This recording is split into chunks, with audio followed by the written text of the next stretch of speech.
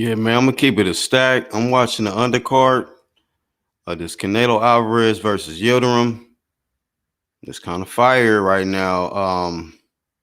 Keshawn Davis pro debut. I just seen his first round while I was setting up this live stream. Make sure y'all hit the like button as you come up in here. And shout out to the playback gang. Shout out to the playback gang. We got live commentary coming to y'all today with Sporting Advantage. Get all y'all advantages on sports. Subscribe to Sporting Advantage. He's going to do the live commentary on the UDC Flame. He will be here. But we got this second round. Keshawn, man, I don't know about him like this. So this is my first time seeing him, and he looked kind of like a monster. Looking like a monster. He's applying a lot of pressure right now, throwing hellacious combinations at the moment. Ooh, just got countered with a hook. But homie, strong. He applying good pressure. The power is there. The timing is there. The accuracy. He feints. Dude, keep his hands up good. He fighting off the jab. He go downstairs, upstairs, and don't even let you breathe. I mean, his opponent is so uncomfortable at the moment. He throwing shots just to keep space. Because Keshawn is all over him. Got him at the ropes right now. Keshawn got him on the ropes. Just touching him up top. Measuring him. Double jab. Oh, right hand over the top for Keshawn. Damn, what is this dude? Hold on. Yeah, you looking like fool right now. Let me get the names together, man. We here for the Canelo Avni Yildirim action. But homie with the ducktail getting served up by Keshawn Davis. I'm trying to get his name. Oh, he just dropped him. Keshawn just dropped him. Man, he got his people out there too. On this opening debut. Shout out to Eddie Hearn, DAZN. Finding this one. Uh-oh. He coming out with the hook. Palm with the jab. Oh. Downstairs, Keshawn. Uppercut, Keshawn. Right hand upstairs, Keshawn. Homie holding on for dear life. He holding on for dear life. Double jab downstairs. Oh, right hand up top. Hook. Right hand upstairs. Oh, uppercut with the right hand. And then touching him as he tried to get away with the jab. Hooks downstairs. Uppercuts. Left hook up. Oh, man, the referee just stopped the fight. It's over. Keshawn with the KO victory. TKO, man. Shout out to Keshawn, man. That was this dude a problem. Let me do my homework here. Ladies and gentlemen, let me do my homework to find out who this man is in my African accent here. Because this man can scrap. He can scrap. His name is Keshawn Davis, and he's fighting very well. Keshawn Davis, American boxer. Ladies and gentlemen, hit the like button.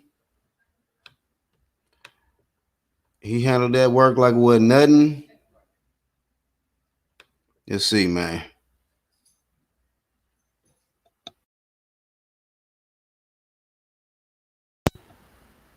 Elite boxer from Norfolk.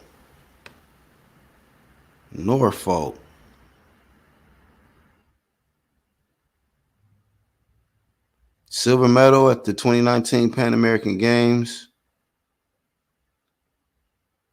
and 2019 World Championships.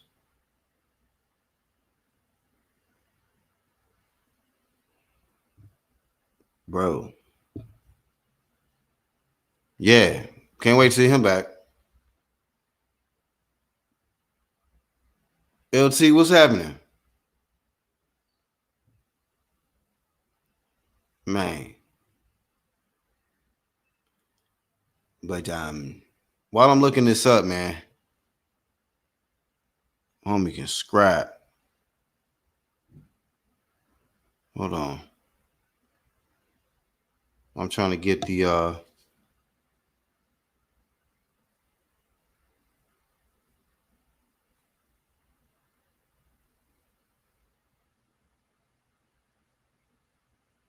I don't know. The page ain't loading up for some reason. Page ain't loading up for some reason. I'm trying to pull up Keshawn's box reg.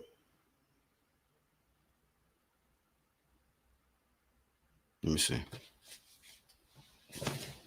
But y'all stay tuned. Gonna give y'all this commentary, no footage, no bias, no none of that. Just real talk, realest boxing talk, and real commentary.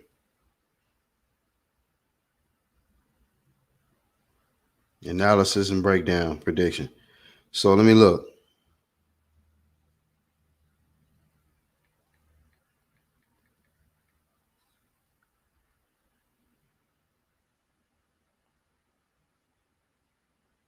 Shit, box rate acting silly.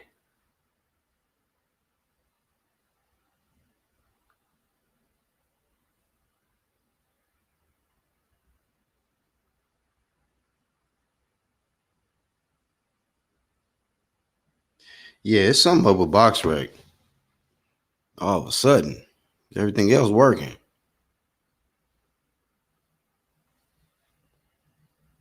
Yes, sir. Key looked spectacular in this first fight.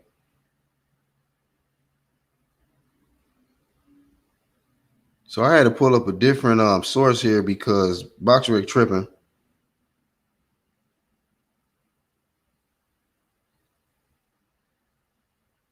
It says Norfolk native is the next big thing in American boxing. Davis would have been a sure bet to medal in the Olympics in the lightweight division. However, the pandemic meant a year pretty much in limbo. He needed a change, so Davis is turning pro. His first fight Saturday night at the Hard Rock Stadium in Miami, which we just witnessed, which was a spectacular introduction to the world of boxing. What was the deciding factor in turning pro? Davis says, I had the whole 2020 to think about that.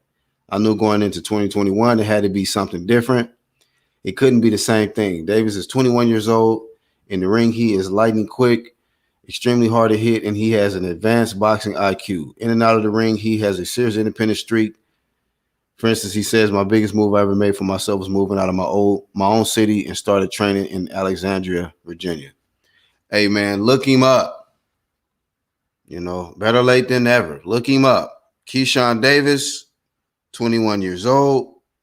You will hear that name again, for sure. Let me get the link to my bros. And we can do what we does. Okay, wrong group. There we go.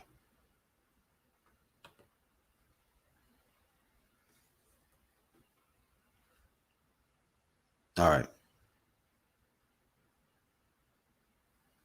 So yeah, I'm sure that they talking about it. Let me see here. Really professional stuff for her debut. I'm super excited to see where this could go. And so calm as well. You know, he came out messing around, dancing around. You know, yeah. Okay, so Eddie Hearn and what's the boy name? The one that beat the guy that's ass whooped by Manny Pacquiao? That Errol Spence was bragging about? The chef. I can't y'all help me in the chat. The chef and Eddie Hearn were giving big props to Keshawn Davis just then. I just turned the audio up a little bit.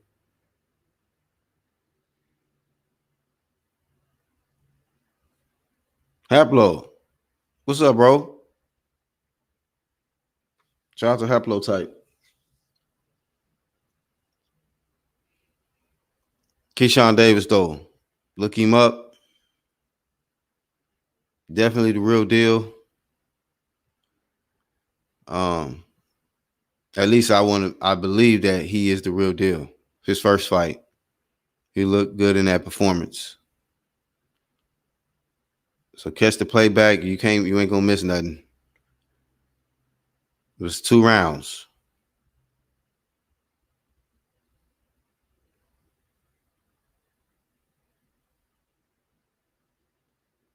Yes, sir.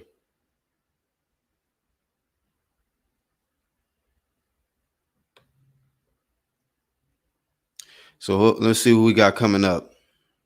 Because they still talking. He's got that great smile. They still talking. Oh, hold on. Let me listen to his interview real quick. Caught him a little bit, and then you picked up the pace. That's exactly what you want to see.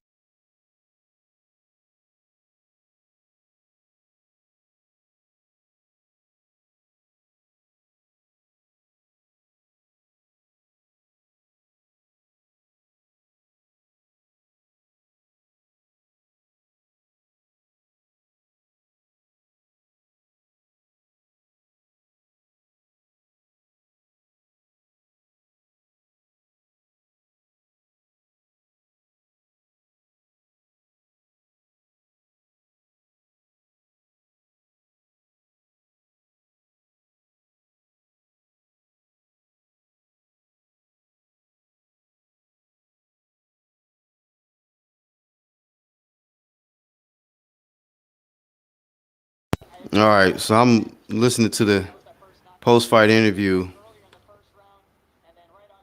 Dude was talking about how he knew he was ready to go after the first round.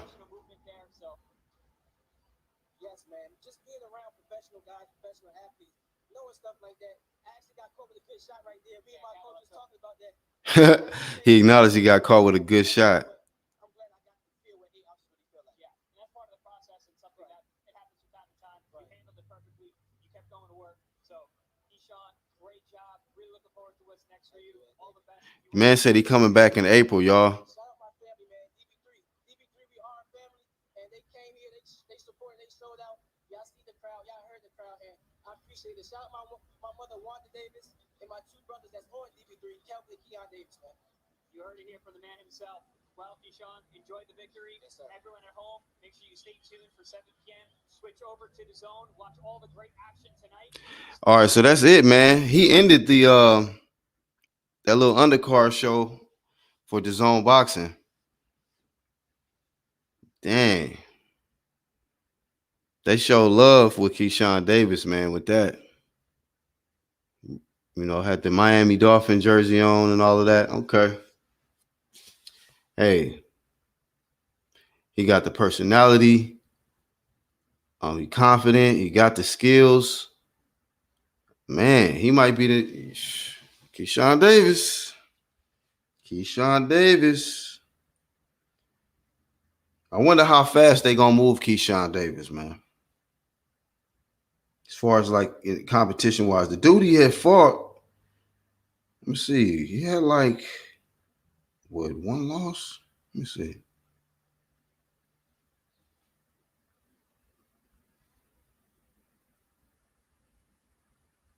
Are you serious?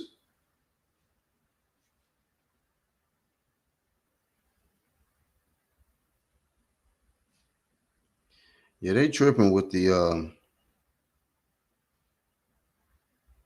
with BoxRec right now though. They're definitely tripping with BoxRec. But dude gonna be back in April, so I'm curious to see what he gonna do. Who he gonna get in there with? And but bruh, just the stuff that just a little bit that I seen from him, yeah, he a problem. He definitely a problem. Let me look something up real quick.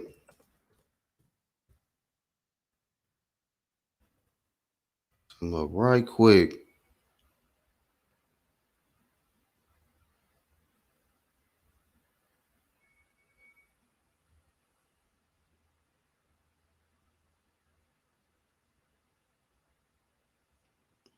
Okay, yeah, my bad, y'all. I had to really kind of look into this after that fight. I'm like, man, this dude right here.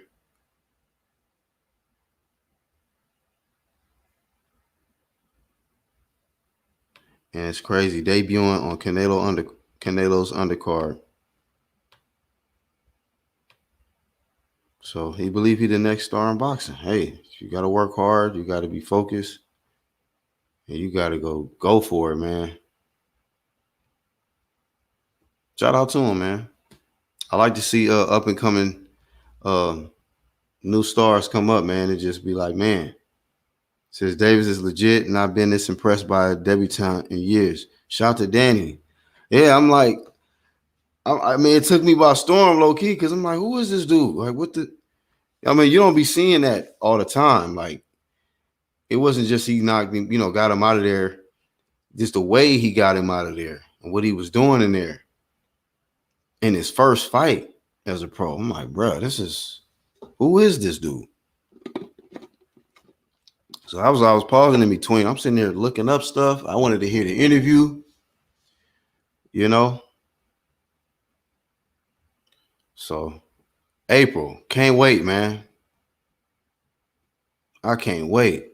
Dude about to be right back. I don't know who card he gonna be on or whatever. Work it out though. Figure it out. Keshawn Davis, man. KD. So we're gonna be definitely doing some footage, more content related to Keshawn Davis. That's my prediction.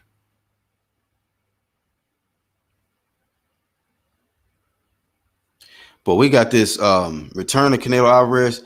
He's about to be active. He's active this year. His goal is to become the undisputed champion at super middleweight. And he's getting this mandatory out the way. Because he's gonna definitely get him out the way. Quick fast, unless something just, drastically wrong. Something goes wrong drastically. Everybody expect Canelo to just blaze this dude out quick fast. But when he do that, he's trying to get the Billy Joe Saunders fight. And hopefully Caleb can't plant. Can make up his mind on if he's ready to unify. Because I'm going to be real, I wasn't too impressed with Caleb Plant's last performance. It wasn't all that great, buddy. So that's Canelo's plans. He pump faked us at 160 with the undisputed. He did. And we brought the flame. Now he's pursuing it full-fledged. He's made all the strategic chess moves he needed to make to keep certain individuals from messing up his undisputed path on how he want to do it. So here we are, Canelo Alvarez, Avni Yildirim. And in the chat, anybody give Avni Yildirim an opportunity? Anybody give him a chance to win this fight? What's your percentage? What's your percentage? What percentage you give Avni Yildirim?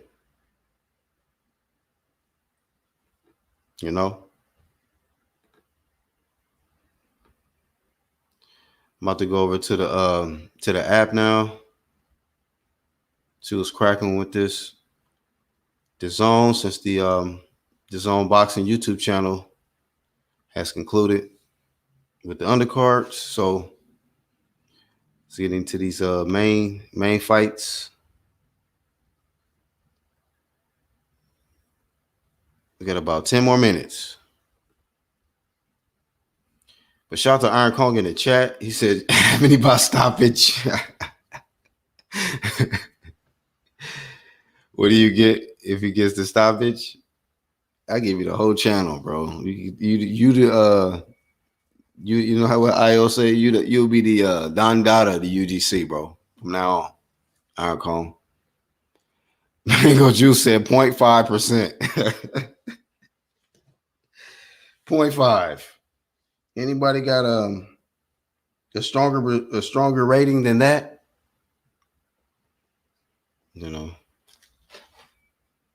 I can understand the 0.5%. I'm not gonna lie. I feel you, Mango Juice. 0.5, I'm kind of with you. I was thinking more like 0.8 or something, but yeah, you ain't too far off with that. If Oscar is handling Canelo's waiter, Yildirim could win. Oh, wow. Oh wow. Where is the Brotherhood when you need him with the conspiracy shit? Do a video, Brotherhood, on that. Did Oscar spike Canelo's water? Shout out to Hablo. H Money, what's going on, homie? Shout out to the homie H Money, man. Y'all go support him. He entertaining dude, man. Check out H Money Boxing. Justin, what's happening, fam? What's happening?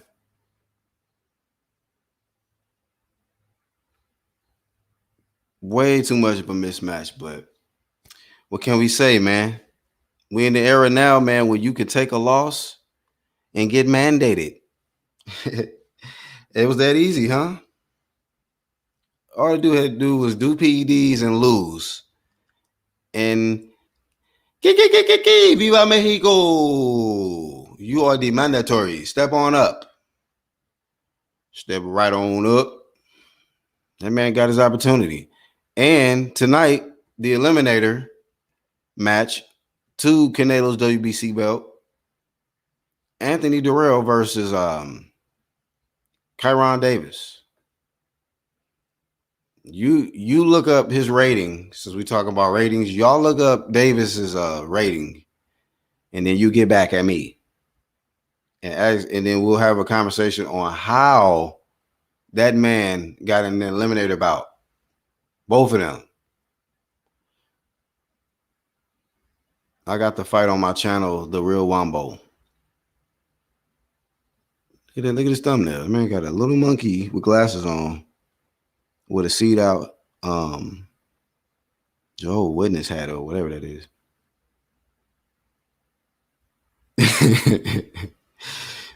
Man. But yeah.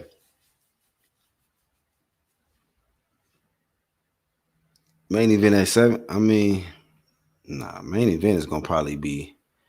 It depends on where you at, Ski Fathers. Where you at? What part of the world you at?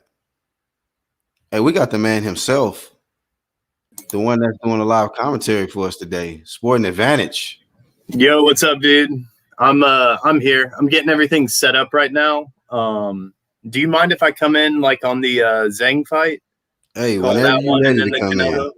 Yeah, I'll stay linked in here because I don't have like the Hangouts and all that linked to this. So I'll stay in here or whatnot, but I'll just be on mute till that fight comes on. But yeah, man, just real quick, Keshawn Davis, he is the future, man. He had a couple of amateur losses, but they were gold medal losses. So who cares about those? And not everything transitions from amateurs to pro. But yeah, man, that was a really good call. You did a good job on that. He looked good in his first fight, man, huh? Oh, yeah. Looked real good. But yeah, I've got to make a real quick errand, and I'll be back. I'll chop it up with you before everything starts going up. That's a bet. Shout out to Sporting Advantage, who will be with us a little later on in the show to do the commentary for these fights, and most definitely the main event, Canelo versus the great Avni, 0.5. Shout out to Mango Juice. We're going to call him 0.5. 0.5 Avni Promotions. Ski Father says, wait them. Well, I read down. He says below that. I don't know if he meant to say something else. NAE in the chat. Hold on. Let me get this out. Notifications popping up. Mute these out, man. But let me look at it on this. We got 5 minutes till the show kicks off for the DAZN program. Hey man, they did well with the undercards. I think they did pretty well with the undercard event. So, hey man, I'm a subscriber of DAZN, and I just hope that they just continue to impress and bring in, good talent like Keshawn Davis. Keep an eye out for hot talent like that, and make some good fights, man. Make good fights. Are you showing Canelo fight? Oh, are you asking? We're not gonna show the fight here, man. YouTube not having it. Just live commentary, the best commentary you're gonna hear. I want to see more of that Keshawn kid. Hey man, look, shout out to Iron Kong. I think a lot of us, everybody that watched that fight, I think is a high percentage of people that's like, you know what, I would love to see. I can't wait to see the dude back.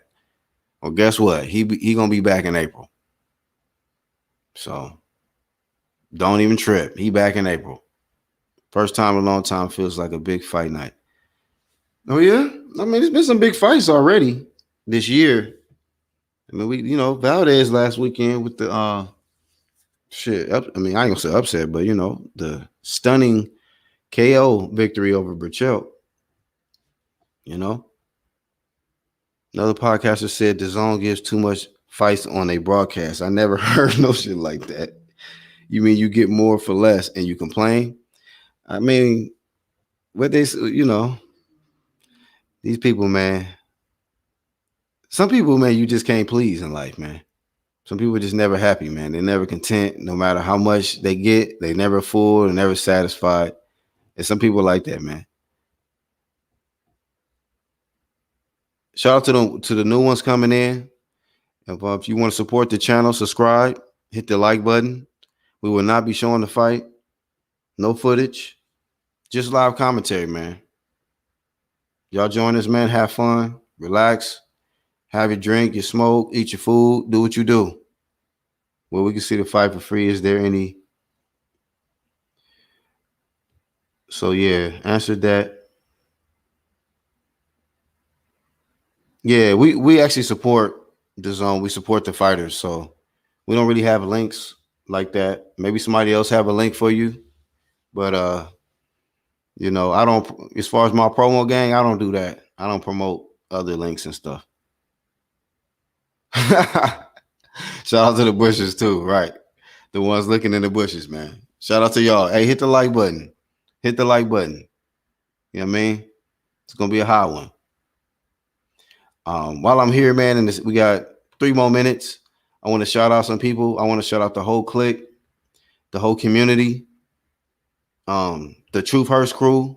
I'm with that. Shout out to 1-2 Kid for starting that. And shout out to your boy Black for the starting True Media and revving it to the fullest. And being one of the hottest point guards on YouTube, man. I you know what I'm saying? I throw lobs. And I got real motherfuckers around me that know how to take it home and dunk it. So on some real G shit, shout out to my peoples, man. Truth is the new hate. And everybody that's about this promo game with your boy Black. Shout out to the clean athletes, bada or nada. That shit ain't gonna change. Shout out to them.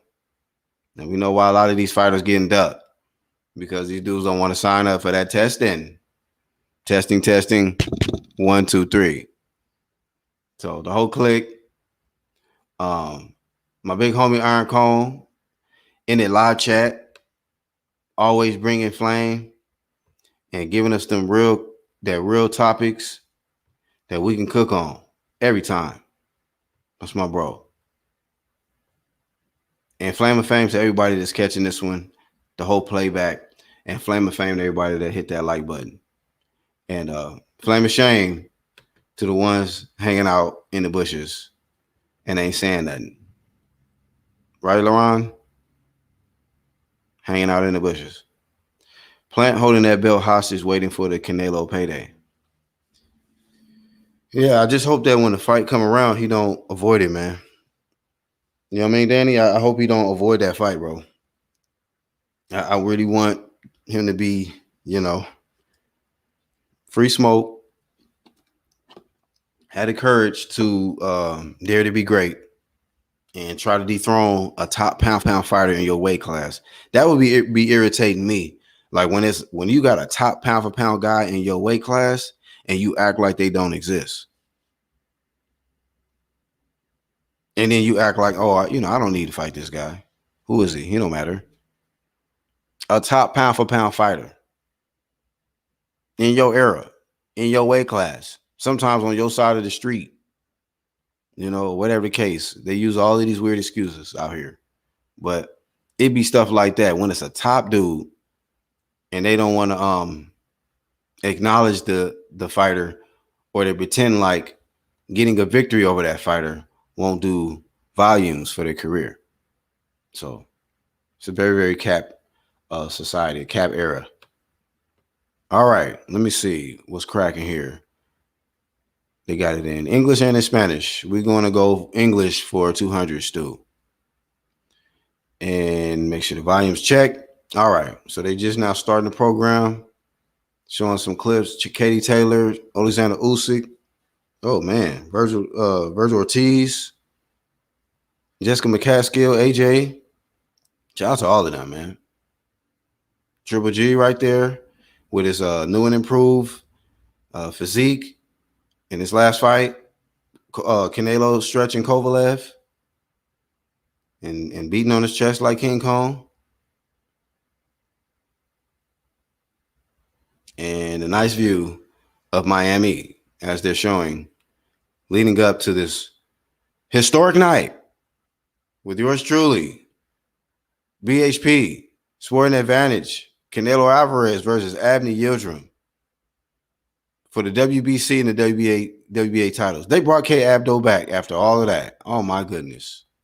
Ladies and gentlemen, K. Abdo is still employed with DAZN after asking Ryan Garcia's father, not asking him, she basically saying, you must got some good sperm. So you can keep your job, I guess, on DAZN with comments like that.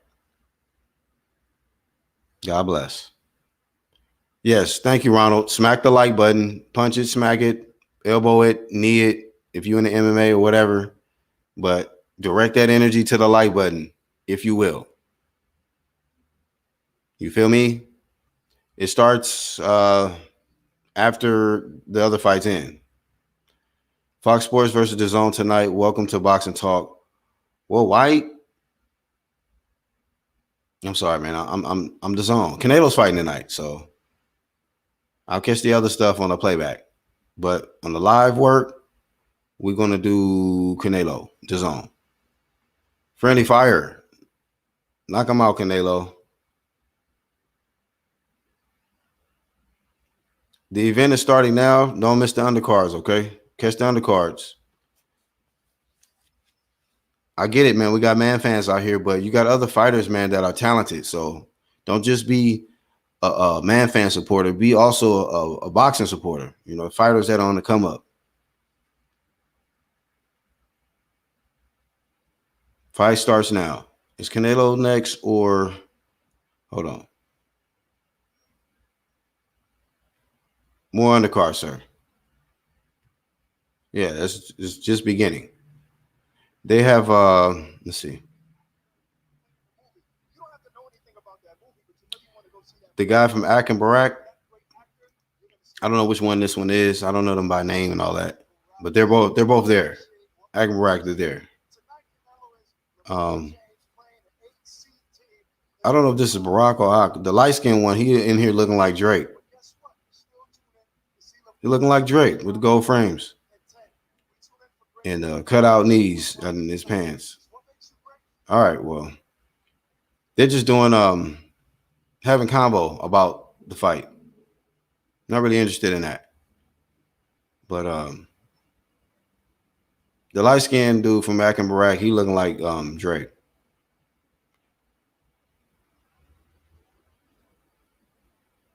You have two more fights, guys. Main card just started. Be patient.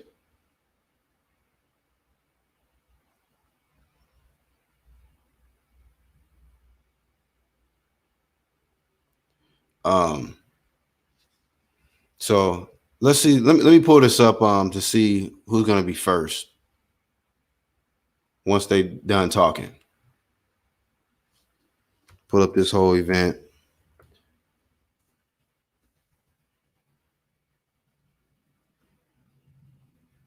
Pull up this whole card so we let y'all know. Full fight card. Let's go to New York Post. Y'all bear with me, New York Post. Let me pull this up so I can tell y'all everybody who's scrapping.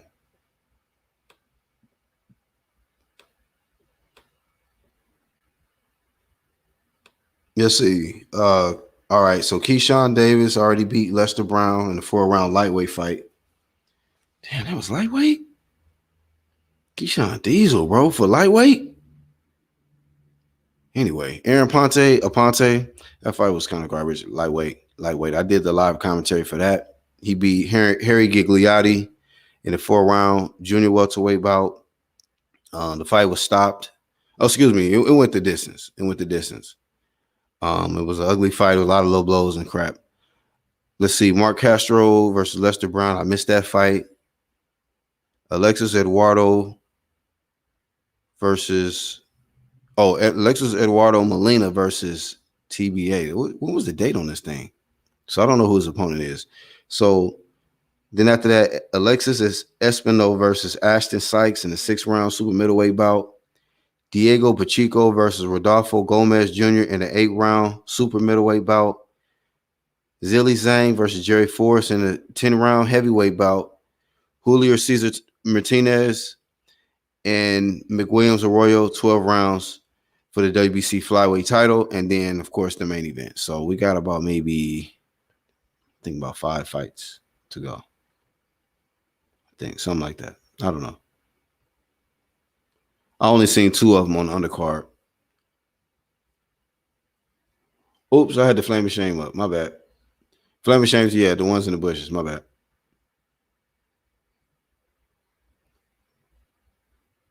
That's the first you ever seen? What? Yeah, man.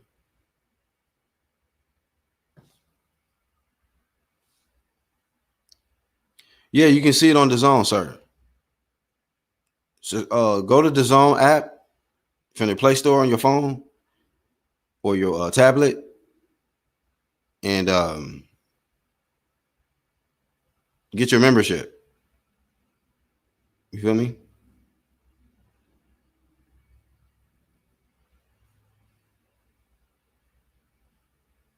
So let me see what they if they still talking. I'm gonna see if they still talking, man. Shout out to Canelo choosing to be active, really active this year, giving us entertainment, putting people on undercards and all of that. Flame of Fame. They got Chris Mannix, Sergio Mora, and the other guy. I don't know his name. But those are the only 2 I know about. They're talking right now. They do have a ring announcer in the middle of the ring, but no fighters yet. So hurry up promotions. That's what it's looking like.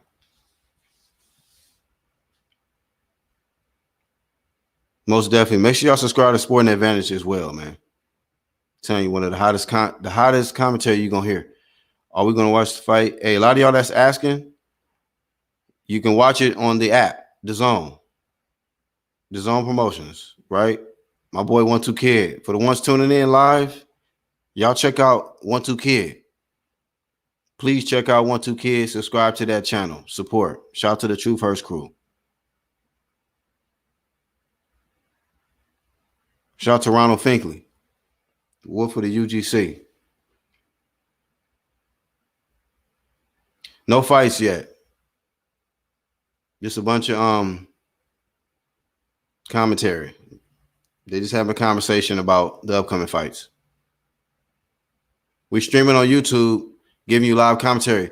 The ones that's asking questions, look at the title. All y'all gotta do is look at the title that I put in. Canelo Alvarez versus Avni Yildirim live fight commentary with Sporting Advantage. And then no footage with exclamation.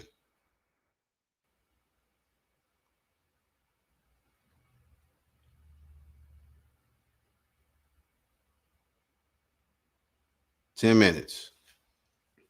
Hit the like button. If you hear, hit the like button.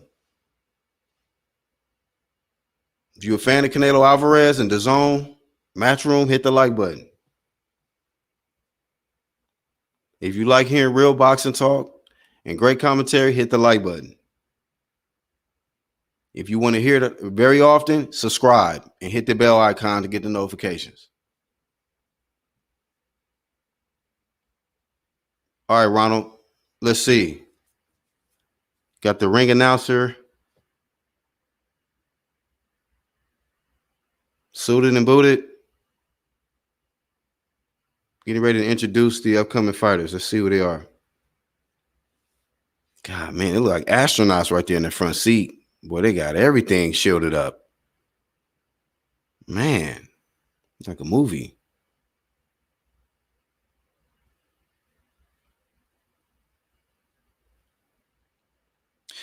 Yeah, okay, so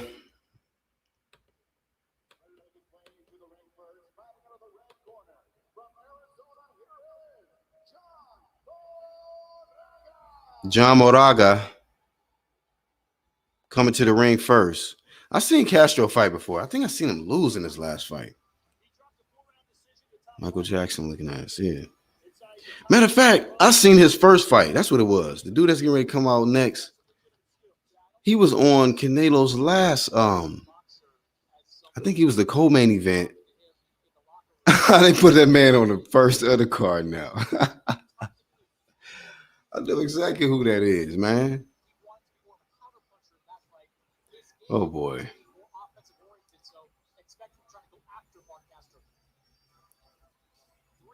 What's up, Ryan?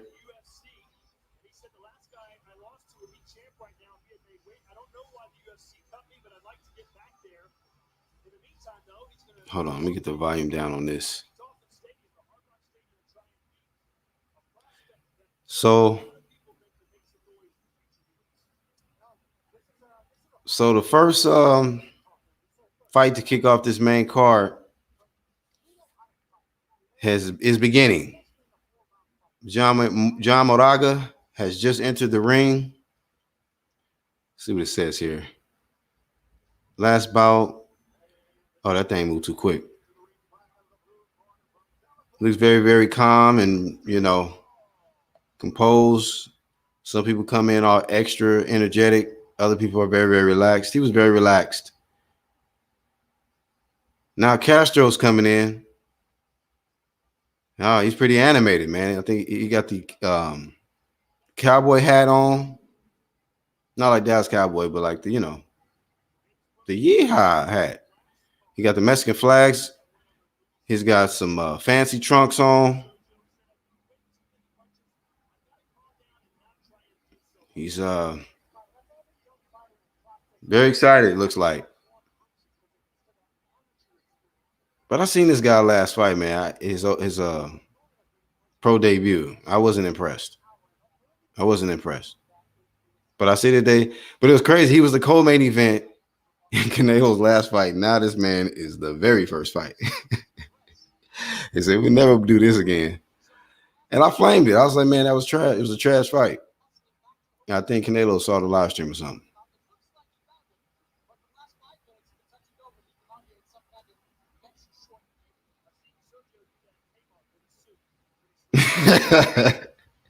All right, cool. Crazy. Oh, what's up, the boxing section? What's going on, bro? Welcome to the UGC. That's a narrow walkway. Hope nobody falls off it. Yeah, hope not. You imagine that jump tube? That'd be rough, bro.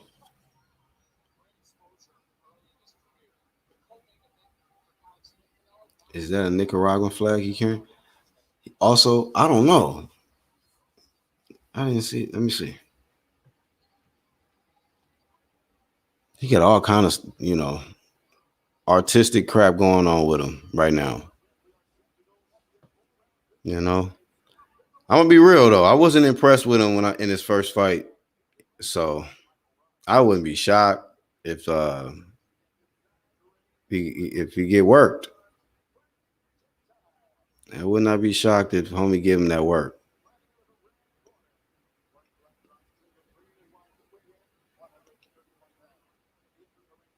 John Moraga. Oh man, he's 1-2 with one knockout. Are you kidding me? This is what Castro doing? This man is 1-2 with one knockout. I know this man is in the second pro fight, but you serious?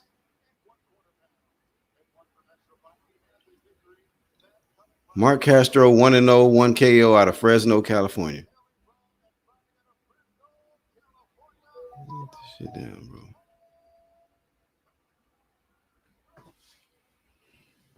Nah, man. I'm telling you, man.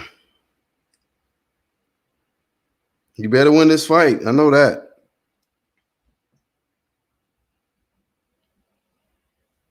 Castro better win this fight.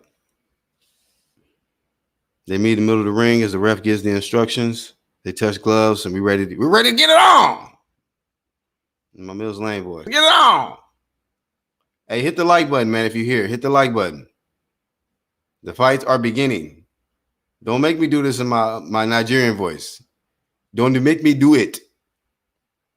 Don't make me do it, man. That wasn't even Nigerian. That sounded like something else. All right, first round.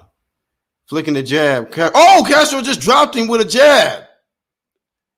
Castro just dropped with a jab to start the round. Homie walked right into the jab. Castro back on him. Jab lands again. Oh, right hand lands.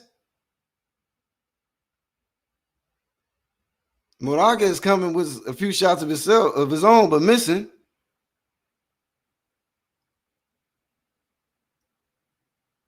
Castro with another stiff jab land. Oh, just caught him with the right hand. Moraga with the uppercut and the body shot downstairs. Then the 1-2 upstairs. Oh, right hand, left hand. Hey, man, John Moraga is getting tagged up already in his first round with a 150 left. The 1-2 lands for Castro. It's just target practice. Fancy tattoo on Moraga's back, but getting tagged. Oh. Jab and a hook lands for Castro. Jab. Another. Oh, he's hurt. Visibly hurt. Body shot lands for Castro downstairs with the right hand. Another right hook downstairs. Uppercut. Jab. Oh, the 1-2 for Castro. Both in the orthodox. Moraga is swinging for the fences, but hit nothing but air. Oh, walks into another stiff jab, followed by the right hand from Castro. Castro is looking very, very comfortable. You know, right hook downstairs, right hand upstairs for Castro. 1 and 2, Moraga is looking like he's ready to go already in his first. He has not landed anything significant. Oh, and a big hook lands right there for Castro. Knocked Moraga's head back. Moraga tries to answer with an uppercut from far away, and it hit nothing. Castro looks like he smells blood, like he's getting ready to go in there for the kill. He's countering. Castro is countering Moraga's. Every time he throws the jab, he throws the jab, he counters him with the right. If he throws the right hand, he's countering with the left. Right hook downstairs for Castro. 1-2 upstairs. Man, Moraga looks relieved that that round ended. What a beating he took in that first round. I will tell you, hit the like button. He took a beating in that first round.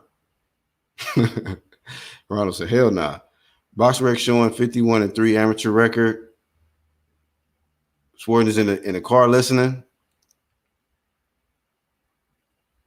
Moraga ain't ready. Moraga ain't ready. They are showing highlights of the action in the first round, which was only one-sided. They're showing the knockdown, which came from a jab. He made him lean with it, rock with it. Oh, once again, they showed the jab landing right on the chin. And his right leg, it looked like his right ankle got twisted up a little bit. But, hey, he's a tough guy, man. He's in there. He made it out of the first round. Castro, they meet in the middle of the round. Castro flicking a jab. Oh, Moraga gets 2 right hands through just then. Oh, then the jab gets through for Castro. Jab for Castro lands right on the forehead.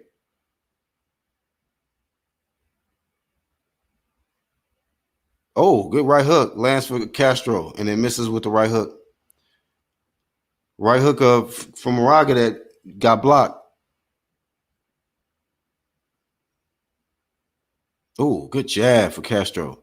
Oh, hook and then the right hand lands for Castro. Then the big hook lands again. Left. Oh, and then the big jab lands for Castro. Castro is definitely the bigger man. He has the reach. He has the size. He has the power advantage. He's landing these shots very accurately. John Moraga has not landed anything significant except for 2 right hands that got through early on in the second round. Oh, he just landed the right hand just then as I said that. But Castro is unfazed. He's 2 devastating left hooks to the body for Castro. Jab upstairs and then finishes the combination downstairs and come back upstairs with a jab again. Double jabbing in the right hand for Castro as he keeps walking down Moraga. Oh, man, the jabs is getting there. And, I mean, the guard is so weak of Moraga right now. The jab is landing at will, and he's able to follow up with the right hand. And when he gets in close, he's doing the right thing and going to the body.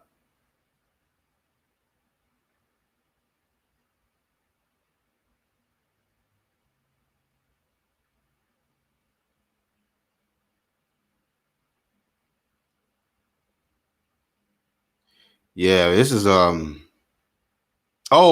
the second knockdown just scored right there for Castro. This time from a body shot. It was just accumulation of shots. It just kept landing, kept landing. He threw like a 3 or 4 punch combination and ended the combination with the right hook downstairs, and Moraga took a knee. Oh, double jab. Oh, uppercut. 3rd knockdown. The fight is over. The referee has waved off the fight. Mark Castro has just won his 2nd professional fight. And I got to give him the credit. He looked much better in this fight than the first fight. Much better in the second fight. But the dude he had in front of him wasn't shit. So, congratulations to him. Just got to keep it real. He couldn't miss. Mark Castro could not miss. So that fight was dookie, but shout out to Mark Castro. Man did the lead right. Let me see. Moraga, some of the strength of the ancestors. It didn't come strong enough. It didn't come in time yet. Hit the like button. Castro throwing everything everywhere. Fight is over on my stream. Okay, so basically I got the slow stream promotions. Dude way smaller than him. Bro, come on, man. Yeah. Castro TKO. That's the result. He puts the hat back on. I'm sure they will hand him back the flags. And I just hope that Mauricio won't show up with a what'd you call it? 2nd pro fight certificate or belt. Y'all know how Mauricio do, man. And somebody need to wipe the snot off his chin. You know what I'm saying? This man is live to the world on a Canelo undercard with snot dripping down the chin. Thank you for wiping it off, Castro. You had to do your... Hey, man, you got to look out for yourself nowadays.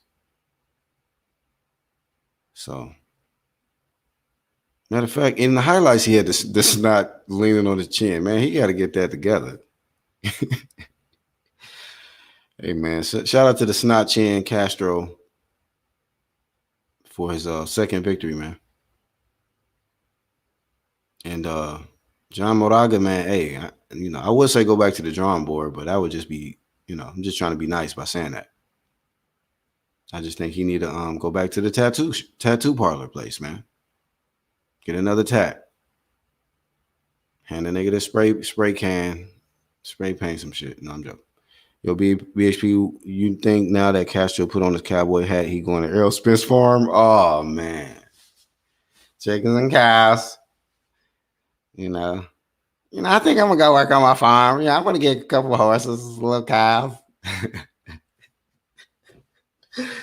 Only in boxing, dog. And only in boxing these dudes out here defend that shit, bro. I guarantee you one or two of y'all gonna hit the thumb down right fast. Right, Sporting? It is what it is.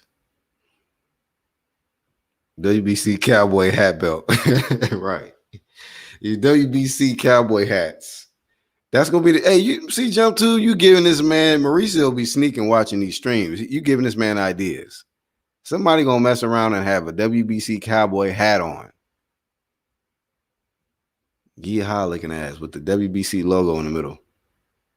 Castro hit him back to the ancestors, man. Yeah, he dealt with him. Got him up out of there. Nice straight left, it looked like. Yeah. Tell Castro not to dap up Ryan. Don't want no duck sauce to rub off.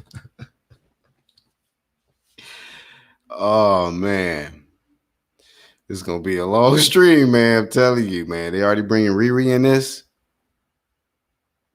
Damn. Y'all think Riri will end up on Canelo's next fight? That'll be something. That'll be something, man. You know? I'm sure Devin Haney is not going to, he's going to have something to say about it. Either way. Shout out to Devin Haney, man. Let's see, man. Who next? Oh, Ryan right there. He shook his hand, Iron Cone. It's too late. It's too late.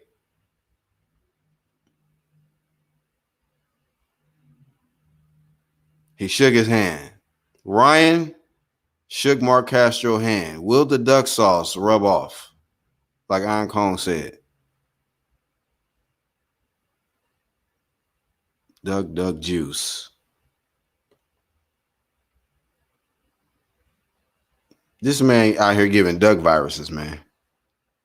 Whoever listening, don't shake Ryan's hand. The duck grease it'll get in your pores. I'm just saying, bro. And I'm gonna have the Devin Haney face like this. Like, man, you shook his hand, didn't you? Told you not to shake his hand. Oh, well, y'all don't listen. Y'all don't listen. All right, man, let's see. Get back to this action. Oh, my goodness, the way they quarantine in this ring right now. Bro, I ain't never seen nothing like this. This is some scary stuff, bro. I'm not going to lie. This man got the Ghostbuster backpack on with the lights blinking on it, bro. This is like this shit, the technology they use on Deontay Wilder's suit. Let me stop, bro. I'm just saying, it looked kind of, spooked out or low-key. If Ryan there, they must know Devin not there. Run, Ryan, run. Shout out. Welcome to the flame. Hey, hit the like button for me, though. Lion Ryan. That ring looked like Ghost Town, but the ring off the chain. Did you just see the way that they went through there with the Ghostbuster backpacks on, quarantine in the ring, bruh? Never have seen it like that, bro. I thought this was astronauts at first. And them dudes got up with the suits, like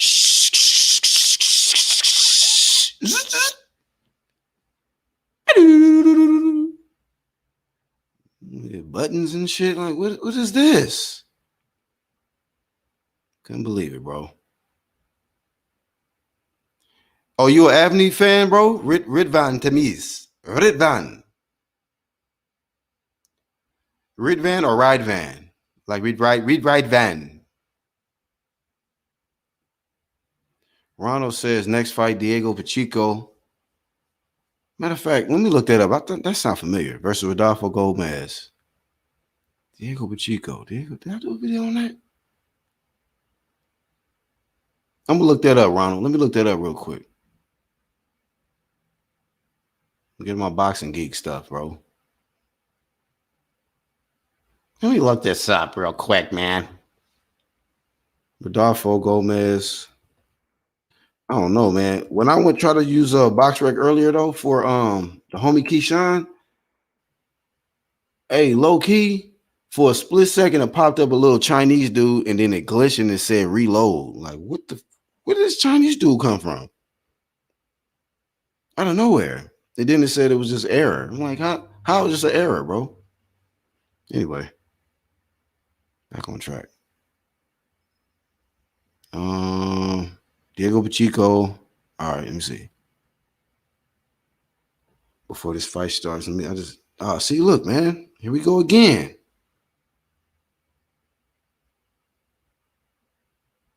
I don't know what's going on. BoxRec tripping, bro.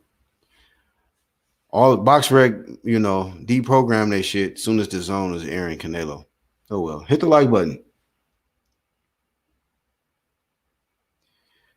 Shout out to my dog Ronald Finkley and everybody that pushes True Media worldwide. Ronald, is it 2 fights to Canelo? I don't know what that means, bro. I don't know what language that's in. Is that Turkey? That looked like the Manny Pacquiao punch language. Looking ass.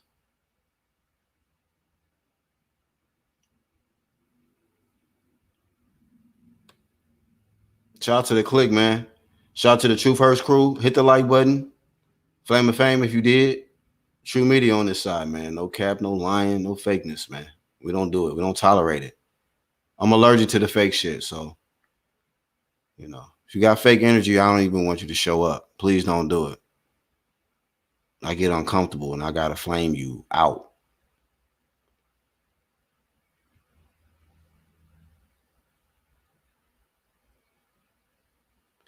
Man, I done been called UFC, UGK, and all kind of shit the last few days, man. I'm letting y'all niggas make it, but come on, man. It's UGC, dog.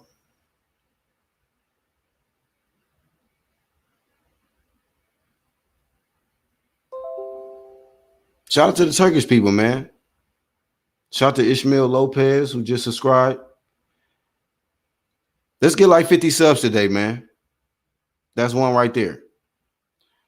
Yeah, all the Turkish people out for Avni. Is Turkish people really big on boxing like that though? Because I'm casual to that knowledge. Turkish boxers. Let me look this up. Shoot, I ain't up on everything, bro. Selçuk Adin, Avni Yildirim, Sinan Semil Sam, Busanez Semeli, Andel Sepal, Ferhat Pelevan, Malik Belakarov. Hey man, it's just some names to just to name a few Turkey boxers, bro. I never knew this. I can barely pronounce that shit, but they got Turkey fighters, man.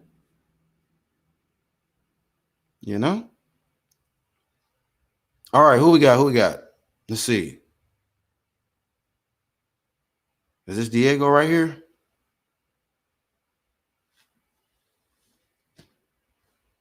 All right, Joe Martinez, the ring announcer. I'm gonna let him make it. I was gonna say something. Damn, that arena is lit. This Hard Rock Stadium, bro, this mug is litty lit. The ref with the WBC mask on. Oh, man, that means Mauricio in the building. So introducing first, who we got here?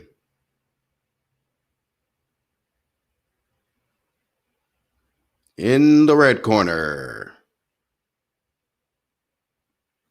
the Cobra. That's his alias, huh? Rodolfo Gomez, the Cobra, out of Laredo, Texas, 14-4-1. And in the blue corner, though,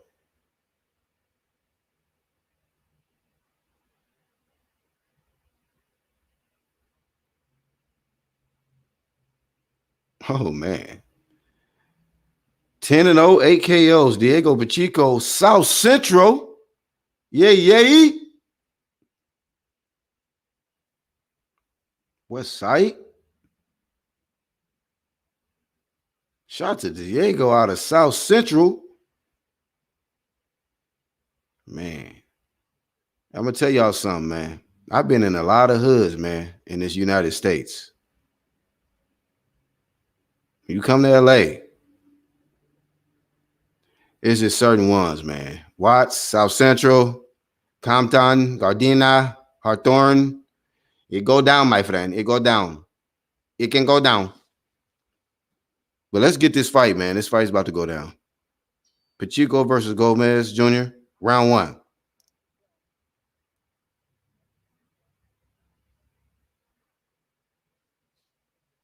The Cobra. Gomez is looking to set something up. Both in the middle of the ring right now. Double jab flickering for the Cobra. Pacheco in the black trunks. Gomez in the gold. Oh. Gomez tried to counter with the right hand. Almost landed on Pacheco right there.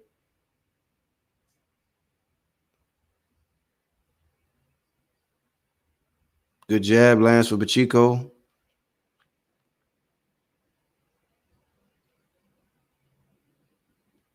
Not really a lot of action going on right now. Just filling each other out. Gomez is really is trying to let his hands go. But Pacheco is being very, very calm, relaxed. He's taking his time. Looks like it was almost a headbutt, clash of heads right there. That was the first time really Pacheco kind of opened up.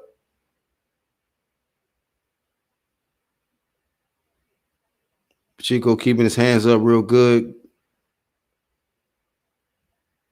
Grazing shot lands for Gomez with the right hand. He may have a reach advantage, a slight reach advantage. I'm not sure, though. They both look about the same height, same build. Pacheco looks a little stronger. Definitely the more relaxed fighter is Pacheco. Gomez seems maybe a little nervous, a little excited.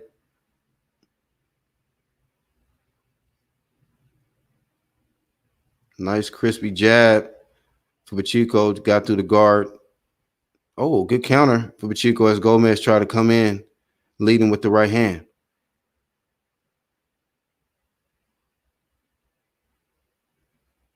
Ooh, lead hook missed for Pacheco. Good defense by Gomez right there to avoid that shot. But you got to be careful. The way Pacheco was trying to set up that hook, if it lands, it could do some damage.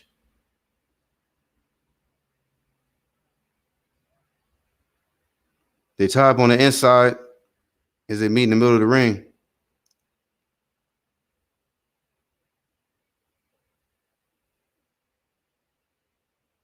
I like more of what Pacheco is doing. He's taking his time. You know, he's trying to really place his shots, not really be sloppy and get caught with nothing or counter. Oh, he just tried to counter Gomez as he came in with his hands down, swinging. Looks like Gomez just switched there.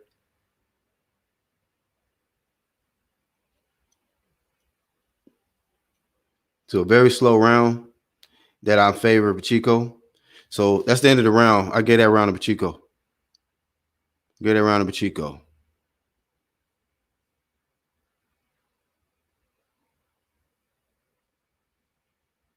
.79-inch reach for Pacheco. Okay. Damn.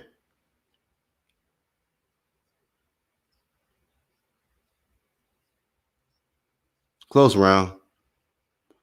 You said Gomez looks longer though? Yeah, looks like he got a long reach, but yeah, I don't know for sure.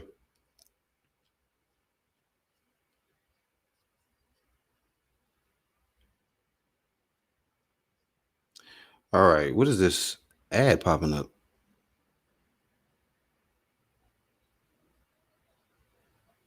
Second round.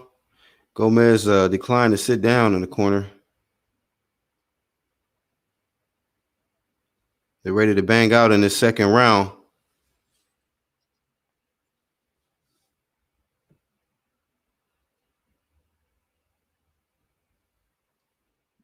Flicking the jab. Gomez, the Cobra coming in.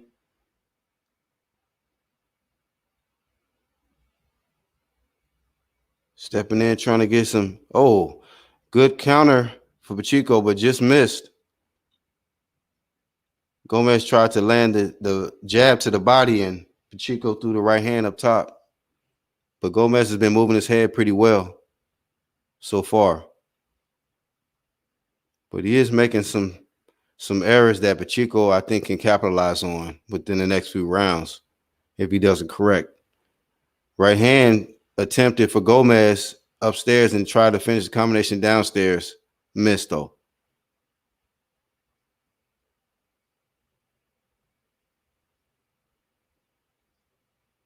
Oh, good right hand landing for Pacheco as Gomez tried to land his own. Kind of remind me of the Teofimo Lopez-Comey fight.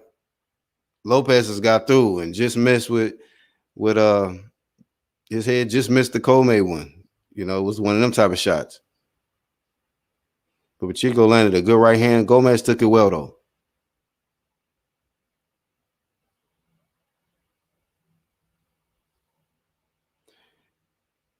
Pacheco's countering well. Gomez is game, though. He's attempting to land these shots, but Pacheco is countering very well, so he's got to be very, very careful. Because Pacheco looked like he got some pop in the shots.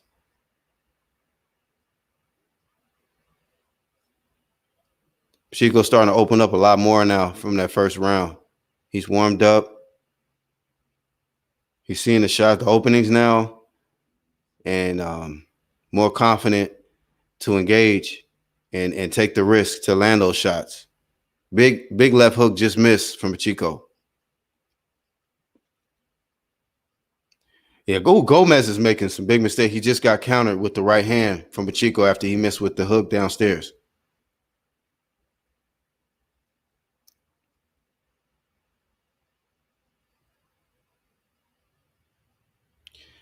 Every time he throws the right hand, he leans in with his head.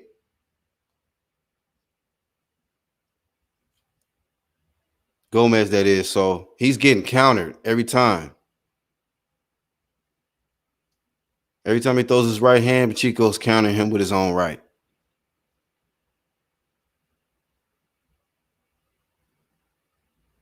Good defense right there for Pacheco to end the second round. I got a 2-0 for Pacheco. 2-0 for Pacheco. Hit the like button.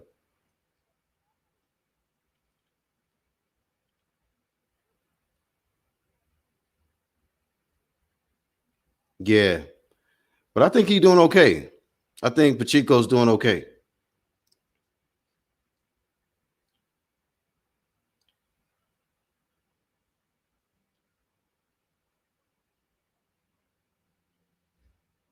Oh, yeah, that was a good right hand that they showed Pacheco land.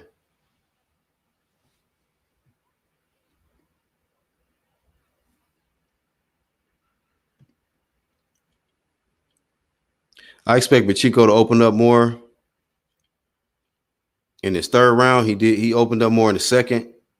So I like the fact that he's been taking his time and really picking the shots. All right, round 3.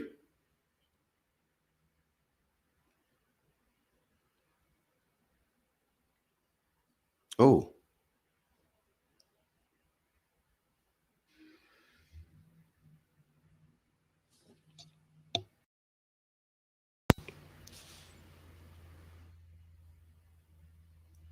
Nothing clean really landing yet in this third round.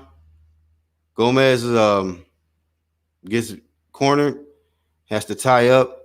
They meet back in the middle of the ring. Oh, good uppercut and right hand. He landed the right uppercut and then finished with the right hook. Pacheco, that is. But yeah, Pacheco do got to protect himself after when he's throwing them shots. Get back on defense when he finished the combination. Don't admire your work. Just complete the combination. Get back on D. Oh, good hook land right there for Gomez.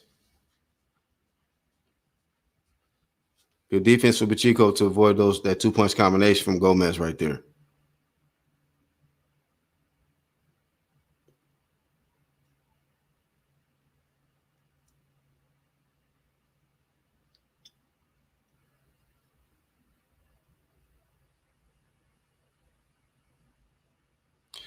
Yeah, Pacheco is getting hit with some clean shots.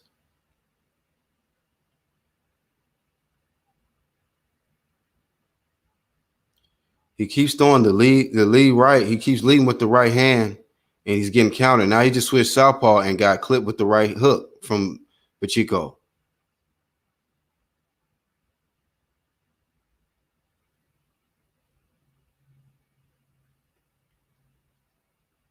Jab lands for Pacheco.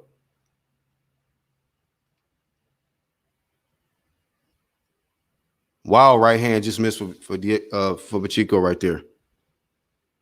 Gomez has been a little too respectful right now. He needs to just fight it out. I got him. Ooh, good. Oh, they both just landed right hands. I think Gomez may have had the better of that exchange right there. Rare moment for Gomez in this third round.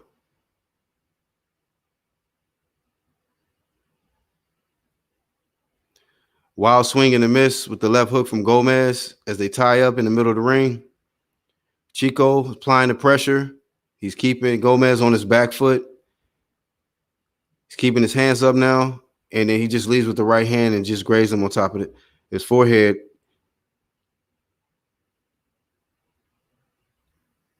Ref stops the action for a second. That completes the round. So I got 3 rounds. I got it 3 rounds for Pacheco.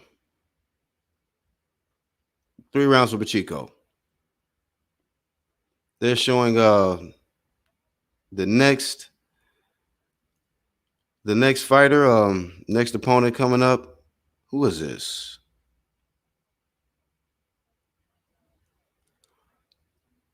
You from China, I think. This guy is Chinese. Could be wrong. Oh, this is Zhang. I don't know what race he is. I gotta look him up. Oh, yeah. So Gomez did get the better of that exchange right there. He threw a right hand. He threw the straight right to the body and ended the combination with the left hook. And Pacheco landed the right hand, but the left hook of Gomez definitely was more effective. I still gave it a round to Pacheco, though.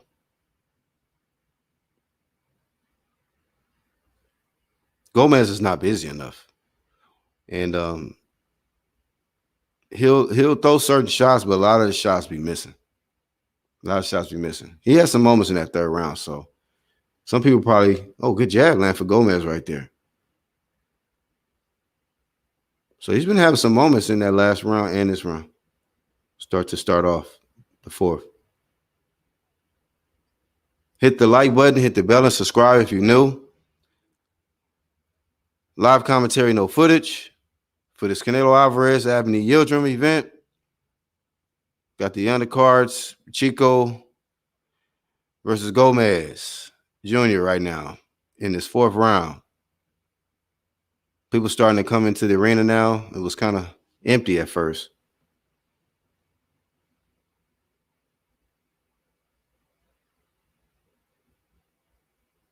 Oh, well. Two-punch combination missed for Gomez, gets countered to the body by Pacheco. They are starting to exchange now. They already started to trade a little bit now in this 4th round.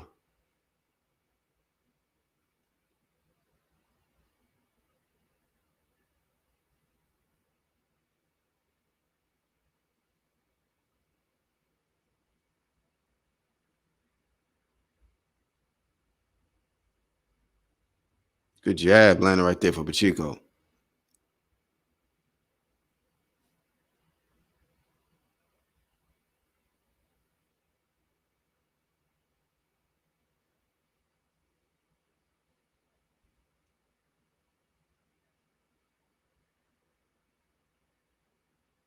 Right hook downstairs for Gomez.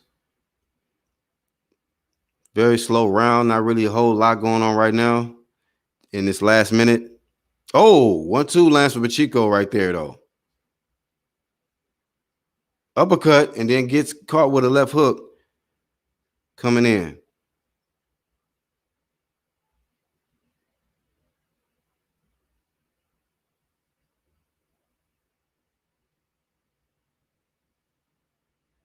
I like the fact that Pacheco, when he fights tall and he's fighting off his jab, he's doing good work.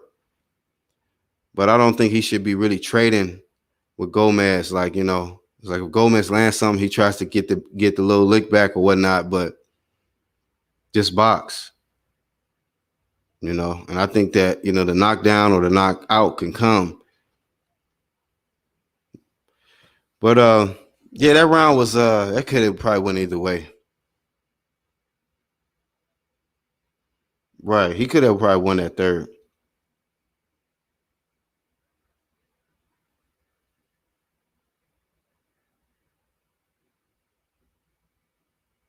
Four to zero, Gomez being out jabbed. Yeah. And he's just not busy enough. He's not busy enough. He's missing a lot. He's not busy enough. And for the ones asking about the fight, we watching the undercard right now. So after all of the undercards is complete, the fight will start. So that could be anywhere from 2 hours from now. It could be midnight. We don't know.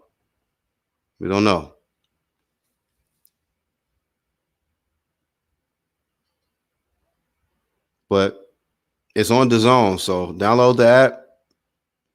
And if you're a fan of Canelo Alvarez, support. He's on the DAZN platform, so if you want to catch him, download the app if you worry about the footage. If you can't watch it, get the live commentary. 5th round, Pacheco and Gomez. Pacheco coming forward in a high guard. Now Gomez is putting pressure on Gomez on Pacheco. Oh, the right hand gets through for Gomez. Pacheco is sometimes not really landing as accurate. He needs to keep that guard, that left hand up.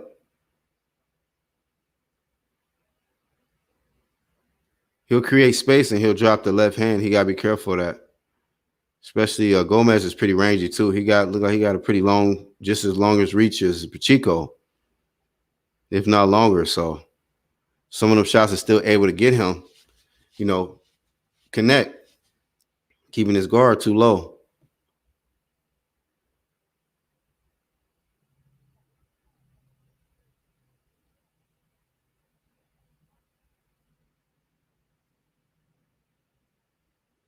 Chico got to get better distance. He got to get better distance control right now. Gomez having his moments in this 5th round. They're a little too respectful, though. They need to just, I don't know. Seem like they kind of hold him back a little bit. Waiting for something, trying to set something up. Oh, good right hand got through. The 1-2 was thrown by Pacheco. The right hand got through.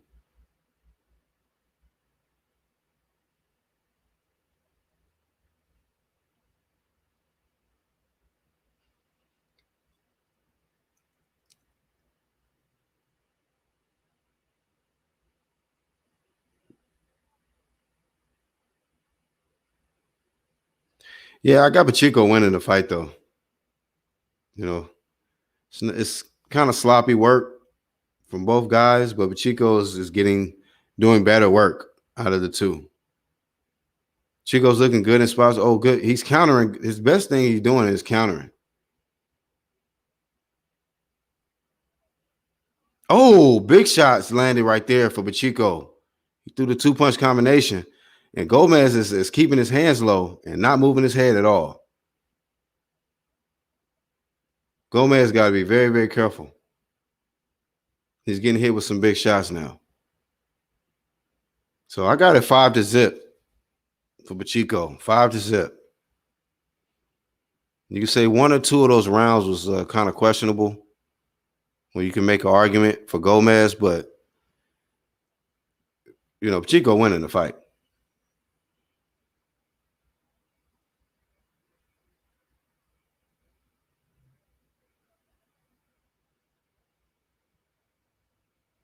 Right, good little exchange. Thank y'all for tuning in. Shout out to the Playback Gang. Hit the like button and subscribe if you're new. Realest boxing talk. No capping, no fake shit. No bias crap.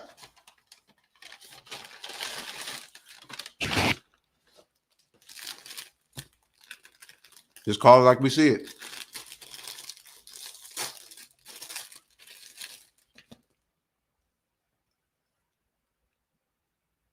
We got the 6th round of this 8-round fight.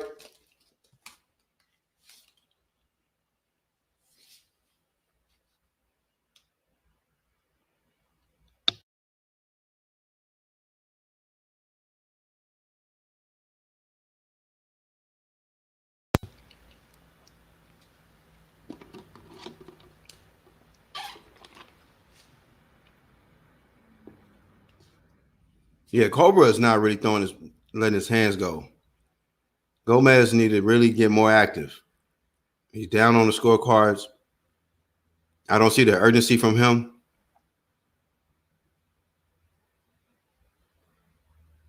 He's a little too respectful, too hesitant.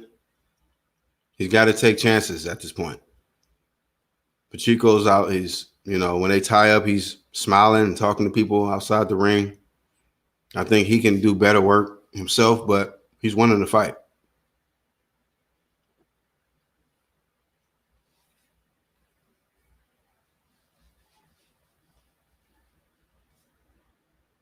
Very slow-paced fight, though. Neither fighter really looks, you know, really out of gas or anything.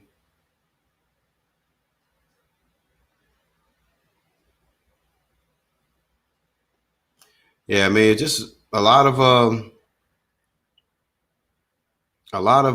Gomez coming in, leading with his head. He just he's switching here and there, but it's not serving. Oh, good right hand landed right there as he switched back to orthodox. He landed a good right hand on Pacheco. So he did switch right there and confused him. Pacheco's still touching him, though. He's scoring on him. Gomez will have a moment or two, but Pacheco's right back on him, scoring at will. So Pacheco's outpointing him. He's busier. He's the one applying all the pressure. He's been coming forward the majority of the fight.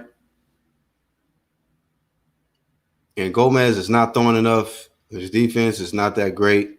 Every time he throws something, he get countered. And I don't see, good jab right there by Pacheco. I don't see the sense of urgency from Gomez, like he really wants to win this fight. I don't see it. He doesn't look like a guy who's in there to win. Like he might have already given up. Oh, good right hand landed for for Pacheco.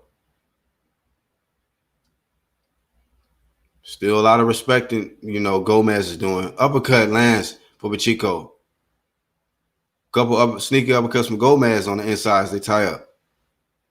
That ends the 6th round. We got 2 more rounds left for this one. And we're moving on.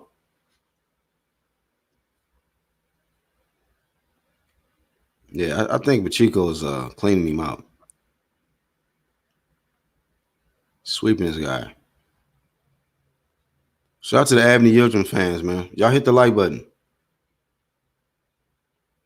Seen the sweat pop off? Oh, you think the same fight would be better than the Canelo fight? Yeah.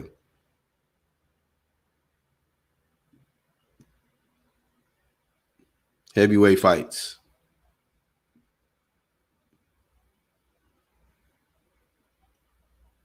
Hey, Sporting Advantage, hit me in the live chat when you're ready to come on, and I'm going to bring you back on. I got you backstage.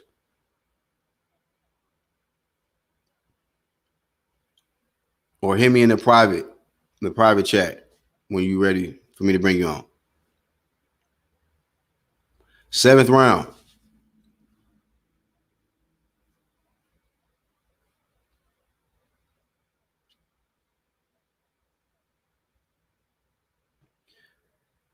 In the middle of the ring,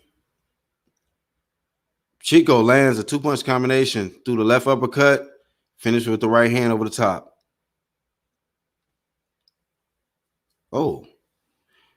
Gomez landed a jab, and Pacheco countered him with his hook.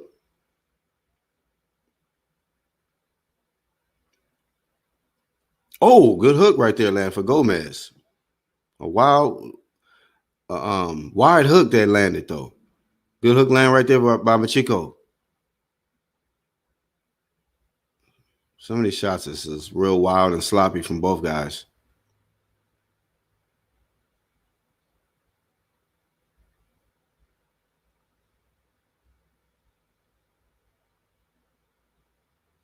The accuracy definitely has decreased for both fighters.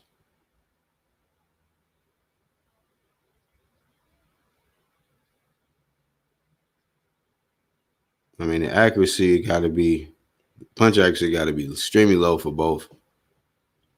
But Pacheco's is higher. Oh, uppercut for Pacheco as Gomez leaned on him on the inside. Gomez looked like he ready to go to the house.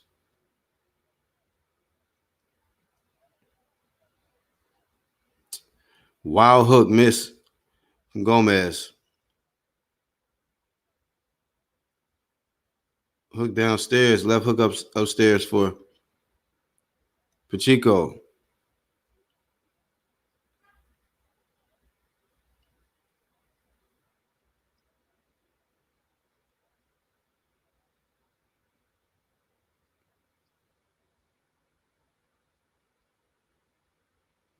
Yeah, but Gomez is going to lose this fight. He's going to lose this fight. On every judge's scorecard. I can guarantee no judge will have him winning the fight. 20 seconds countdown in the 7th round. Oh, good counter uppercut for Pacheco as Gomez went in there trying to throw the right hand. Another uppercut counter for Pacheco. Gomez tried to return fire and nothing landed. Pacheco presses him to the corner, lands a couple body shots to end this 7th round. Jeez, one more round of this action. And Gomez looked like he's going to be happy when the bell rang. That last bell.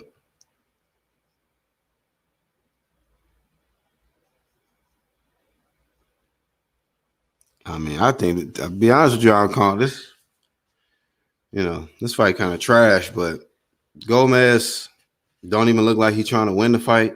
And Pacheco's, I don't know, like he holding back or something. I feel like he really could be getting the better of Gomez, but they're too respectful, and I don't know. Is that Robert Garcia? No, that's somebody else. Hit the like button. Shout out to the new ones on the channel. Please subscribe and hit that bell.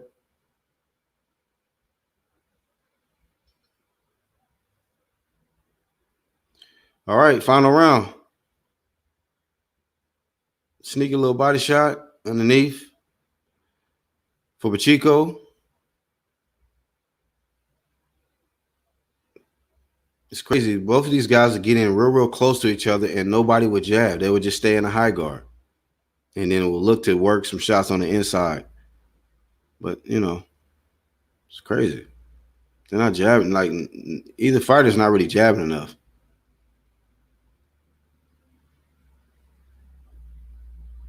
A lot of hooks and uppercuts being thrown at this point.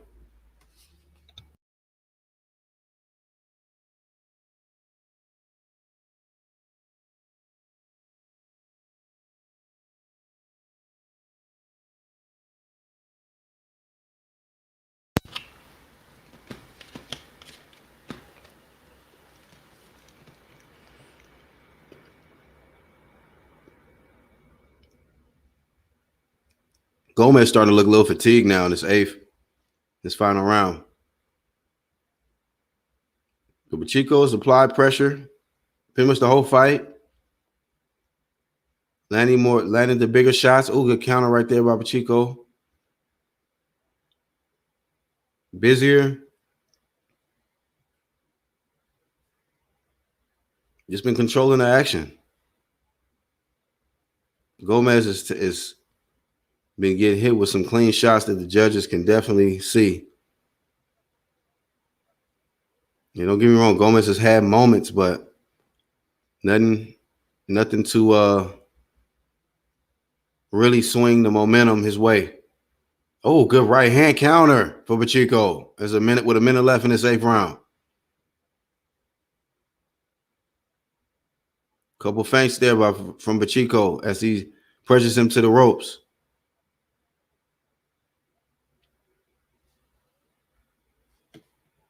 Gomez is looking. Oh, man. Gomez is taking some big shots now in this 8th round.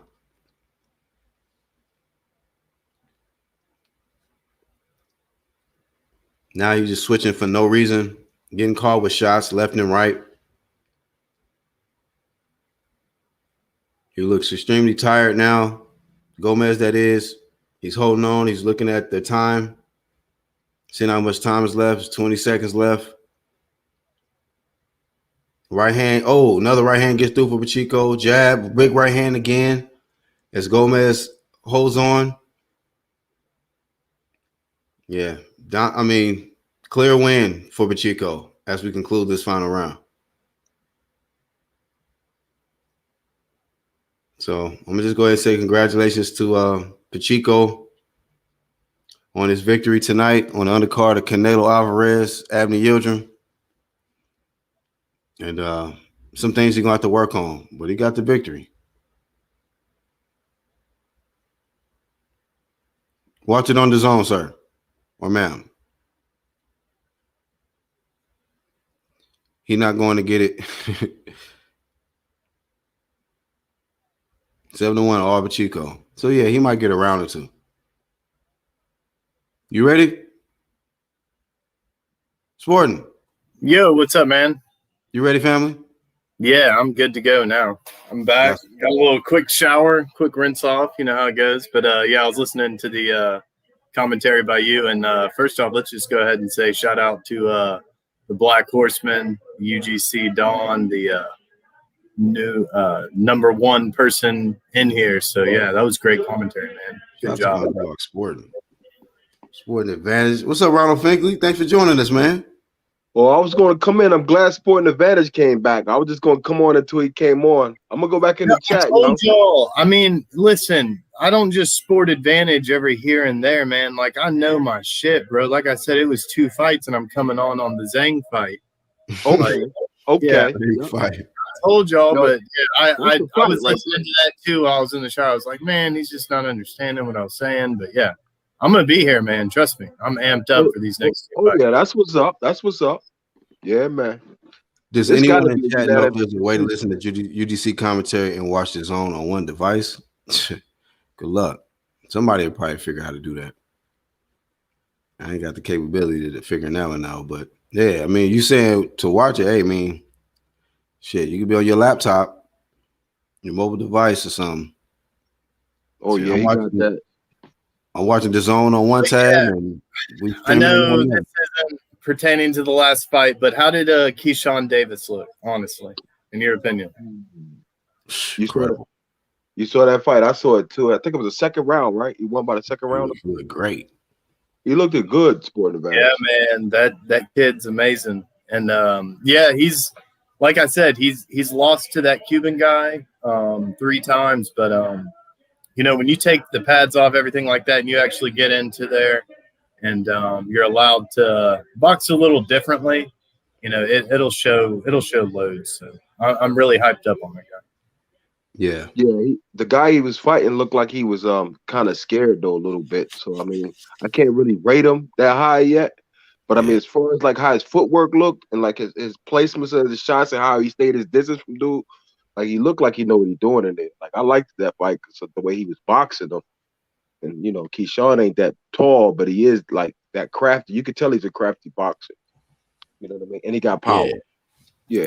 Yeah, they just showed Canelo entering. Got on this little cozy looking jacket here. MDE. What does that mean? I don't know what that stands for, but some brand's getting a good advertisement right now. Okay. They probably get the Canelo bag then, huh? Canelo. What they call him? What they be saying? What they call him? The ginger? What they call him? Let me stop. They call Cinnamon. Hey, let's be honest. They're about to call him undisputed at 168. Uh-oh. Oh, he calling it now. He predicting it.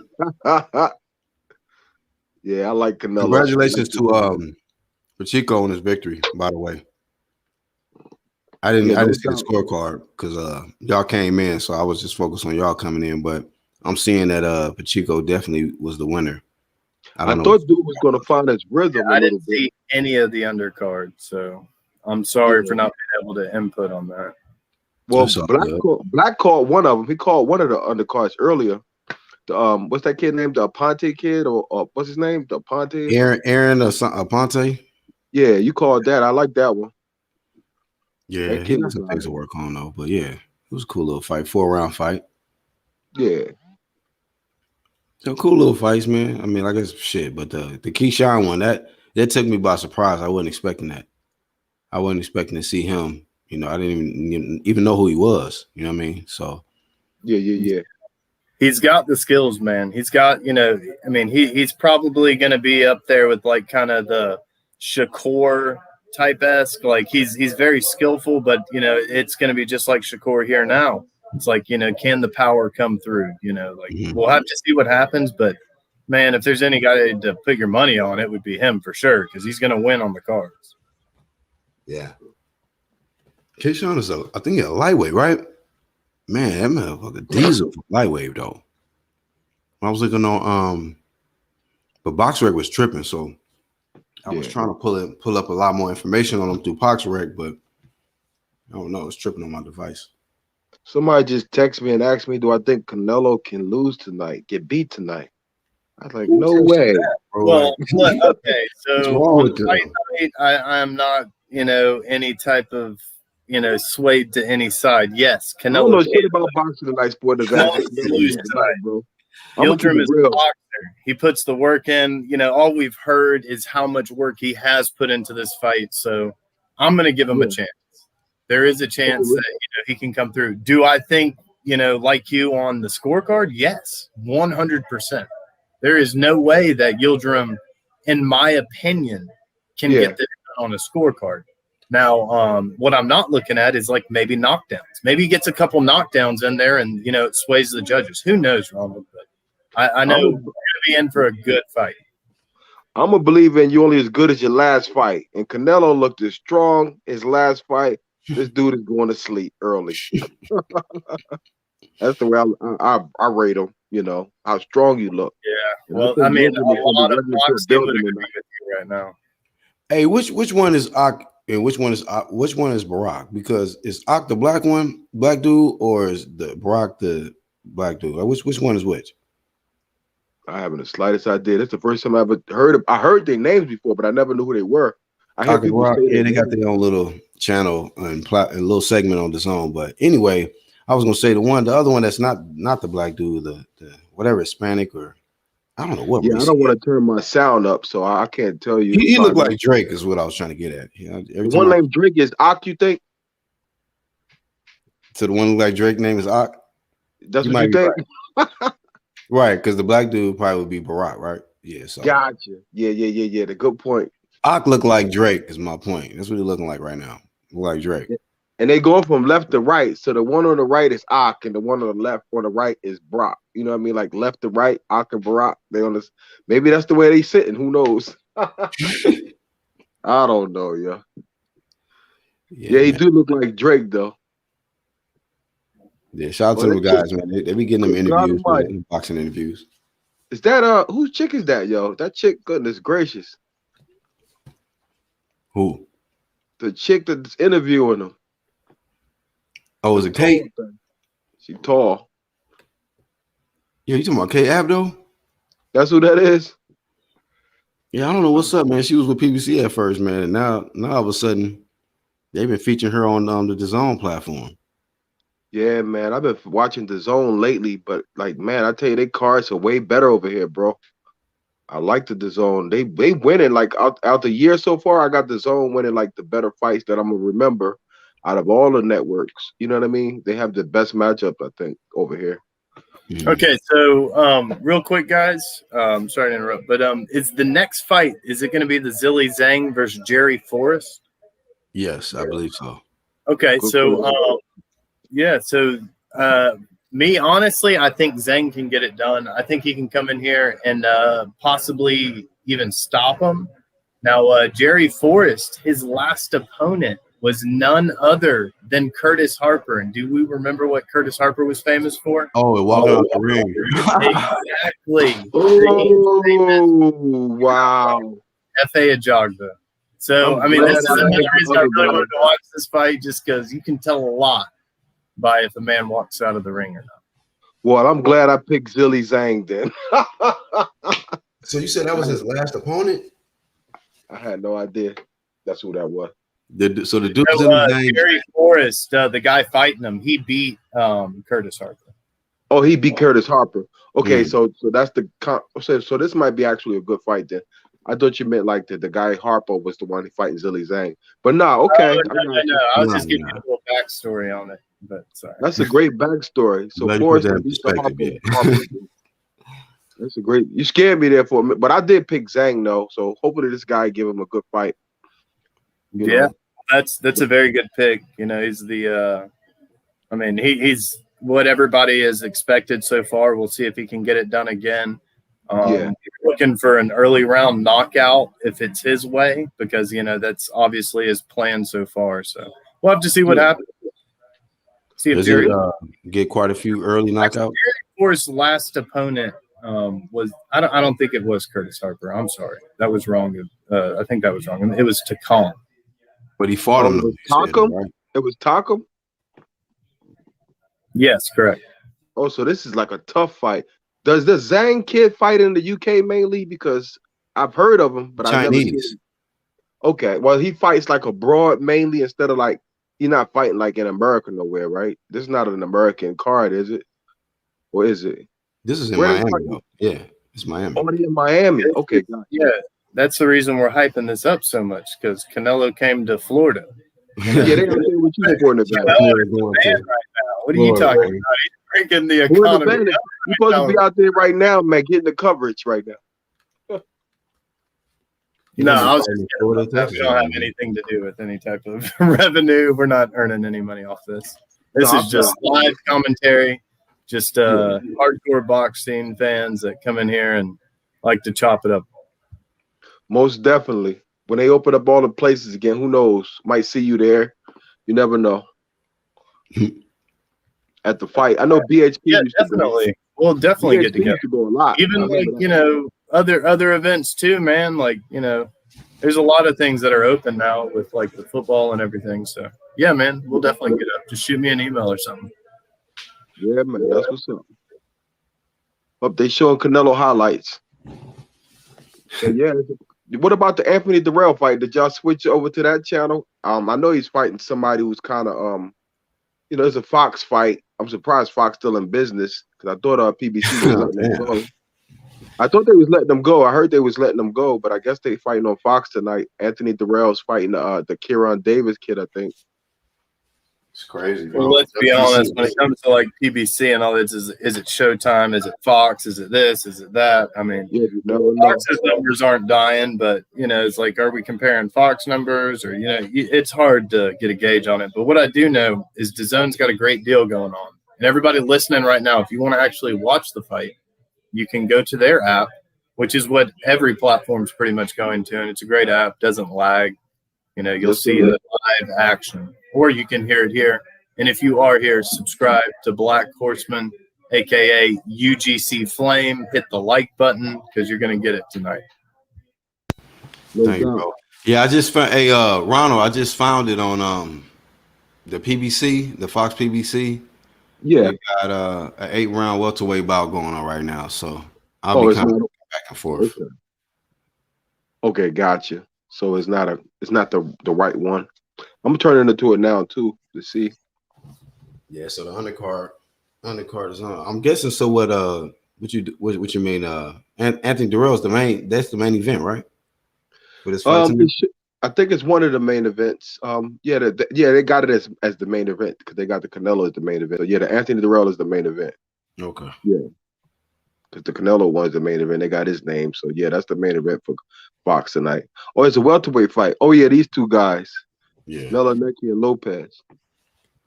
Yeah, that's what's on now. Yeah, man, there's a couple of these welterweights. I have no idea who they are. But yeah, it's good so to check them. Zhang is 37. I didn't realize how old he was. Wow.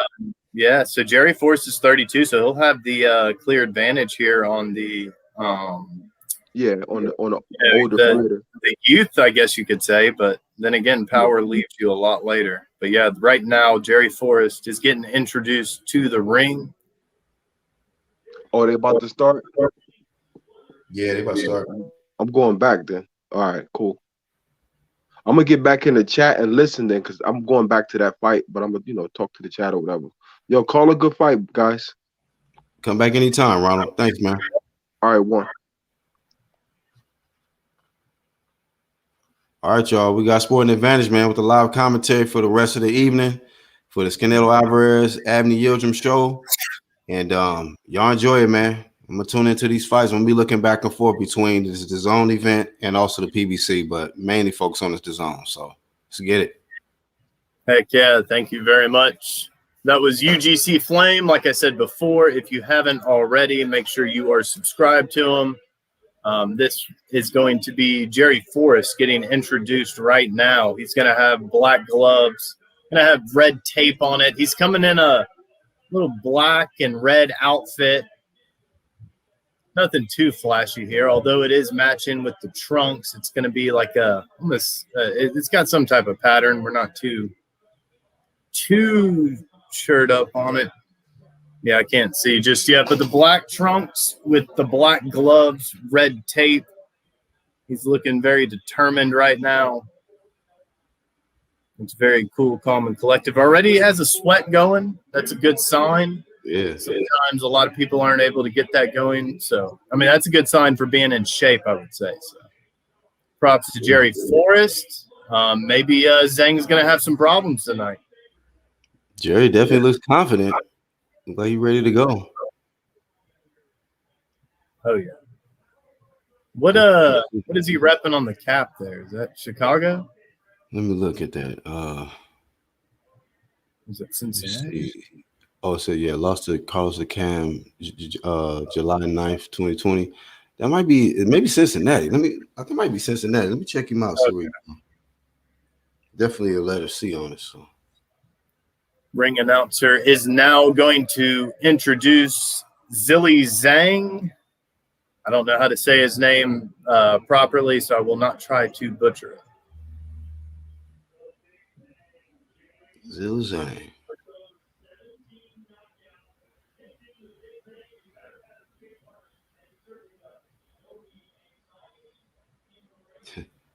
All right, so Zhang's coming in. He's going to have a red attire, a little bit of a gold trim at the bottom of his top.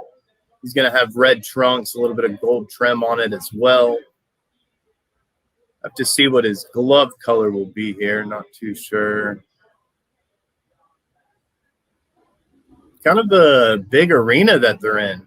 You were I was listening earlier, Black. Do they have? You said they have actual people there, correct?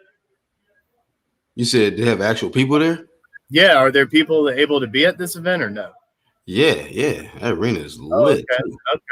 Okay. So that's one of the perks you get at Florida.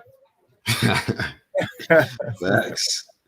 But yeah, it's a long ring walk here. Because this is a stadium. But yeah, he's going to be coming in with some red gloves, a little bit of white trim on the red gloves. Entering the ring here. He's also looking confident, doesn't have a sweat going just yet. Decided to take the middle rope. You'd like to see the heavyweights go for a higher rope there, but to each their own. Oh, silver medalist. I didn't know that. Okay. Silver medalist Zhilei Zhang, 2008 Olympics. Ref's giving him some words here. I don't know what that's about. He was, I guess, maybe doing something for the translator.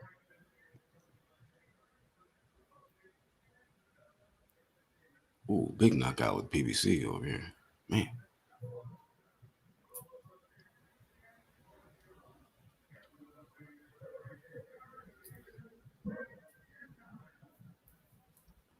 Yeah, man, that age was that's something. I didn't realize he was that old, but yeah, I didn't either. I was unaware about that.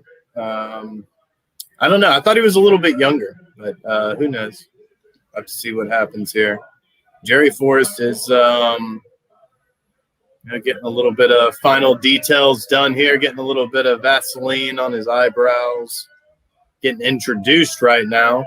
Looks very confident, very serious, very composed. Introducing Zhang now. This guy's from China, correct? yes. Exactly. I think he's called the China Power or something. Zuku, Can you? What city is that? Black? Can you pronounce that? Zuku? Zuku. Best effort. Zuku, China. There you go. Okay. I mean, he looks very determined. He looks in shape too. That's a good thing. Both fighters do. I would have to say that Jerry Forrest does look a little bit more in shape, though. Ref's giving them both a word right now. Both men choose to stare at each other. They did not show the glove touch. I'm not a fan of that. DAZN usually does that. I like to see if the gloves touch or not. Maybe a different angle next time, DAZN, but we're about to get right into it. They're getting everything cleared out of the ring. Zhang's corner's already ready to go. Ref signals. That's the start of round one. Here we go in.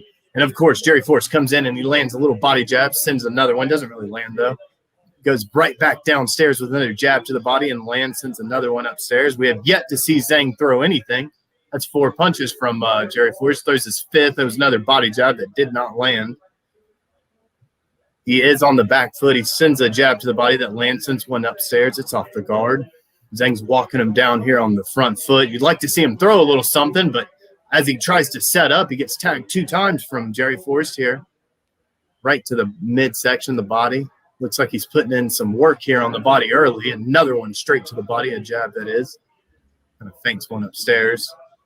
Zhang's trying to corner him, sends a first punch of the evening. It's a right hook. It looked pretty good, but Jerry Forrest is able to answer with an overhand right of his own and then kind of backs him up with another just awkward right. Sends a right to the body. I don't like that. He needs to get out of the southpaw stance. He sends another one to the body that is able to land. He's in the southpaw stance. Looks like he may be trying to switch here. Still a little bit stagnant. Comes in with a big looping left hook to the body. Jerry Forrest does. He's not able to land. Starts to back up Zhang. Sends out a jab upstairs and is able to land a straight to the body and then an overhand right upstairs. But Zhang sends a hook upstairs. It was off the guard. Forrest is able to answer with a jab, but now a little left straight from Zhang comes through. Zhang's starting to back him up now. It's got him into the corner, but Jerry Forrest is able to work out well, sends out a jab and is able to get some distance, but Zhang pops him with a jab as he's doing so. Now another jab. Jerry Forrest tries to answer, and a big left hand there from Zhang comes through. Jerry Forrest does work well out of it, though. Sends a little right straight, and now he's got him kind of clinched up here. He's working better in the clinch, Jerry Forrest is. Gets a couple body shots and a couple hooks upstairs, but Zhang answers back with one of his own. Ref separates. There's about 46 seconds left to go in this fight. Zhang sends a jab. Jerry Forrest sends one, then a big overhand left from Jerry Forrest almost lands. Zhang's trying to come in here. He's searching for something. He's not able to land too much of anything, and Jerry Forrest times him well with a jab to the body. Sends another one out, but he gets tagged with one of Zhang's. Zhang comes with a big overhand left, but gets tagged with a big hook from Jerry Forrest, and now Jerry Forrest sends out another left hook that staggers him. and triples up on it.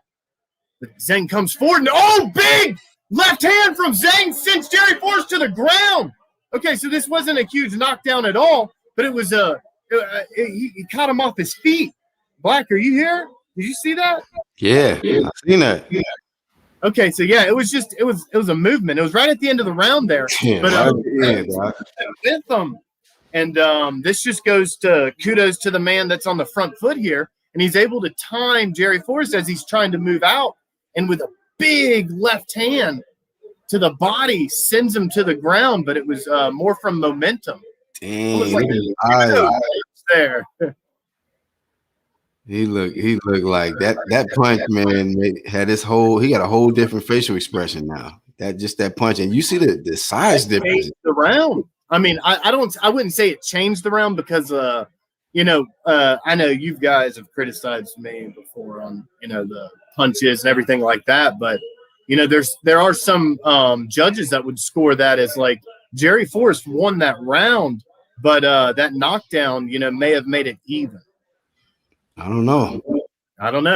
So you've got Zhang up one. Okay, so this started round 2. Jerry Forrest comes out with 2 jabs upstairs. This fight has gotten incredibly interesting in the last 10 seconds. Forrest throws out another jab upstairs.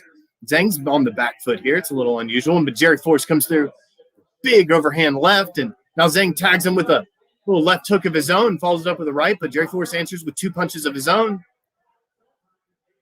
Both upstairs. Now they're both jockeying for position, and Forrest comes with 2 little right straights there. Now he sends a right jab upstairs. Both in the center of the ring. Nice body shot from Forrest, but he gets clipped with a big counter right hook, and now they're trading.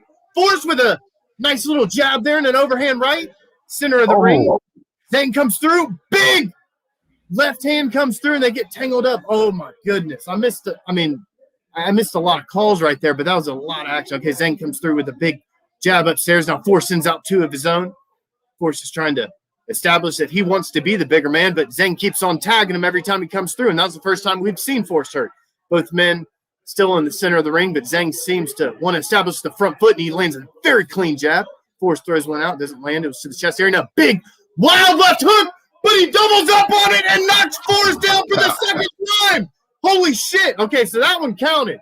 I know the first one I said was momentum, but that one right there, that cleaned his clock. Man. Okay, so Zhang comes in here. The ref says he's good. Tags him with a little overhand left. Jerry Forrest comes out. He's trying to stay on this front foot. Has not looked good for him this whole fight. Throws out 2 jabs. Wild overhand left there, and Zhang comes in with that lethal right hook of his. Barely misses, sends out a jab of his own. Forrest seems to maybe have his head back, sends out 2 snappy jabs, but as he does so, throws an overhand left that lands. Goes off the guard. Now he goes to the body of Zhang and lands a little left to the body, and now they're clenched up, and he goes upstairs. Now the ref's going to separate him here. There's 38 seconds left to go in this second round, and this has been nothing but action, and here we go. A 1-2 from Forrest may have led to his death. Zhang comes in with a right hook that nearly knocked him to the ground. Zhang's on the front foot again. Both are trading jabs. Forrest, though, is winning these jab exchanges. He's got the quicker jab here. It's more snappy. Zhang's trying to walk him in here, but Forrest, again, tries to establish this front foot, and he wins the jab battle. He sends out 2 more. One may have landed. The other one was a little bit wild upstairs. Oh, he comes in a 1-2 from Zhang, but he is able to land a left hook, Forrest is, as he was coming in. So it's very good round from Forrest, man. And I say that only because we know he lost the round, but being able to clear your head that fast, because he got clipped hard there, Black. Yeah, that was worse than in the first round, man. So, and every time he gets up, man, that facial expression, like, dang, this man power something else. So he got to be careful, man. I think that he should really just take his time and work them shots to the body. You got an older guy in front of you, so you want to get him into the deep rounds. You take him into deep waters. So we got to see. Yeah, you're not kidding, man. This has been a very good fight. This is the you just call it the co-main event, man. It's so good. But, yeah, man, that right hook, we're seeing it together right here. And, man, that was deadly. That was nasty. Oh, man. Yeah. Oh, right on the top of the temple there. Man, that sent him to the ground, that one did. The other one staggered him. Okay, so this started round 3. Jared Forrest comes out with 2 jabs. Oh! Big left hook there. Zhang pops him with the right hook. And now a left overhand. He's down again, and he's a little bit wobbly here. He's got a little bit of a Bambi legs. He goes immediately to the corner. He uses the ropes to kind of brace himself, trying to get his head together. Ref gives him the count. Ref says, okay, you made the count. You're good to box. He comes in. Zhang looks like he knows he's about to kill him here. Jerry Forrest, again, trying to establish this front foot, and that right hook of Zhang has been the death of him, but he's able to catch Zhang here with a little overhand right. Now Zhang kind of clinches up with him. Again, Forrest wins every exchange inside of the clinch, but he gets warned there from the ref about back of the head shots. Comes forward again, lands that jab very nice. I don't know how he's able to throw such snappy punches after getting rocked this long.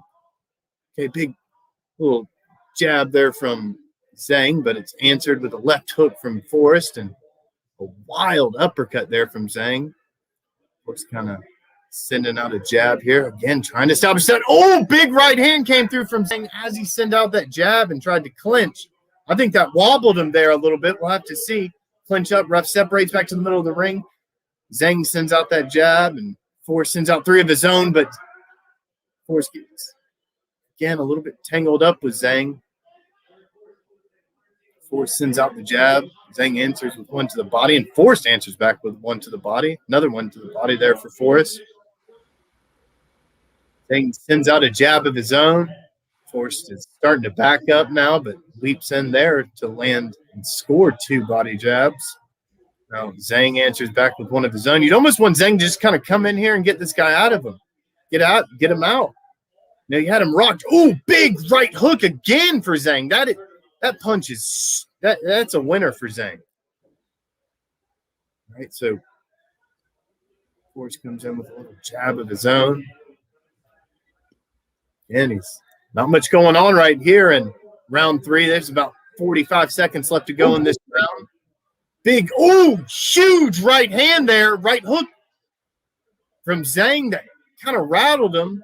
Forrest was able to endure it well. Throws out kind of a wild 2 shots of his own. They get clinched up, but we're back to action. It's 27 seconds left, and Zhang lands a little overhand left. Jerry Forrest comes through with a 1-2 that's very slow, and he doubles up on it and tries to send an uppercut to the body, but a lot of it was blocked. They get clenched up. Zhang's able to land a couple of jabs to the body. All right, so Forrest sends out a overhand left there from Forrest that lands, and Zhang tries to answer back with 2 jabs, but they just get tangled up and nothing really lands. What do you think, Black? Who won that round? That was very good start, and in the end was kind of just, I don't know, it's a little dull. Yeah, he got knocked down in every round though so far. So, but I mean, I like what he was doing in that round. He started going to the body. You know, we was just talking about that. You know, he needs to kind of go to the body and try to take the older guy to the deep rounds. And it started. He had some success going down to the body, but he gotta be careful, man. From that right hand, that right hook is it's deadly. You know, yeah, it's exactly what his corner told him. Yep, his corner just told him, "It's like, hey, man, you gotta watch out when you're going in there." And like we were saying here on this front foot, man, there's a couple of times that Forrest has looked very suspect.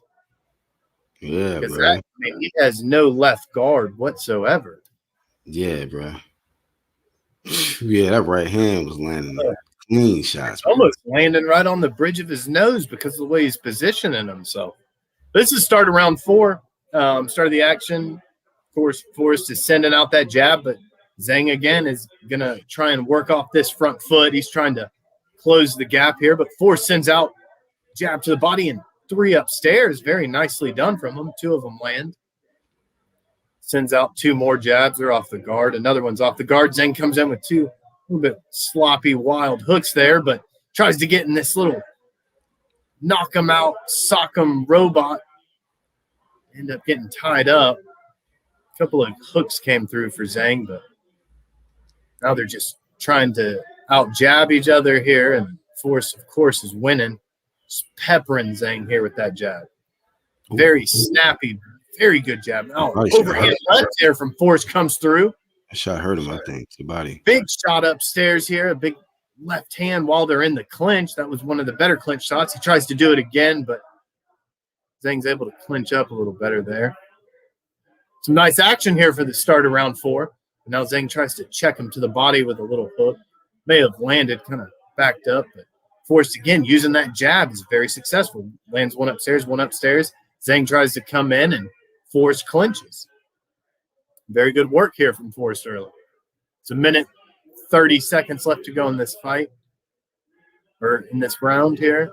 Zhang on the back foot a little bit. Now, again, Forrest is the better boxer, you would say here. He's outpointing him here. Got a nice jab. Now a couple big hooks to the body here. Zhang looks a little bit tired to me.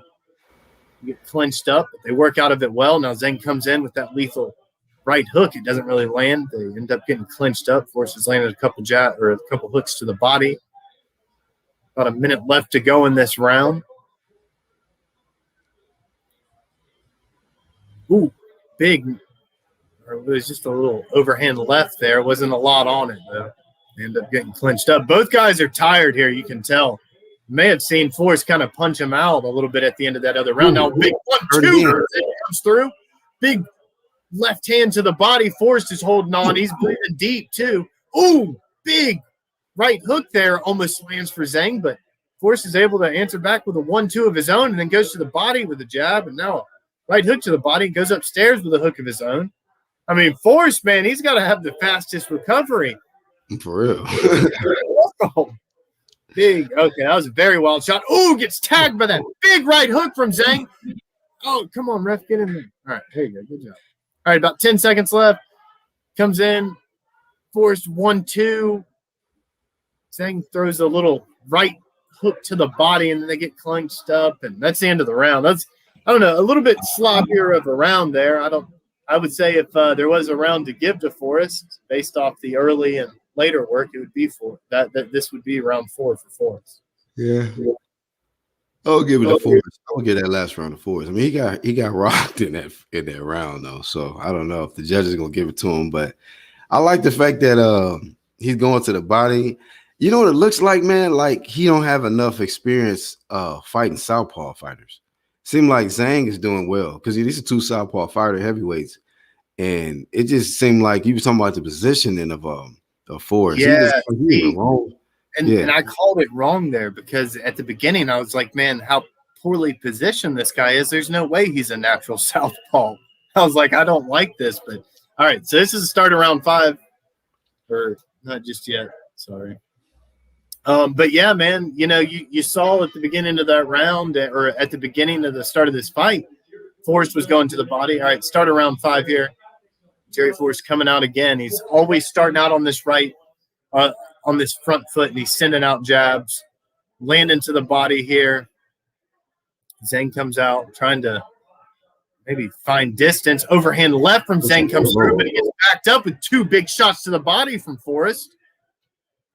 Now they kind of get tied up here.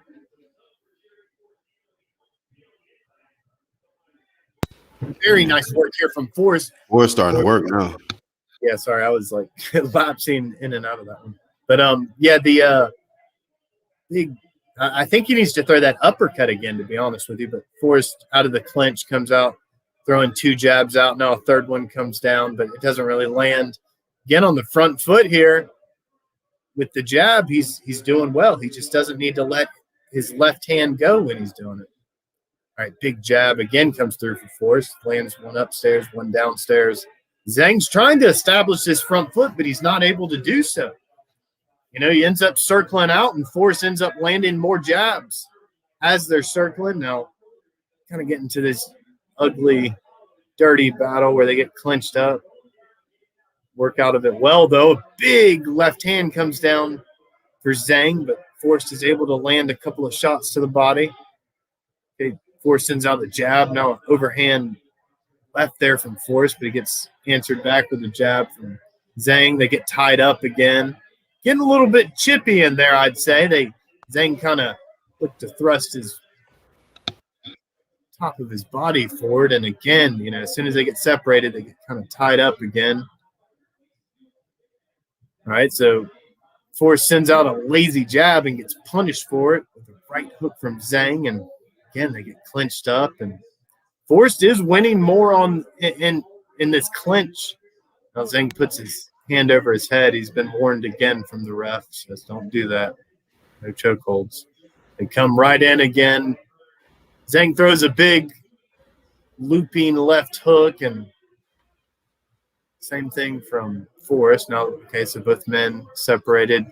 Forrest throws out 2 jabs there. Throws out another one upstairs. It times very nicely as Zhang was trying to come down with a right hook of his own.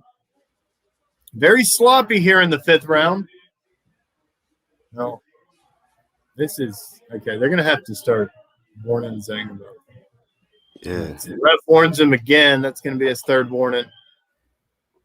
So Jerry Forrest comes in with a jab, but now Jerry Forrest starts to do what Zhang was doing with his arm, putting it over his body.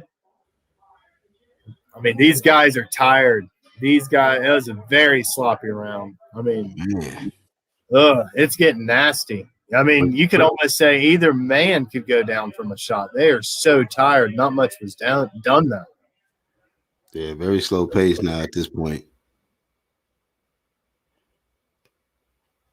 Very, very slow pace. But you know what? Zhang got to be careful at this point because, I mean, Forrest has been in there. He's been down 3 times, but he's been definitely, you know, going downstairs, putting them deposits downstairs. So we're seeing how Zhang is slowed down. And so we're going to see if with the last few rounds, if Forrest is able to mount something, make something happen. I think it's possible. Yeah, no, you're 100% right because we did see earlier in this fight some great action, some very good action. But we'll get back to that. This is going to be the start of round 6 here. Some beautiful ladies from DAZN. All right, so Jerry Forrest again establishing this front foot early, but he gets tagged by that big right hand of Zhang. I mean, he lands about 4 or 5 jabs as he's coming in, but it's almost like, is it worth it? Again, he's peppering Zhang here with jabs as he gets tied up here. Now Zhang kind of throws a shot to the back of the head, but not much to warn because Forrest has done it a few times himself. No. Forrest comes out again. He lands a jab upstairs. Zhang needs to send out a jab. I don't know if Zhang doesn't have a jab, but he's not using it. Yeah, he do. All right, so Forrest again comes in with 3 jabs and a big overhand left, but he gets clinched up here with Zhang. He may have got caught there with a little bit of a hook to the body. Oh, big right hook to the body again for Zhang, but he also pays for it with a right hand from Forrest. Now Forrest sends out the jab, gets tagged with the left, and Zhang misses a big right hook there. They get clinched up. Both men clinched up. Ref separates. Center of the ring here. A big right hook there from Zhang, barely off the top of his head. Gets tagged by a little left hook of Forrest. Get clinched up again. Very sloppy fight. Forrest sends out that jab, but Zhang's able to land the left of his own. They get tied up. Zhang is out of breath, man. Yeah, man. They're both. It's just sloppy. You almost like want to see them just like walk by themselves. Very sloppy fight here. 6 of 10. I don't know that they'll be able to go 10 black. This is probably some of the. No. If they do, it's gonna be snail. I expect a little bit more. Zhang did come in here, a little overhand left there, follows it up with a right to the body, but Forrest is able to land a right of his own as he's coming in. Zhang He's trying to lean on each other. It's 45 seconds left to go. Zhang, big overhand left, barely misses. Forrest clinches up, sends out a little hook to the body. Ref separates again. Now, jab, doubles up on the jab for Forrest here. He's backing him up. Nice Forrest right hand to the body from Forrest. Nice left hook from Forrest, but Zhang sends a little hook of his own in the clinch. But Forrest is, doing more work this round, in my opinion. Ooh, big right hand from Zhang, but even the, big right hand, it doesn't mean anything anymore. There's nothing on it. Ooh, big shots here from Forrest to the body of Zhang. Forrest going to that bottom guts, man. Shot, big right hook to the body. Very sloppy round, Black. I wasn't very impressed. Yeah, sloppy round that Forrest won. Forrest won that round. And Zhang was doing a lot of holding. He's tired. He's been holding on that whole round, and that was the 6th round. You still got 7, 8. Now we got 4 more rounds. So what rounds it was earlier, but there's a couple of rounds earlier that I was saying that Forrest was winning too. So it'd be interesting to see how these cards will play out. With the 2 knockdowns. Even I think it was the first. Actually, 3. It was 3 knockdowns. Excuse me. Okay. Knockdowns. First 3 rounds. He went down. Able to stay up on his feet to win this fight. You would think that, but I mean, based off what we're seeing right now, Blake, it's not like you said, Forrest has been winning these past few rounds, and it's going to be interesting. See if Zhang can last, because Forrest, I mean, he doesn't look like he's breathing, as heavy as Zhang is. That's what I noticed. He's not breathing as heavy as Zhang, so Zhang got to be careful. Very big breaths as he walks forward here. Forrest comes out, throws out 2 big jabs. Now a little overhand left, sends out another jab, another 1-2, sends out 2 more. Zhang does land a overhand left of his own, but he's getting outworked here. Big left hand here from Forrest, and Forrest may know something. Forrest may have worked his plan to perfection here, because Zhang immediately goes to clinch. The ref separates here. Forrest comes through with a jab. Now goes to the body here with a big hook and one upstairs there. That was a good connection there from Forrest. Ref separates. 1-2 from Forrest. Goes to the body. Big right hook to the body there. Goes upstairs with a left hook. Oh, slot. Oh, big left hand there from Forrest. And Zhang is just clinching on for dear life. Ref warns him again. Ooh, nice overhand left there from Zhang, and doubles up on it as Forrest is coming in. Tags him with a little right of his own, but Forrest is able to land a right upstairs of his own. Sends out that right jab, and now straight down the middle, and another big right hand comes in for Forrest, but immediately Zhang clinches up. Forrest sees an opportunity, man. He's trying to go after it. So there's a couple of hooks there from Forrest, but end up just getting clinched up again. The ref separates. Feel bad for this ref. He's trying to mediate this action. Ooh, big right hand there from Zhang, but it didn't affect him. It looked good, but Forrest is able to answer with a right and a left of his own. They both tangle up. Ref comes back in. Okay, so Forrest throws a 1-2, follows up with another 2, and Zhang tags him with a jab, and now goes with a hook to the body, and they're just getting clinched up. About a minute left, man. 5 seconds left to go in this fight. Zhang sends a right or a left hook, and is answered with a left hook from Forrest. Forrest comes out with a 1-2, follows up with a right hook of his own. But again, it's not very much on these shots. 3 big left hooks come through for Forrest there. Ooh, big right hand downstairs for Forrest comes through. Zhang immediately clinches up. I don't know that they're going to be able to go 10 rounds, Black. This is a little bit disappointing. So Forrest comes upstairs, a little lazy overhand left. Both get clinched up again.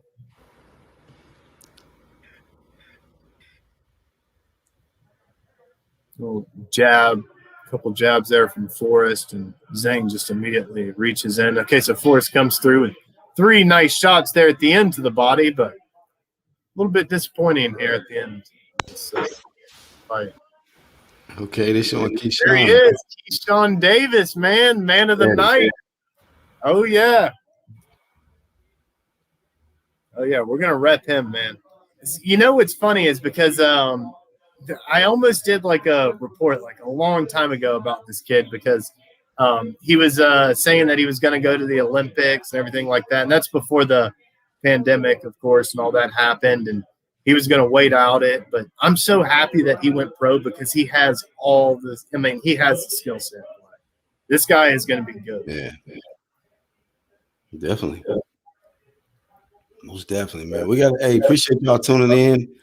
My bro, Sporting Advantage, man, with this fire live commentary. Y'all hit the like button. A couple of times, hit the like, subscribe. We've got the Canelo fight. I know this fight hasn't been the best in the world, but the Canelo fight, there's going to be some fireworks. They're not going to get like this. Zhang comes in here, little right hook to the body, and he's answered by Forrest with a big overhand left, but it's off the ropes. Now Zhang comes through with a big overhand left. Okay, seems to maybe have found his second wind here. But, ooh, big overhand right there from Forrest comes through, and now, ooh, big headbutt. But Forrest did land the better punch there. Now the ref separates and warns him about leading with his head. Forrest comes to in with 2 jabs upstairs, both off the guard. Now, Zhang sends out a jab, but he's answered by a 1-2. Now, I see some blood on Zhang. Now, big left hook upstairs for Forrest comes through. And, yeah, there's definitely some blood coming through. I don't know if that was caused from the headbutt. We'll have to look back and see. But Forrest has got Zhang looking a little wobbly here. 2 huge left hooks come through for Forrest in the clinch. They had a little meaning behind it. Now, Forrest comes through. 1-2, but you can tell Forrest is just as tired. Zhang doesn't throw anything. He gets caught with a big Zhang is on empty, man. Left hook in the clinch. Ref separates. Forrest comes back on this front foot. He lands a jab and a right hand. He gets caught with a right hand from Zhang, but is able to go to the body as they get clinched up here. Forrest comes with a jab and, ooh, gets a little caught there from a right uppercut from Zhang. A little short, sneaky uppercut. Ooh, big right hook from Zhang as they both are coming in to get clinched. A little hook to the body there from Forrest. Forrest trying to get his arms free here. Yeah, look at these cards here, Black. Yeah. That's very good. Ooh, big left hand, though, comes through for Forrest. Doubles up on it, though, as his right arm's trapped by Zhang as they're clinched here. Little sneaky hook and follows it up with a nice left hook. Good body shot. Does, and he's working well out of this clinch, man. I told you from the beginning, man, forcing this clinch is good. Working the body here of Zhang. Ooh. Couple of hooks to the body. Tries to send a little right uppercut upstairs. It didn't really land, though. Nice little sneaky uppercut there. Left uppercut from Zhang comes through. Big left hand from Forrest, but man, these guys are tired. There's 20 seconds left to go. Big left hand from Zhang, and Forrest almost meets him exactly at the same spot with his own left hand. They both are clinched up again. Yeah, 10 seconds left to go. Ooh, big left hand from Zhang comes through as Forrest was trying to send out a jab there. They clinched up as the bell rings. Wow. Man, this is exhausted, both of them. I'm sorry, what you say, Sporting? I was just saying this is rough to call, man. It's, you don't want to – you're trying to say what, punch is landing, but, these guys are tired. I didn't think it would go this far, though, Black. Like you said, it was 3 knockdowns that we've seen so far. Yeah, man. So, yeah, it's surprised to see Jerry, make it this far, but – I knew that if he went down, to the body on the older guy, he would, be able to have some success, take him into the deep water. But it looked like he's emptying out his load too. So, and you're not kidding, Black. That was, I think that was, what this key to possibly, I don't even want to say it, but if Forrest was to win, it's to what you were saying, working that body early. But just like that, it's the start. Is this the final round? No, this is not. This is round 9. There's one more round after this. And again, Forrest on this front foot, and he's winning the front foot position. He's sending out the jab. He's landed a couple of them. He sent about 10 of them out. He'd like to maybe save that energy and land a bigger shot there. Ooh, 2 a big left hook from Forrest, and now a right hook, and now another left hook, and a huge left hook upstairs, and another right hook upstairs, and a left hook upstairs from Forrest, and Zhang immediately has to clinch up. Goodness gracious, you think that Forrest may have just thrown himself out for the round. Zhang, big 1-2 here. But again, they just get clinched up, and that was a lot of work from Forrest there early. All right, so Forrest sends out a 1-2, but he gets tagged there. Little overhand left there from Zhang. He's able to land as he's coming in. Both men are tied up currently, and they get separated. Forrest comes in with a jab, and Zhang doesn't end up throwing anything. They end up just kind of walking into each other. Forrest comes through with a 1-2, throws a right hook, and now a left hook. Zhang, again, is not able to land much of anything. You just think maybe if Forrest just musters up a little bit of that power, maybe doesn't throw as many shots early, just you can maybe knock him out. But I don't know if he's going to need it. I don't know if the judges are seeing what we're seeing here. Big left hand there from Forrest, barely misses, but he follows up with a left hook that lands. Both men get tied up. Ref has to separate them. There's a minute, 15 seconds left to go, and Forrest is doing all the work here in this round. He's able to land a couple of clinch hooks to the body. Comes in with a 1-2. Zhang is throwing out a couple of jabs now. I don't know if there's much on them or they're effective or, even land at all. Forrest comes here and hook upstairs, left hook upstairs, doubles up on it. Yeah, it's almost like they're just fighting for arm positioning. They don't realize they're using more energy doing that. Uh-oh. I told you. It's Zhang. I told you. Ooh, this could be critical right here at this point. Yep. Black, we've seen him warn him 4 times about, got some energy off of that point deduction. Yeah. Dang. I know we're not being very clear, people, but I'm sorry about that. It's been a little dull, but Forrest comes out here, throws out another little wild hooks, don't really land. They both get clinched up, but Zhang has already been warned for holding on here. He's tired. We're going to wait till the end of the round to discuss this, but big left body clinch hook, I guess you could call it, comes in for Forrest at the end of that round. But yeah, Black, go ahead and tell the people. He's been warned, 3-4 times about holding on. It's more about putting his arm over the back of the head of Forrest and, forcing his head down. But yeah, go ahead and speak to that, because I think we've seen that Forrest has had the better conditioning in the later fight. Yeah, and all because he was going down to the body, I believe, and breaking breaking Zhang down. And Zhang been holding since the 5th or 6th round. And it's just now at this point, I think if he was to land one big clean shot, he could really, really hurt Zhang bad. But he's still, he don't have that much in the tank himself, Forrest that is. So, but that point that was taken away, that could be critical, because Forrest definitely won the last 3 to 4 rounds. I definitely had him win the last 3 to 4 rounds. So after the 4th, we seen Forrest. All right, guys. So this is the last and final round of these big boys coming through, and Forrest comes out, sending out some big, a right hook, a left hook upstairs, another right hook upstairs, and he follows up on it. Zhang just takes every single one, doesn't even throw a punch. Forrest comes out, sending out the jab. Nice right hook there from Zhang. Lands. He kind of maybe lands a little left jab, but he gets clinched up here, and Forrest, again, on this inside, is able to work out of it better. He's landing to the body. He's landing upstairs, and the ref agrees with me. He agrees with Forrest, and he separates him. And Forrest again lands a big left hand, big right hook. Okay, so Zhang again clinches up, because I think he may have actually been hurt there, and that might be the first time we've actually seen Zhang hurt. And I'm not just talking fatigue.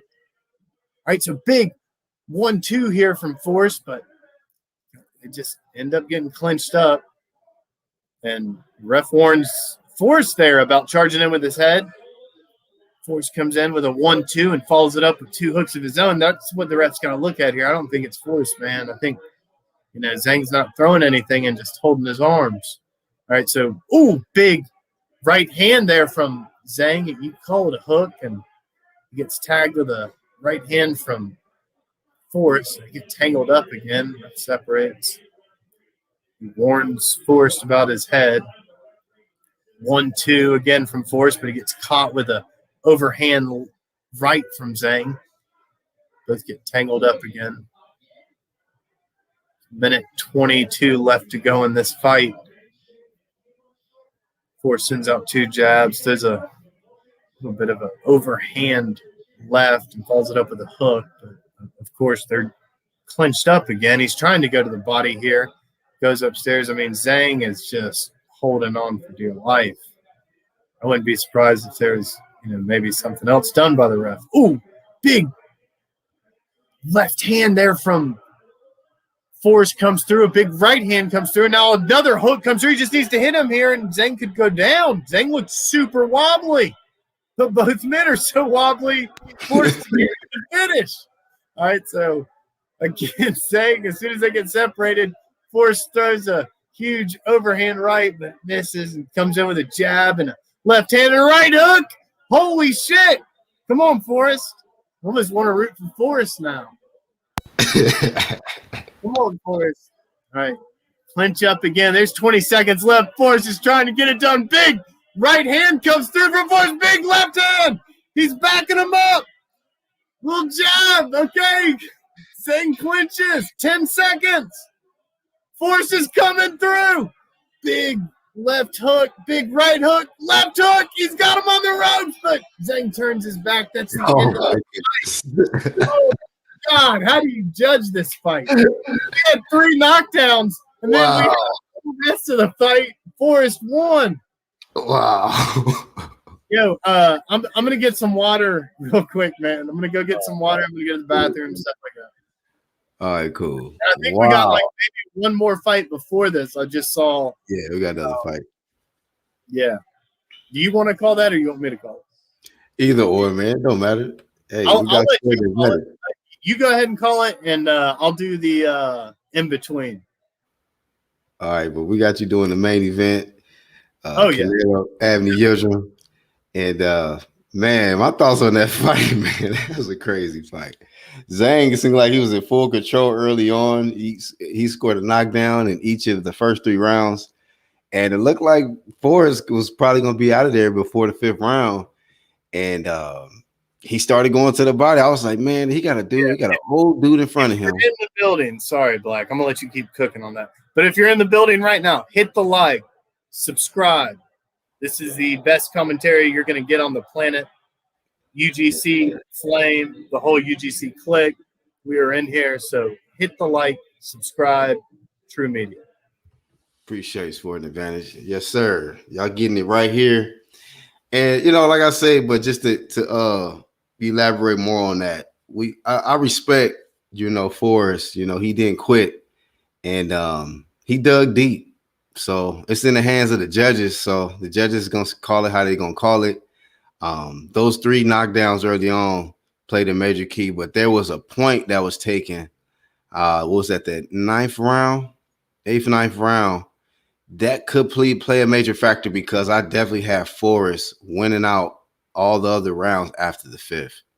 So Zhang definitely was slowing down. He was definitely slowing down. He was definitely out of breath by the freaking 6th round, 5th, 6th round. And I think it was because of the big body shots, the work that Forrest was doing.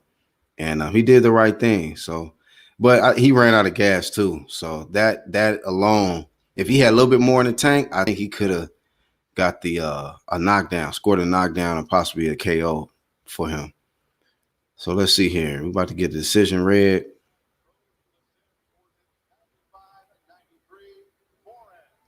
Uh-oh. 95-93 Forrest.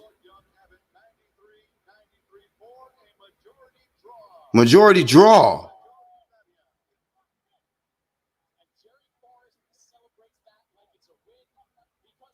That man Forrest happy. It's a majority draw. Wow. Hey, shout out to Forrest for fighting back for the draw after being dropped 3 times.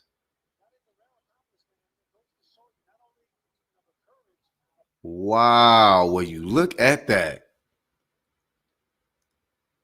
I can't even argue with the. That's why I said it's in the hands of the judges. I couldn't even argue. I told you I had him winning from the 5th round all the way up to the 10th, and then it was an extra point took. So I mean, that might be the right call. Y'all hit the like button. That might have been the right call. He was chopping down an oak tree, that China oak tree, that bamboo tree. Fair. So wow. I don't say robbery. I can't say a robbery, man. Well, yeah, like Ronald said, he took an ass whooping. It says, watch that Ronald Finkley. Them 3 knocks down will keep the W from Forrest. Y'all think it was a robbery or that was the right call? And who do y'all felt won? For the ones that's in the live chat now, who do y'all felt really won the fight, or do you agree with the judges? Did you agree with the decision of a draw? Y'all let me know. I mean, my eyes was glued to the screen the whole time, man, watching this fight. So I was like, man, this man getting dropped every round, first 3 rounds, and then next thing you know, I said, you know what, man, this dude getting tired. And Zhang, man, whew. I don't know if he ate too much rice in training camp or what, but man, he beat all the damn jasmine rice and shit out of his guts. It is what it is, bro. It is what it is. Thank y'all for tuning in, though, man. To this True Media live stream right here. We got one more fight on this DAZN card before the main event. Oh, God. Ryan Garcia. Oh, man. This is the biggest capper in boxing. Let's hear what he's saying.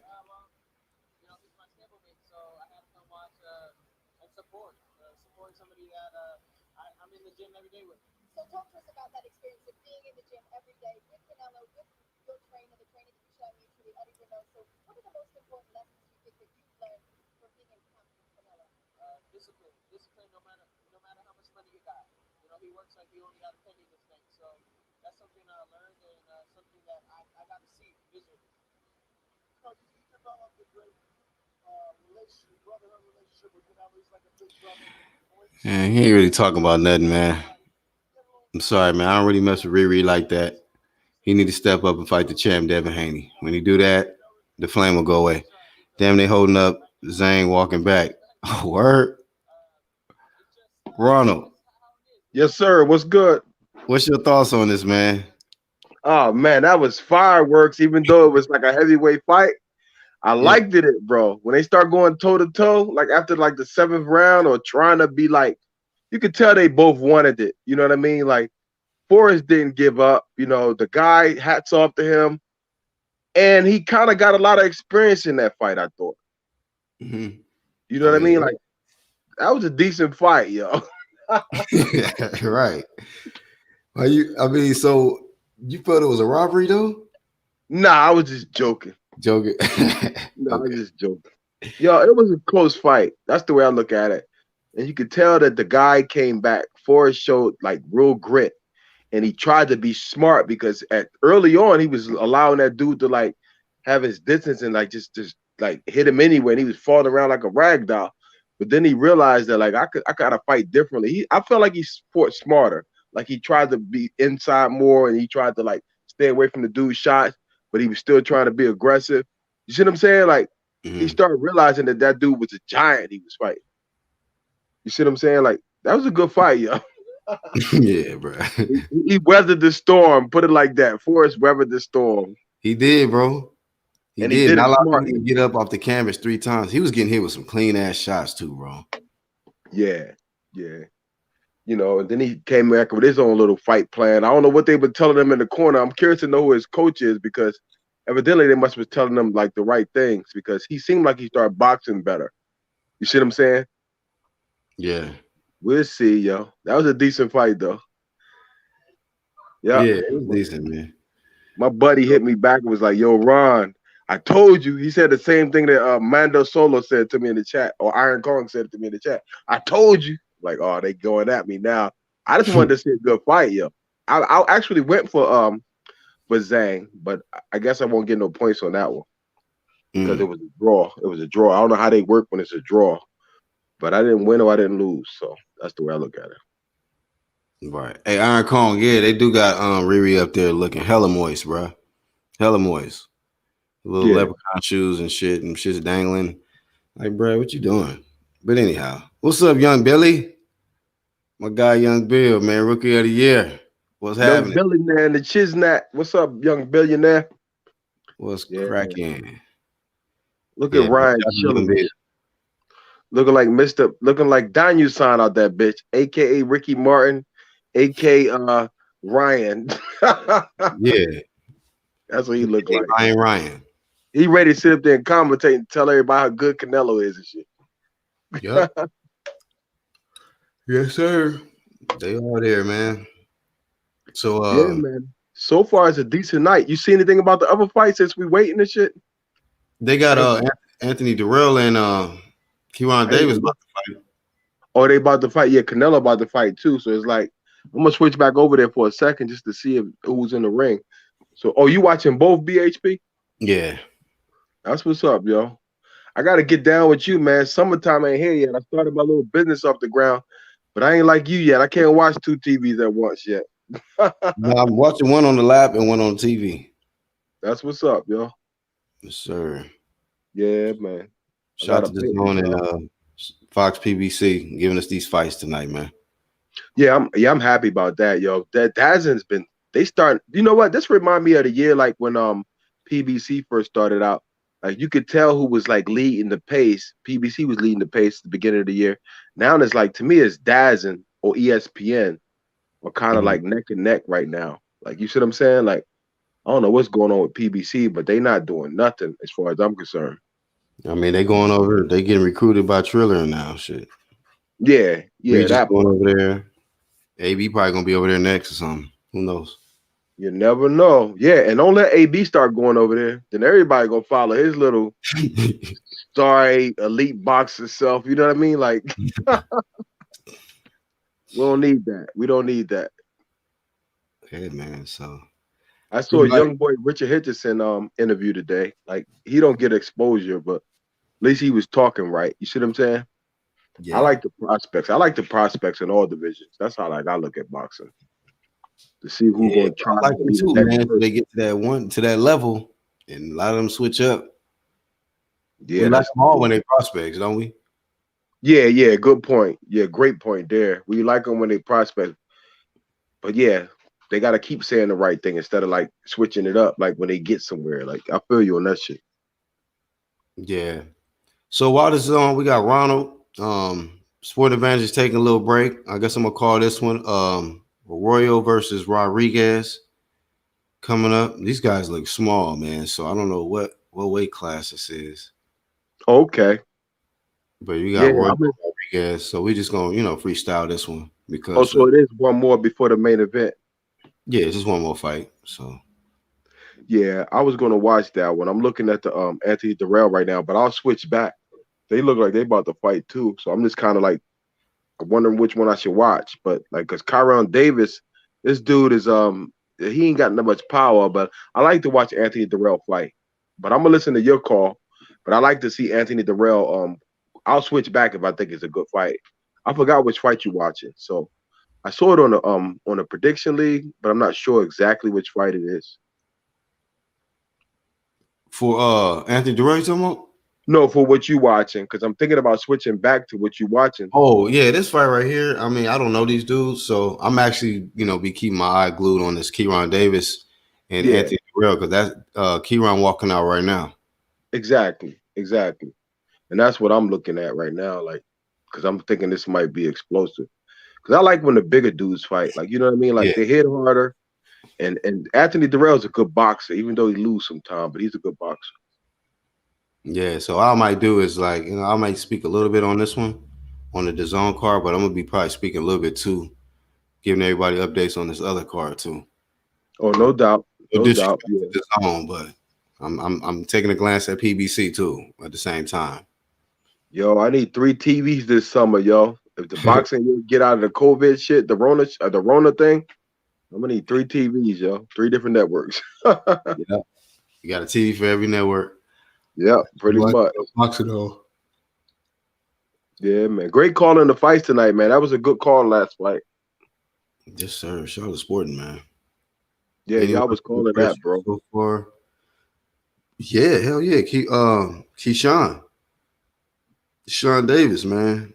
Yeah, he got that good victory. He looked nice, bro. That dude is. You could tell he's like mad composed when he box. He pick his shots. He got the right distance. He like prey on you, and you could tell he got skills. He can box. You know what weight division is he at again? 140. I think it said lightweight. Yeah, I mean, it said lightweight. Yeah, I think he's at like 140 or something. I saw somebody at 140 today. Was that oh yeah, the young boy was at 142. He's 140. Yeah, I think he's at 140.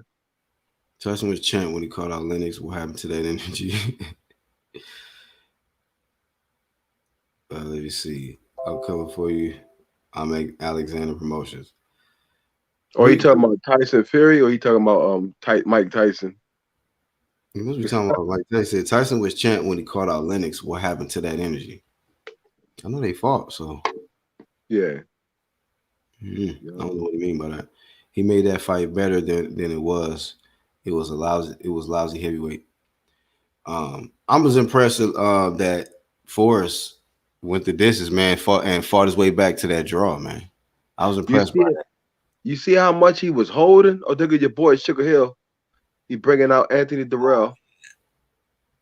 I'm on the Fox, so yeah. This ain't his first? Is this his first fight with Sugar Hill? Yeah, actually it is. He was on the interview yesterday, and he was saying like that he had Anthony Dirrell. So he's testing it out. This is the testing grounds right now. So basically, Dirrell go to the gym, so he's going to see if he's going to stay with Sugar Hill. Pretty much, you know how they do. Like they fill him out. All right, Sugar Hill, can you tell me something? And if they like him, if they win, then they'll keep him.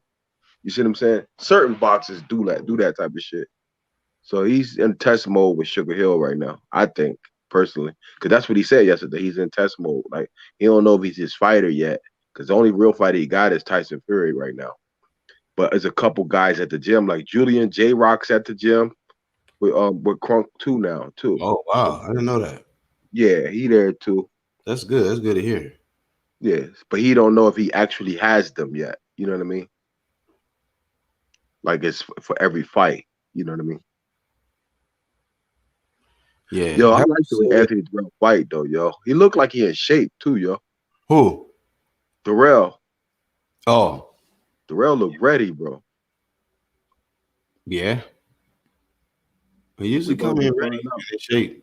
And then with him being without Sugar Hill, we got to see how that changes him.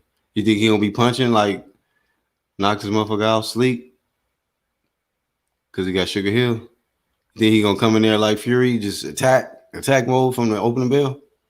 Yeah, he gonna be on his 3 Stooges boxing. Woo, woo, woo, woo. Head all back, flying all around the ring, running from shots. You know how Fury be in his first fight with Wilder. I thought that was funny, like how he was boxing Wilder the first fight. I was calling him like the 3 Stooge boxers. But you know what I mean? But that shit worked because Wilder barely won like 4 rounds that first fight. You see what I'm saying? It's sad, but it's true. I don't like when people box like that. But if you can't like cut the ring off or figure out how you're gonna. But Wilder did a good fight though. Don't get me wrong. It was like a stressful fight. But at least he knocked Fury down twice or 3 times. But it was just like, damn, Wilder, you gotta learn how to box better. Like, cut the ring off or something. You know what I mean? I'm stressed out looking at you trying to catch this motherfucker. Yeah. You know? Kong said he thought J-Rock retired. Guess not. Nah, he back. He's still around. Yeah, he mentioned it yesterday. Like, that's why when I was in that chat, they was mad at me when they brought up Wilder. I'm like, yo, don't bring up Wilder. Let's just talk to Sugar Hill. He was saying a lot of good things. He got Julian J. Rock and he got Anthony Dirrell. Young Bill said Fury had a crazy weight advantage over Wilder. I mean, a lot of fighters had weight advantages over him, and Wilder was knocking him. We seen Zhang tonight. We seen what Zhang did. Let's keep it a buck, yo. What did Zhang do? Zhang met somebody who decided to like stay away from his power. I felt like he stayed away from his power. that second part of the fight. Like Forrest, like he decided not to deal with that big dude like that, even though the dude was tying him up. Like you didn't see Booker like trying to act. He was strong enough to keep him away. Forrest was strong enough to keep Zhang from weighing him down, like shit like that. You see what I'm saying? Like I like shit like that when people can actually weather those storms. Because Zhang was a big dude, bro, just like Tyson Fury was to Wilder. You see what I'm saying? Like, he just learned how to weather it, or he had the resilience to weather it. You know what I mean? Even though Zhang's not a great boxer like Tyson Fury, but I compare all of that stuff. Like you got to weather the storm when you're dealing with somebody that big.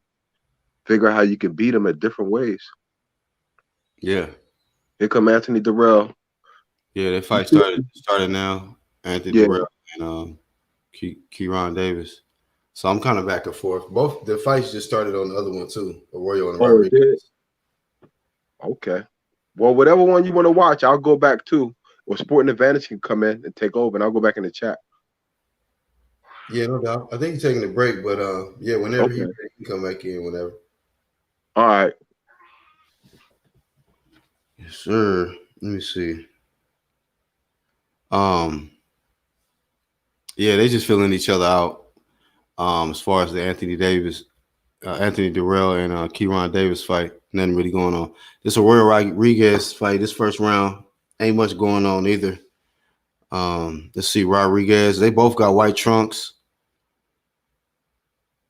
Rodriguez with the black shoes, and Royal with the white. Both black gloves. Same height, look like about same look like the reaches. As a matter of fact, I think I seen Rodriguez fight recently. He looked familiar. Yeah, but these little guys getting it in right now. Looks like a headbutt already. He acting like his nose is broke. Royal caught a big shot to the nose. Headbutt to the nose.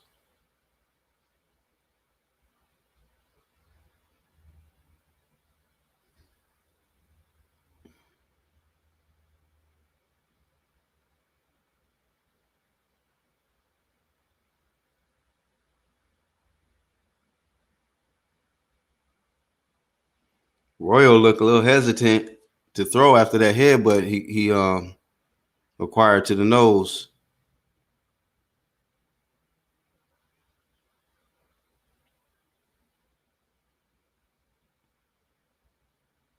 Already a lot of clinching going on in the first round between Arroyo and Rodriguez. Jab lands for Rodriguez. Wild hook missed for Arroyo as we come to the last 10 seconds of this first round. And sorry, y'all, I've just been looking back and forth between both fights. But I think Rodriguez. Black, if you want, I'll call the Arroyo card. Okay, no doubt. Okay. Yeah, I'm coming in, or they've got it in between on the second round. So I'll finish calling this fight, and then I'll take like a real quick break because I do need to make a call. No doubt. No doubt. I'm going to give me something to drink in a minute anyway. Yo, what's up, Hapla? What up? What's up, fellas?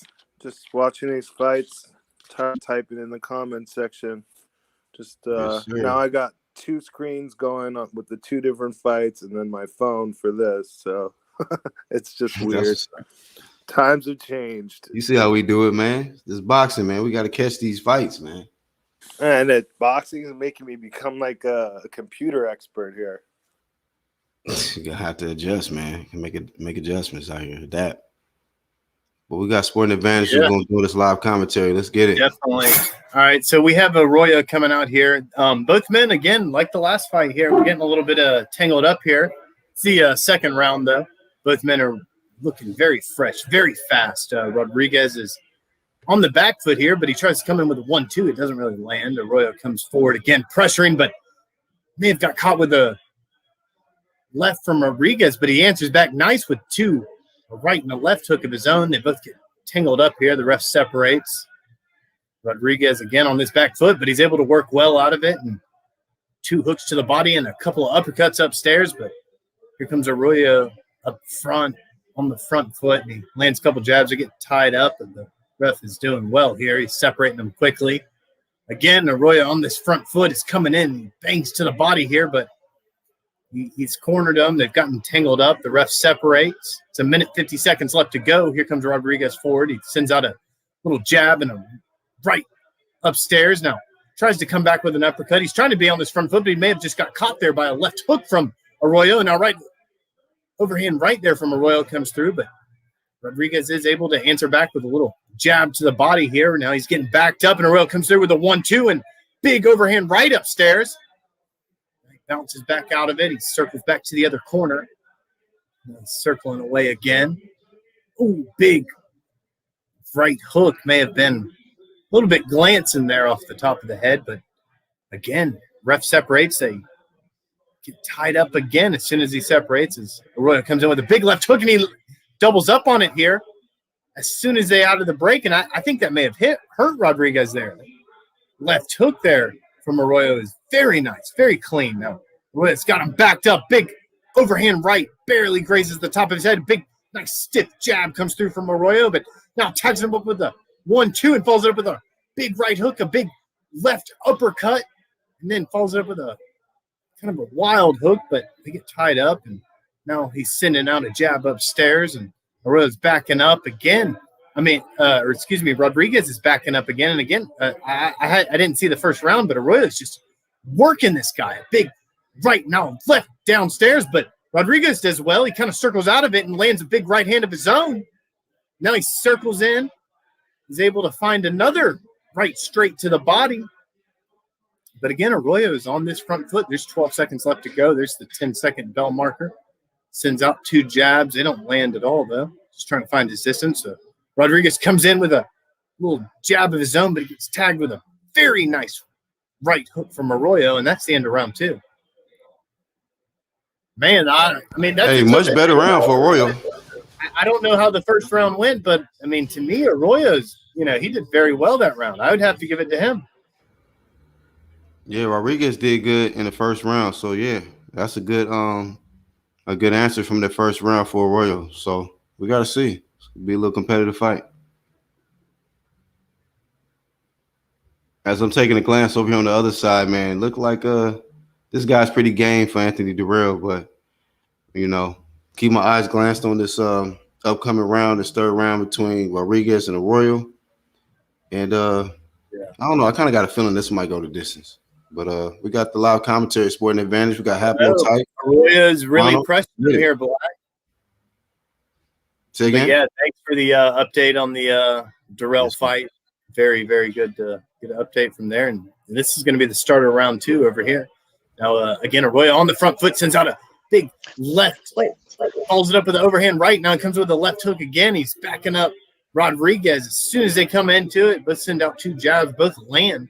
One lands a little bit more. Now, Arroyo down to the body with 2 nice big left hooks to the body and follows up with a right hook upstairs. And again, Rodriguez footwork. We've got to take some credit to this because he circled out of that very well. And that was, I want to say that it's a very hard position for him to get out of. Circled out of that well. Now he's dancing around again. Arroyo's yet to land a shot, but he sends a stiff left jab upstairs. Now follows up with a 1-2. The 2 landed. The 1 was a little bit off. A little bit short, I would say. Now comes in with a big left hook, and Rodriguez does well there. He clinches up with him. Lives to fight another day here. Now, big right hand. It was a huge, strong right hand to the body there from Arroyo, but he does get tagged with a left hook to the body. Now, Rodriguez comes out with a couple of jabs and a little overhand slash hook. Lands. The right that followed did not. Now he kind of does well to turn here, Arroyo, but Arroyo lands a nice little glancing uppercut and sends out a jab on the way out. Now, Arroyo comes forward with a jab of his own, but it just gets beat. Rodriguez comes forward with the jab of his own, but Arroyo's just so much faster with his jab. He just snaps his head back as he does so. Rodriguez couldn't find a way out of that angle right there, and he ends up clinching. Ref separates. Arroyo's back on this front foot and just goes straight to the body. Couple of hooks. Arroyo's winning this clinch battle. he may be the bigger man, but the smaller man has no advantage in this clinch battle. Now, Rodriguez comes here with a little wild lead left hook to upstairs. Now, Arroyo comes downstairs with a left hook of his own. End up getting clinched up, separated here. Both almost get clinched up again, but again, Arroyo is winning on this clinch.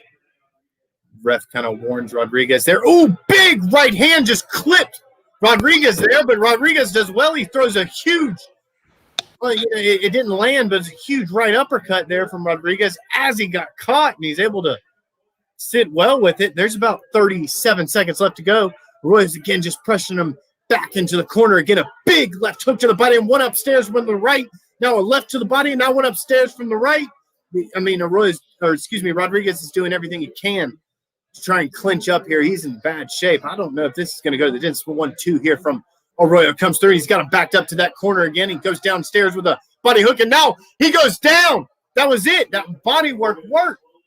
All right, that was a slip. That was a slip. Yo, those little guys be banging, bro. 1-2 comes through here from Arroyo, and Arroyo sends out 2 jabs at the end of that, but I think Rodriguez landed a jab. But go ahead. Nah, great call. Definitely an Arroyo round. Sure, he called. That was a very good round. No, I mean, this isn't a good call. This is a good round, man. Like these guys did work. I'm very that was a very exciting round from both men. I liked what Rodriguez did with his footwork, but I also liked how Arroyo was constant, relentless pressure there. I didn't like how Rodriguez looked in that round, and something's weird about his right ear. I have a feeling that's going to end up bleeding pretty soon. Oh, wow. Another replay of Deontay Wilder, huh? Okay. I'm watching this Dirrell versus Davis fight. Yeah, we hear you, bro. Yeah, I heard you, Apple. I was just letting him in. I'm watching this Dirrell versus Davis fight, and he's like, I can't hear whoever's talking. I'm going to jump out and jump back in. All right. Hey, guys. Hey, what's good, yo? Dirrell is stalking, but it's like he's being composed. But this dude is putting on like a little clinic. He's like got good footwork. The kid Davis, but it's in the 3rd round. I got it like 2-1 maybe because I think this kid might win the 3rd round. That's good to hear, man. So we've got Dirrell up 2-1 on our scorecard at least. Now this is the start of round 4 here. Back at the Canelo card, this here on DAZN. Arroyo doing well again on this front foot. This start of round 4. It's 2 minutes, 33 seconds left to go in this fight. Arroyo again on this front foot comes through and he lands every single time first. Little jab, follows it up with a little right hook of his own, but he does get tagged to the body by Rodriguez. But again, that he sends a little bit of a looping right hand there that kind of connects. But Rodriguez starting to try and bang it out here with him and tries to come in with a couple of body shots of his own. But again, when they're in that clinch, Arroyo seems to win. Arroyo comes forward again, big left hook that right off the guard. He sends a right that lands. Another right lands. A big left uppercut land for him. It backs Rodriguez up. Now stiff jab here from Arroyo. Arroyo starting to back him up. Big right hook. Left to the body, and they kind of get tangled up here. Rodriguez is not doing so well here. That left uppercut from Arroyo is really, really, really good from him. Now Rodriguez comes through with a overhand left of his own, but he gets tagged to the body and upstairs from Arroyo.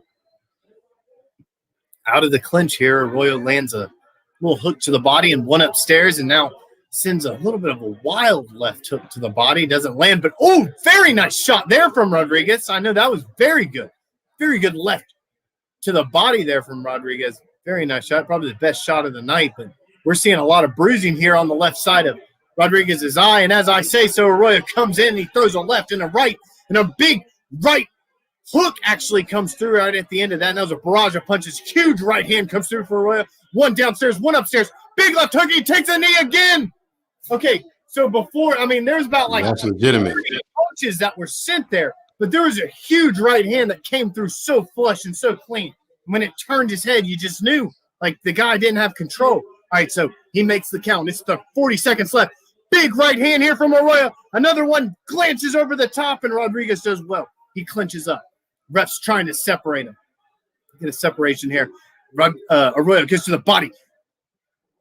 Triples up on the hook to the body, goes upstairs with one, sends a 1-2 that just glances off the guard of Arroyo, or excuse me, of Rodriguez. Arroyo's got him backed up into the corner. Big left hook upstairs. Started it off and then 1-2 downstairs. 1 upstairs. Hook to the body. Right hook upstairs. Rodriguez is clinching on for dear life. The ref's got to kind of notice this. Don't warn Arroyo. Let him finish the man. He's got this guy hurt. All right, so, okay. All right, I don't even want to comment on that because I'm not going to say nice things. That's what's up, yeah. Talk that boxing, yo. Shout out to Sport Advantage, man. Hit that like button. Yeah, man, good round. Shout out to Arroyo. Shout out to Arroyo. Hablo back. Can you hear us, bro? I'm here. Can you hear me? Yeah. All right, I'll make sure you can hear us. No, I mean, I say that, but that, I mean, I'm not trying to seem biased in any way. Rodriguez had a very good round. He was very in there. I just think it was a little bit ill will from the ref to come in there and stop it right at the end there when, you know, he had him kind of on the ropes, you'd think. But I don't know, man. That's just the kind of crap that really pisses me off.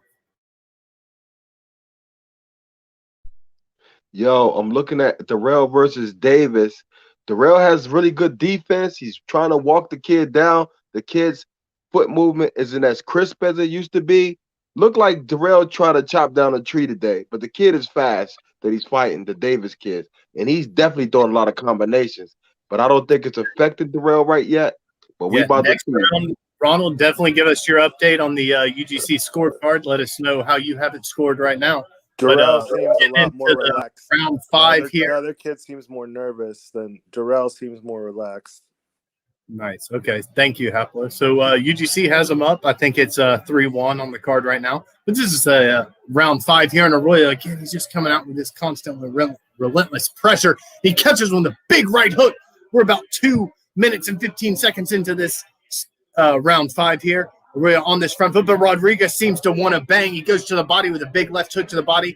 Now it gets tagged with 3 hooks upstairs. It was 2 right hooks, 1 left hook from Arroyo there, and Arroyo again just pressure him into every corner he comes, goes downstairs, big right hook to the body there. Rodriguez is, again, he just backs up. He tries to find it, but oh my goodness, Arroyo just clipped him with a huge left hook there as he was coming in to throw an overhand right. Backs him up, a 1-2 from Arroyo, 1 downstairs. Now a nice little left hook comes through from Arroyo. The right hook didn't land, or excuse me, the right left hook uppercut. Now a huge right hook just briefly shook Rodriguez. Now he's just backing up as far as he can. He's running. He's hurt. He's got to be hurt here. Big jab, stiff jab, left hook, right hook. Ooh, jab upstairs, but Rodriguez is calling. Oh, the corner stopped it. No, the doctor. Is that the doctor? I think that's the doctor. What the hell? Okay, so no, Black, I'm going to say this right now. I didn't want to seem biased here. But that's a right call right there, man. That guy was knocked out a few times on his feet. And there's a lot of people that just don't go down. And they still have, brain swelling. And I think this may have been, one of those guys because, Rodriguez he's a warrior. He's a champion. But, man, I saw him rattled a couple of times. And these guys are so quick. They're so good at what they do that, it's hard to call a lot of this stuff. But, yeah, go ahead. I want to see a replay of that because only the referee is allowed to stop the fight. So maybe the doctor signaled the ref, but the ref would have to stop it. That's a very good point, Haplo. And that's what I kind of want to bring light to on this because the doctor did. He kind of almost forced himself into the ring and is waving in front of the ref to stop it. And the ref obviously pays attention to him. But yeah. Very interesting what you just said. That's a very good point. And that's something that, later on, tomorrow we need to look at because, who does rule in this situation? And like you said, is it the rules? Well, we know it's time for the main event after this right here. So this fight is over. It's unfortunate for Rodriguez. Meanwhile, Dirrell's landing some pretty good uppercuts in here. Yeah, I'm watching that too. Yeah, it seems like dude is kind of he's standing in front of Anthony Dirrell and he's being a little bit too respectful, man. He's being second instead of really being first. Anthony Dirrell's pressing the action. And Davis seems like he's fighting off nervous energy where Dirrell just seems real relaxed and just flowing. I agree. Yeah, that's very good to hear from Dirrell, because he's a very good fighter. So very good to hear. Somebody got an echo, BHP. I don't mean to cut nobody off. Somebody got an echo. You hear echo? Me? Somebody does. For real? I don't know who it could be because I don't really hear the echo on my end. Yeah, I'm gonna go get water, and I'll type it in the chat on my phone if there is an echo. All right, no doubt. It says an echo of the fish, boxing toss fishing. Okay. Yeah, I didn't know it was echo. I think it's gone now. Okay. It's yeah, good maybe now. somebody was on a speaker or something like that. I think sometimes that creates shit. Oh shit. I guess it's not. You hear it? I don't hear it. Yeah, I didn't hear it, bro. McWilliams, Arroyo, winner by TKO, 141 at the round 5. New record, 21-4, 16 KOs. Boy, talking this shit now. So shout out to Arroyo, man. Oh, there go Mauricio Suleiman. There he is.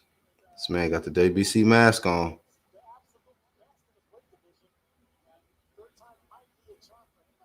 Wow.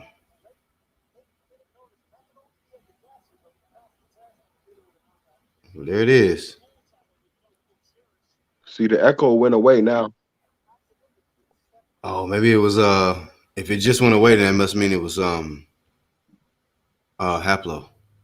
Because Haplo, I think, dropped off. Ooh, good straight, good jab, and then the straight right hand for Anthony Dirrell. He pressing it, boy, in the 6th round now. I see Kyrone doing a lot of holding now, man. Doing a lot of holding. He was boxing pretty good early on, though. But Anthony Dirrell didn't switch gears on him. He didn't turn the gears up on him. So Kyron's still in the same gear. Ooh, good uppercut landed for Dirrell right there.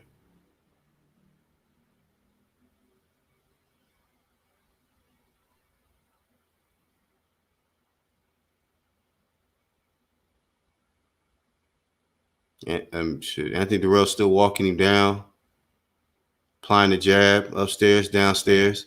Kyrone is just waiting. Right now, he's just waiting.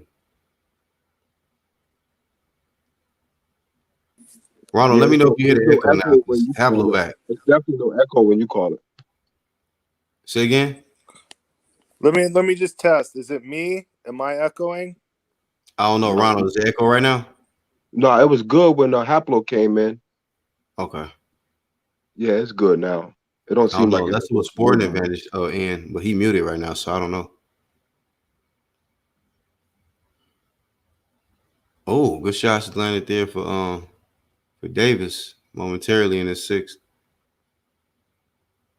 Damn. Anthony Dirrell's starting to look marked up a little bit though with these shots. Davis is gonna need to stop backing up and stand his ground at some point.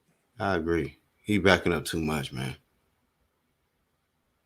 Yeah, it's interesting you should say that though, but it seemed like that he's coming back even though he's backing up. Like I had Davis up, but now it seemed like this kid is like finding new momentum or something. Yeah. He just needs those moments like Leonard had against Hagler, where he would be getting beat up and then back Hagler up a little bit. I haven't seen that moment yet for Davis. Ooh, yeah, landed some big shots though. Some big shots starting to land in the 6th round, but I think the exchanges Anthony Dirrell's been getting the better of. Exactly. And the inside work is better, of course, for Anthony Dirrell. It seemed like that was a better round. That was a better round for Davis, in my opinion. Yeah, definitely better round though. This kid only got 6 KOs, so I think Dirrell is like not respecting him as far as like what he got for power. You know what I mean? Yeah. Like, cause he all up in his kitchen, man. Like, you know. Yeah, like, yo, nigga, what you got in his fridge? Like tonight. Nigga, can I get some of them leftovers? Like, bro, back up, bro. He's like brother man from the 5th floor right now. Like, right. I had to say that, yeah. Yo, Dirrell's trying to give it to him though. But yeah, he's trying to make him, you know, he's trying to give him that work. Yeah, respect him. Like, yo, young boy, what you trying to do? Young boy, like, look, man, you might be tight, but he think he got confidence. The kid got confidence. And he's kind of like trying to bring it to Dirrell. Like his fight plan might be off a little bit.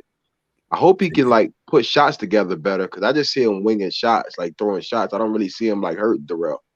Like, you know, he's not making Dirrell think twice. Like, you know what I mean? Like he landed some shots though. They showed some highlights. He was landing some pretty big shots in that 6th round. But Anthony Dirrell came back landing some too. Yeah. But, he's a tough dude though. But I agree with Haplo. He needs to stand his ground.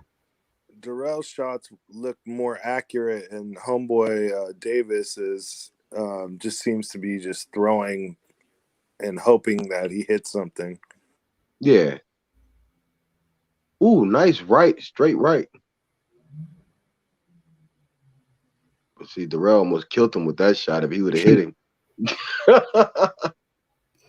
It'd be them shots, man, that they missed. You'd be like, damn, if he would have landed that. Yeah. Then he hit him with a straight right. So they both kind of neck and neck right now. So that fight is over, BHP, huh? So the Rodriguez kid lost or won? Rodriguez lost. Okay. Why do you, man, I'm going back to this shit. I'm like, they interviewing Ryan again. I'm going back to I was just going to say that. They got the pretty boy up there. Yeah, man.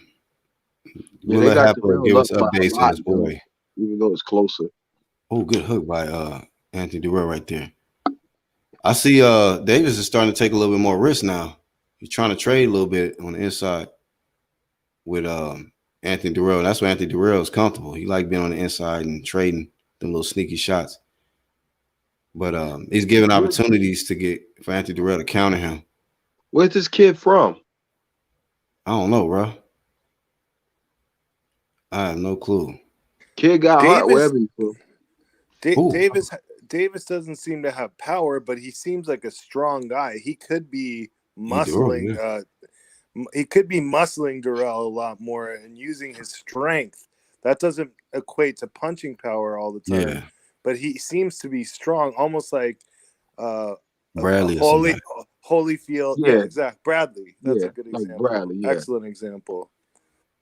Bradley was diesel. You'd be like, damn, this motherfucker shredded, but you get in there, you can't even fucking crack an egg. You're like, damn. But that strength helps when you're in the clinches and stuff. But this guy's he's staying right in Dirrell's. Yo, if this fight upstage Canelo and Yildirim, bro, I'd be so fucking pissed, yo. If what? If this fight upstage Canelo and Yildirim, yo, I'd be so pissed, yo. What you mean upstage? What you mean by that? If this fight wound up being better than Canelo just going in there and just taking Yildirim out in like 1 or 2 rounds, yo, I'd be so pissed, yo. I like for fights to go the distance, like to mean something. You know what I mean? Like this seemed like a better fight right now as far as tonight goes. We'll see though if Canelo actually matchup though between Kyrone and Anthony Dirrell. It's a little chess match, you know, back and forth. No doubt. I kind of feel like this is not that close a fight though, if you're scoring it. Right. I mean, it's kind of close. I got Anthony Dirrell winning, but Kyrone Davis is definitely in the fight. He's coming on. He's coming on now. But I agree with the stuff that you were saying though, Haplo. He should stand his ground more. And then also the fact that you said that he may not have that power like that. And with Anthony Dirrell being all in his kitchen like that, I don't know, man. He gonna have to let his hands go more, man, and just start. I just think he need to be first. Come forward a little bit more and muscle him a little bit more. This guy seems like he doesn't know how to like clinch at all. Like he should be walking him back, Evander Holyfield Tyson style a little bit. Yeah. Shout out to Leon Spinks. One of the best to do it, yo. Wasn't he an undisputed champion, Leon Spinks, at one point? Like before a couple of the greats, bro. Like Bernard Hopkins. I think Leon Spinks was an undisputed champion, right? I don't know. I think he was in the 2-belt era when he beat Ali, but then he lost to Ali, I think, in the next fight. Okay. Wow.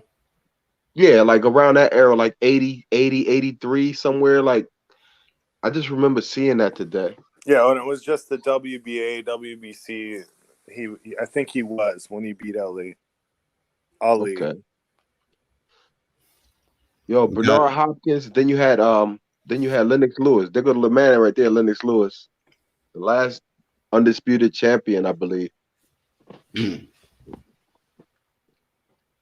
last undisputed heavyweight champion. Yeah, that's what I mean. Yeah. I just said it wrong, sport. They got the unofficial score, and they got Anthony Dirrell up 1 point after 7. Okay. So they got it tight. Yeah. Fight, but I definitely feel like Anthony Dirrell is winning it, but not by Are they doing open scoring, or is that unofficial? Unofficial. Yo, this is a title eliminator too. So if Dirrell lose this, he go way back down. I mean, he should have went down after he lost to Benavidez. Oh yeah, true. Yeah. But they made him in this ordered him in this eliminator bout with this dude. So WBC Mauricio, man. No doubt. No, that go. Davis landed some good ass shots on Kyrone in this round right here. He took it well, but he's starting to bite off the feints. He need to hit Dirrell to the body more, yo. Yeah. Good right hand. Hooking right hand landed for yeah, see, he's supposed to be hitting to the body right there. Like right now, he's supposed to be hitting to the body. Look at him. He letting Dirrell get off, yo. Like right now, he should be going to the body. Like he athletic as fuck, bro. Yeah, he looks like he got all of this athleticism, but he's just doing the same thing. Oh, good jab right there. He kind of tagging up Davis in this round though. But I'm not gonna lie, Anthony Dirrell. There go body shot. Look, he smiled. When he smiled, that's when you're supposed to keep hitting that nigga in that spot. Like, don't even play with him no. Just keep hitting him in that spot since he want to smile. Right. That's just my opinion, BHB. Like, keep hitting him in that spot since he want to smile and shit. Right. Like, you like smiling in the ring, huh? Yeah. See, he trying to fight him. Ooh, nice shot. Oh, they going at it now. Yeah, he trying to trade now. It's a good little fight. Dirrell talking shit at the end of the round. Damn. Oh, hey, Dirrell, he a dog, man. He live up to his little nickname. Juan Garcia looks suspect. The second person said that today, man. Suspect and then moist is what they said in the chat. Yo, whoever just joined the stream, smash the like button. BHP is calling the fight with Sporting Advantage. There you have it. Let's get it. That way. Damn, they still interviewing Ryan? Come on, man. If Drake, if you don't get this interview with Ryan, bro. Why is Ryan wearing slippers? That's so gay. I'm sorry. Yo, you seeing his Mr. Miyagi outfit, bro. I mean, no, his Danielson outfit he got on. Right. He casual. He being his little Ricky Martin self, bro. That's all he know. And the way that ankle's bending makes me think he's gonna break an ankle one day soon. Yeah.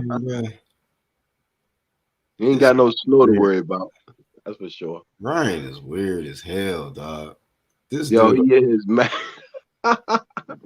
Oh, did you see the interview he did today with Eddie Hearn? Oh man, Eddie Hearn just told him like you know, if you're not fighting Devin, it's kind of looking kind of like, you know, like you ain't about that life. And Ryan just sounded like Ryan looked like he was like, oh, yeah, Eddie, you right. Like Ryan agreed with that shit. Ryan's stuck right now, bro. He got to fight Tanko. He got to fight Pacquiao. The rules of the WBC, which they never follow anyway, but the rules say that if there's an interim champ and a regular champ, that there's like a 6 or 9 month period where the interim champ has to fight the regular champ. Meanwhile, Dirrell is fucking up this guy. Yeah. Ooh. What I miss, yo? I'm watching it. Okay. I'm up right now. Kyrone ain't got the same demeanor that he had early on, man. Them shots starting to get too clean now. Oh, young boy, Davis. Yeah, Davis is catching that leather on him in this 9th round. Yeah, his footwork seemed to be gone a little bit, right? Huh? His footwork is gone a little bit. Full counter. Damn. Uh-oh. Somebody getting shot. Uh-oh. You see that left hook from young boy Davis? Yeah, boy. Oh, you said buckle that boy. Okay. oh shit. Here come the body work by Dirrell. Oh, nah. It's getting hard now, bro. Oh, body. This is the best round for Anthony Dirrell, though. Yeah, that's what I mean. Like, Dirrell is like starting to like. I thought David did something early, but it looked like dude coming back. Well, it looked like Dirrell's taking over now. Yeah, he taking over. But I liked it the way dude just buckled Dirrell a little bit. Mm. You didn't see that shit? Well, I didn't even see him buckle, but I see him fucking count. He counting the hell out of Kyrone in this round. They got it for Dirrell unofficially on the scorecards by 2 points. Mm-hmm. He gonna get this round. There you go. Okay. Kyrone, Anthony Dirrell boxing real good in this round though. I picked Dirrell, but like I like to see like these dudes like come up, man. Ooh. You know everybody blamed Dirrell for stopping the fight with Wilder and shit. Right. I heard about that. Oh man. They said he was yelling, "Stop the fight," and Mark Breeden listened to him, so it's his fault. Yeah. Breeden, stop the fight. Yeah. Throw in the towel. I just bought my ticket, but I control all of this. Somebody was like, "Hey, Deontay, you know, Anthony Dirrell was the one that yelled, throw the towel. You know that, right?" Yeah. You know, Dirrell, Wilder was like, yeah, they got Eddie Hearn on DAZN right now, giving his little thoughts. Oh, nice, Dirrell. Oh, he on the DAZN Sport event. We got a chance to be on the winning team. Come on, Eddie. Come on, DAZN. Y'all done your work, man. You know you're on the winning team. You got the Americans. Yo, Brian gonna look really suspect these next couple weeks if you don't take a fight, bro. Like, yeah, man. Come on. You know Brian you're doing it. Take a fight now. I feel like DAZN is low key trying to stall until this Dirrell fight is over. Yeah, I was about to ask that. Have low like this trying to wait for this fight to end or what? What are they waiting on? Like DAZN, I mean, come on, man. DAZN's been killing it in 2020. They got Canelo taking pictures with somebody. They got Hearn on there. You're out here taking pictures and shit with people. This guy Yildirim looks like he wants to get out there. They playing with this man. I don't know if he's serious or not, but either way, shout out to Haplo. Haplo, do you have a channel started yet? Bro, I've had a channel since 2006, brother. Damn, huh? Yeah, I know. My man David's looking like the Matrix out here. That a little bit like facetiously. I've been subscribed to Haplo. It's like definitely subscribe to Haplo. I got some good historical content. I got some good historical content on there. I got some good, commentary. My opinions and stuff. I'm not from the live era. I'm from the record a video and upload it era. You're not lying, man. Cool. And these guys right here, like literally, like Haplo, Black Horseman. Ronald, I love you like a brother, man. But Haplo, Black Horseman, man. These guys, they teach you a lot about what's going on. That. Oh, trust, I know that. I absorbed it all in, y'all. Where do you think I got my little stuff from? Because they are the truth, man. They're the reason I got back into this. Yeah. No, I trust me. I know my place. I'm just a boxing head, bro. I listen and I try to learn from certain people, and definitely BHP. Don't think of yourself like that at all, Ronald. You're a big piece. Hey, Ronald. If you're just a piece, you're a big piece. Ronald, if I ever go live, Ronald, you're always welcome to join me on my channel. But I still haven't figured that out yet. Oh, the defense from Anthony Dirrell in that moment, bro. My bad. In that 10th round. Yo, they still battling, bro. It's a 10th round, and to me, it's like, of course, Dirrell is up, but I feel like the young boy should be trying to win these championship rounds. but I don't think he can because Dirrell is stalking him. Like he stole something. He's taking him to school right now, bro. Davis needs to put it on the line right now. He really needs to go for broke. You need to.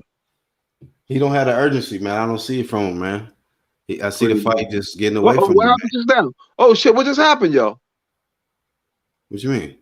You see what Dirrell just did with the defense? That was D. He dodged like 4 or 5 shots, bro. But you was like, it looked like some Matrix type shit. Like, what is he crouch? You see how he crouched like that? I thought he was hurt. Yeah, I can't tell you what's going on there, but I can tell you right now, we're getting some good pictures of Canelo right now. He is looking confident. He already has a sweat going. This man like is conditioned to get in the ring.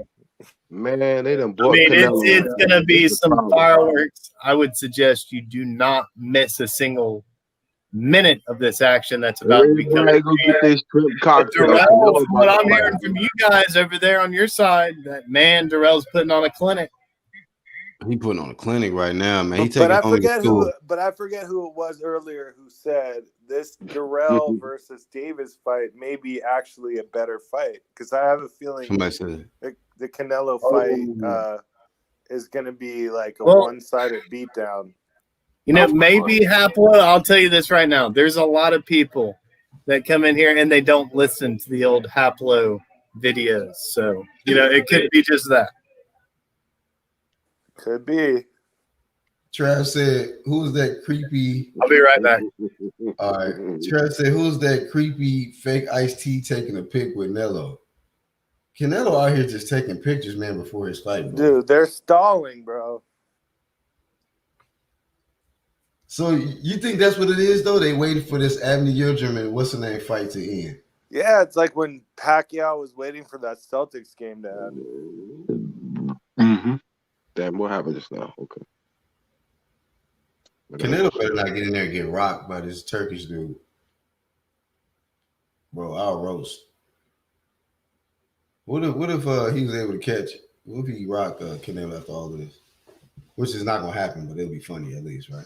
I mean, his odds are, according to what I've heard, lower than Buster Douglas's were for beating Mike Tyson. Yeah. So if he were to win, it would be a bigger upset than that. And I don't mean to put any jinx on it, but I agree. There you go. It would be a historical day, historical night. Will we witness history tonight? Would that top Ruiz beating Anthony Joshua? Yeah. We're talking about a dude coming off a loss to beat the pound for pound king Canelo Alvarez. Hell to the yeah. All right. Well, I hope that doesn't happen because I do want to see Undisputed at 168, but that is out there. The odds are worse than Buster Douglas than against Tyson. Yeah. Fruity is the word that comes to mind, Iron Cone. Yeah, they talking about Ryan. Ryan out here looking like Annihilator or something. Jolly Rancher, Fruity. I'd rather watch Canelo in his locker room than Dirrell. Oh, the Dirrell fight has been good, bro. It's a good-ass fight. Trav is being mean. This is a good fight. Yeah, man. Okay, Kyrone, have a little moment then. Shoot. We waiting on this fight anyway. So shout out to Canelo Alvarez for stalling so that we can call this fight and we can watch the rest of this fight right here. Anthony Dirrell is beating the hell out of Kyrone Davis right now with the Mamba trunks on. Rest in peace, Kobe Bryant and Gigi Bryant. But he's doing a masterful job. This is a Mamba performance right here from Anthony Dirrell in the last half of this fight. We in the championship round. We in the 11th round with 50 seconds left. Kyrone Davis, with all the, muscles and all that he got, man, he has just been totally outworked, outmuscled. He's a dude who would benefit from studying with a guy like Roy Jones and having that kind of a trainer, in my opinion, because he has the physical talent. He just doesn't have the boxing ability.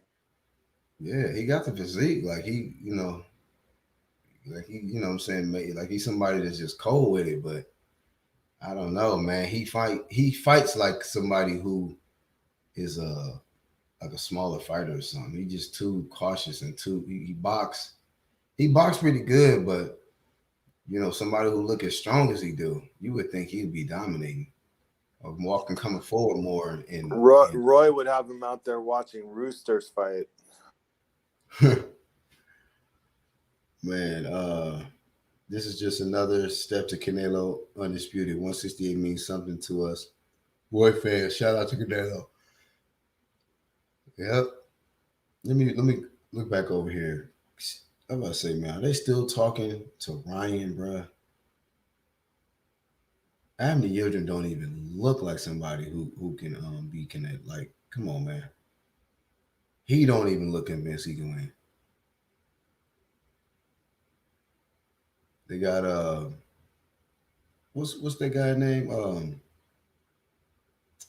Something Diaz. That's the one that used to train Timothy Bradley. Guys, search up crack streams. Yes, sir.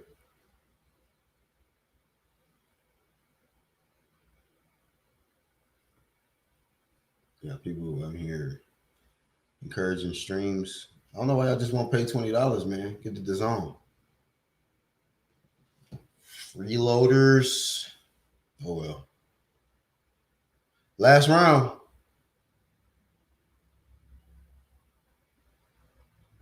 Kyrone, he know he got to come get it. You got to take risk.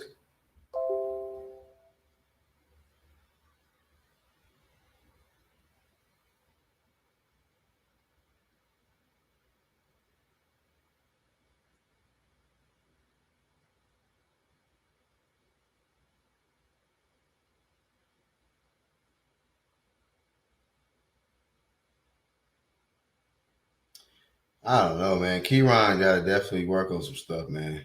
He trying his best. Like, he ain't even trying his best. This guy should be going for broke right now. He's down on the scorecards. He needs the KO or knockdown or two. And he's still in there trying to outthink Anthony Dirrell and fighting cautious.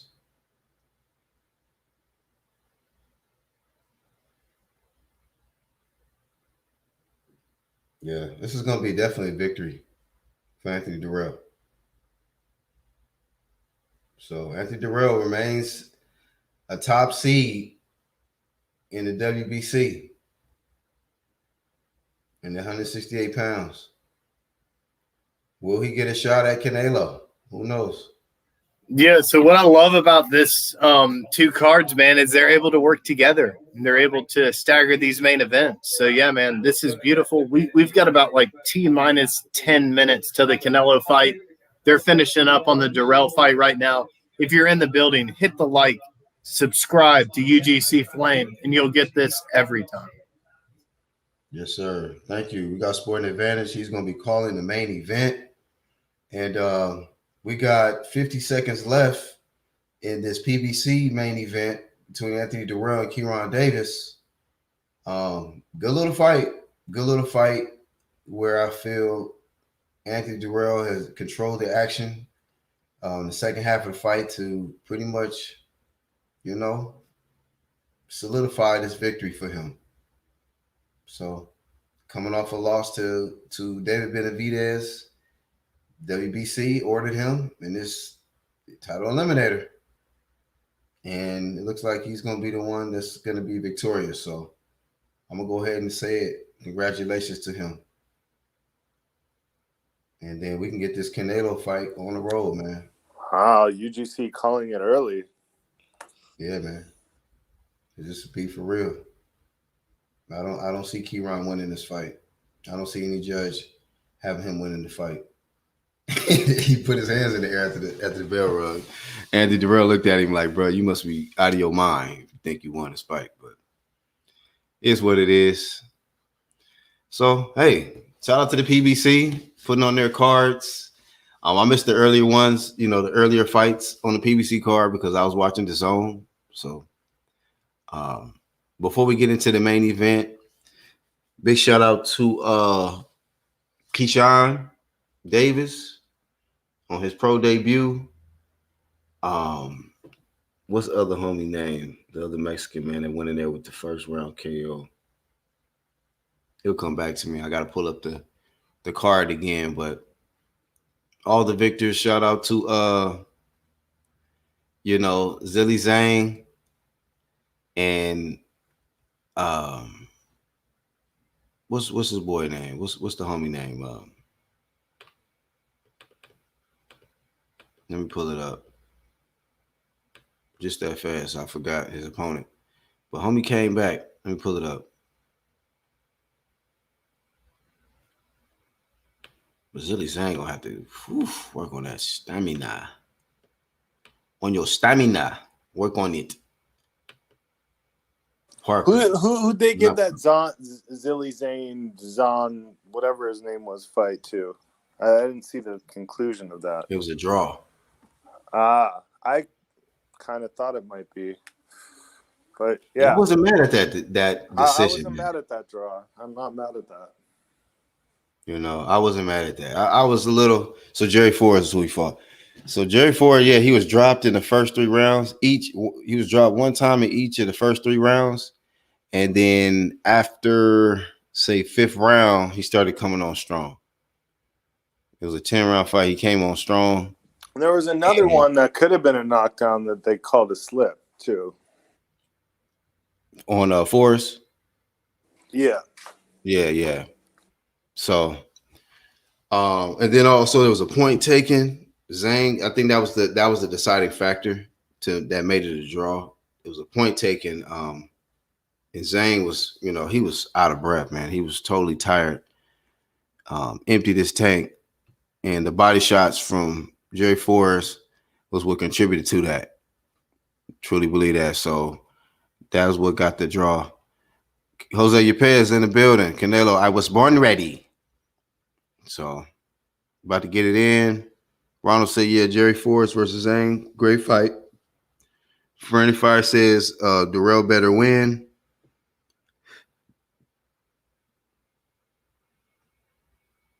Got to go back and watch that Forrest fight. Yeah, man. I enjoyed that fight. Zhang, man, woof. That's a close call for him, man. He barely got out of there, too. Both of them. I mean, it was dangerous for Forrest early on, and it was dangerous for Zhang down the stretch of the fight. Right. What are they waiting on, man? Is there something else going on, too, like an MMA event? I wonder. Trav maybe fast forward the middle rounds. Yeah.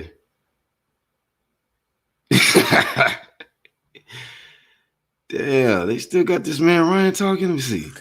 Bro, I'm telling you, like, this is the problem with these apps. They have no time constraint whatsoever. They could go all night making you wait for a fight, and they don't care because they're just an internet app. They don't have to worry about, coming on next. Like when HBO was on, they had like Game of Thrones was going to be up next.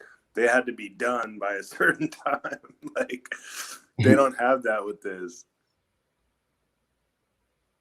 Yeah, man, shoot. Like this shit right here, bro. I mean, lucky you, it's only 7 o'clock where you at. But other people probably manning them up. That's true. That is a good benefit of being on the West Coast. Maybe you should come back. West Side? Hell yeah. I still operate on West Coast time. Shit. Yildirim, a great opponents, 50-50 fight. That sound like Ryan talking. Cap. About to watch Canelo knock a motherfucker smooth clean. They probably giving people extra time. Here comes the decision, not to interrupt. The decision for Dirrell and your boy Davis. Davis looks like he's got on a snakeskin snow hat.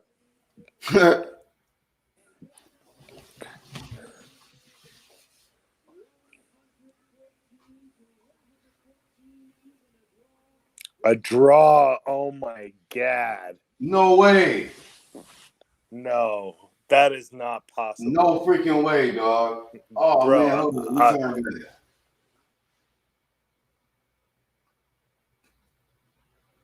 Oh, no, bro. Now they have to cut that belt in half and split it.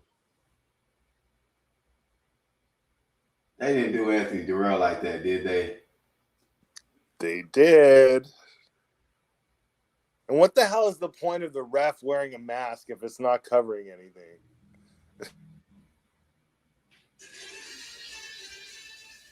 Bro, what's up with that? They got the ref with the mask and his nose and mouth are both showing. Nah, anybody watching that agree? If y'all able to catch the Anthony Dirrell versus Kyrone Davis fight, did anybody agree that was a draw? I don't see that as a draw, man. I had my my attention divided a little bit, but I was keeping my eye on it because that's the one that's on my big TV because it's on Fox. I'm sorry. So I've been watching it and I didn't see a draw there at all. I saw Dirrell, easily an 8-4 type performance. That's messed up, bro. Somebody go through training camp, put in all that work, box like that, put on the performance that he put on. That's, man, bro. Come on, man. Let's just bring this Canelo fight on. That's disappointing, dog. That is disappointing. Now they're about to start announcing the ring walks on DAZN. Okay. I'm sure Sport will be here shortly. But yeah, go on, Avni. Go and walk in there, man. Just, enjoy the ring walk. Another PBC debacle. Jesus Christ. They've got the, I guess that's the Czech Republic flag flying, and it looks like Yildirim's about to make his entry. No, it doesn't. No, he's still in the locker room. Whose flag is that? They had the flag, the Czech. Is that the Czech Republic, or where is he from? I'm not sure. Poland? He's from Turkey. Oh, the Turkey flag, yeah. Yeah. The Turkish flag is like up on the screen, but he's still in the dressing room, like talking to his trainer or something. You don't know what the hell to expect. He ain't never been part of no main event like this. You know what I mean? No big ass pay-per-view, not pay-per-view, but no big event against a pound for pound. It's like, right. I go in the ring now? Oh, no, talk to my trainer. Okay. Right. They gotta give this man instructions on how this shit go. So don't worry, it won't last too long, buddy. You just gotta make it to the ring, and Canelo will do the rest for you. He's in the dressing room snarling. Blah blah blah. Oh, maybe there's national anthems or something they got to do. I don't know the volume. They takes care of that Eliminator. It looks like some girl's about to sing the Turkish national anthem here. Okay. Hit the like button for this Canelo Avni Yildirim event. And is this supposed to be the Turkish thing? Okay, let me hear. It must be the Mexican. Oh, the Mexican. Yeah, because now they got the Mexican flag up there. They keep switching it up.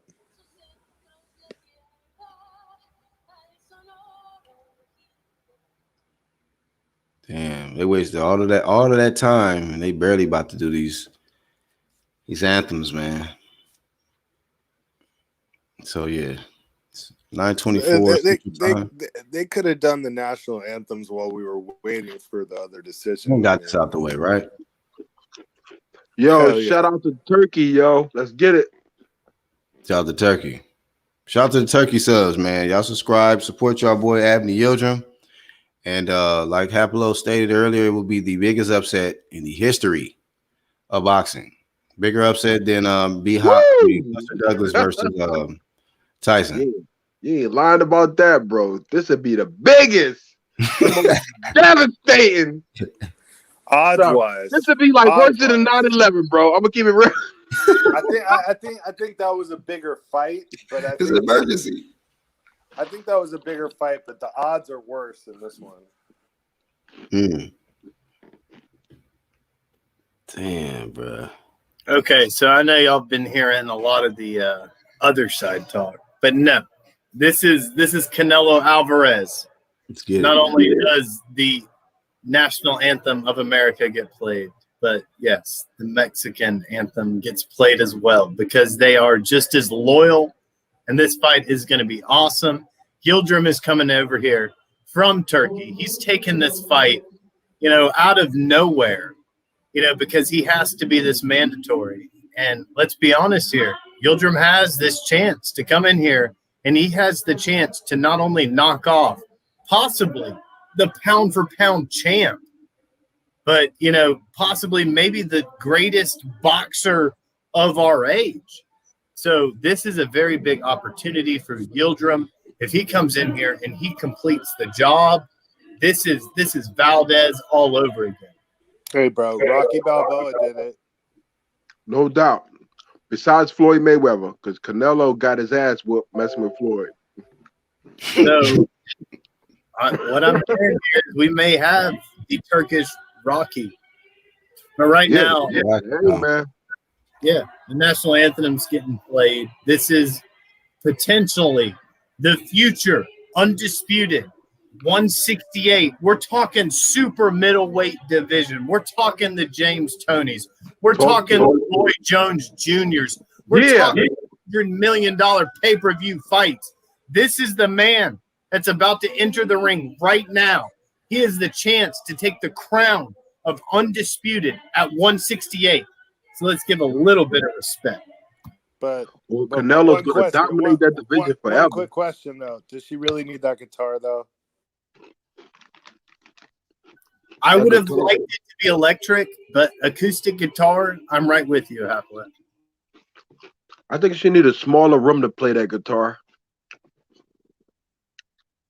Because it's like it don't really have acoustics, do it? Can y'all hear it? Because I don't. I think it sounds beautiful, Robert. You know what it sounds like to me? It sounds like freedom. There's another guy backstage really playing the guitar. That's what's going on. All right. Oh, that's Emil Estefan. I didn't know that. I remember her. Oh, he said Avni would have to be a plus 4,200. He's only plus 1,500. That's how big an underdog Douglas was. I wonder who put money on Douglas in that fight. Damn. I mean, sometimes you just gotta understand when the buffers come to town, people get jealous. Man. We understand that here in Florida, we're getting the Canelos. We're getting the big fights. We're getting the meaningful fights. Buffers traveling down. His brother's over there at the UFC doing crap events. But him, no, he's traveling down to Miami to host this. He's getting the COVID. Yeah, last time he didn't do it. Douglas to beat Mike Tyson is probably still reaping benefits of that fight today, as far as money wise. Look at this guy walking in. This is like the most biggest underdog I would think in boxing this time of the year. Avni Yildirim has no chance of beating Canelo Alvarez, but everybody seems to think he does. Okay, so Ronald, we're going to stop you right there. Not on fight night. There's 360, 364 days, whatever leap year you're wanting to count. But tonight, no, Yildirim has a chance. And tonight, Yildirim coming in a white and a red glove. Bro, let's go. My bad. Go ahead, Ronald.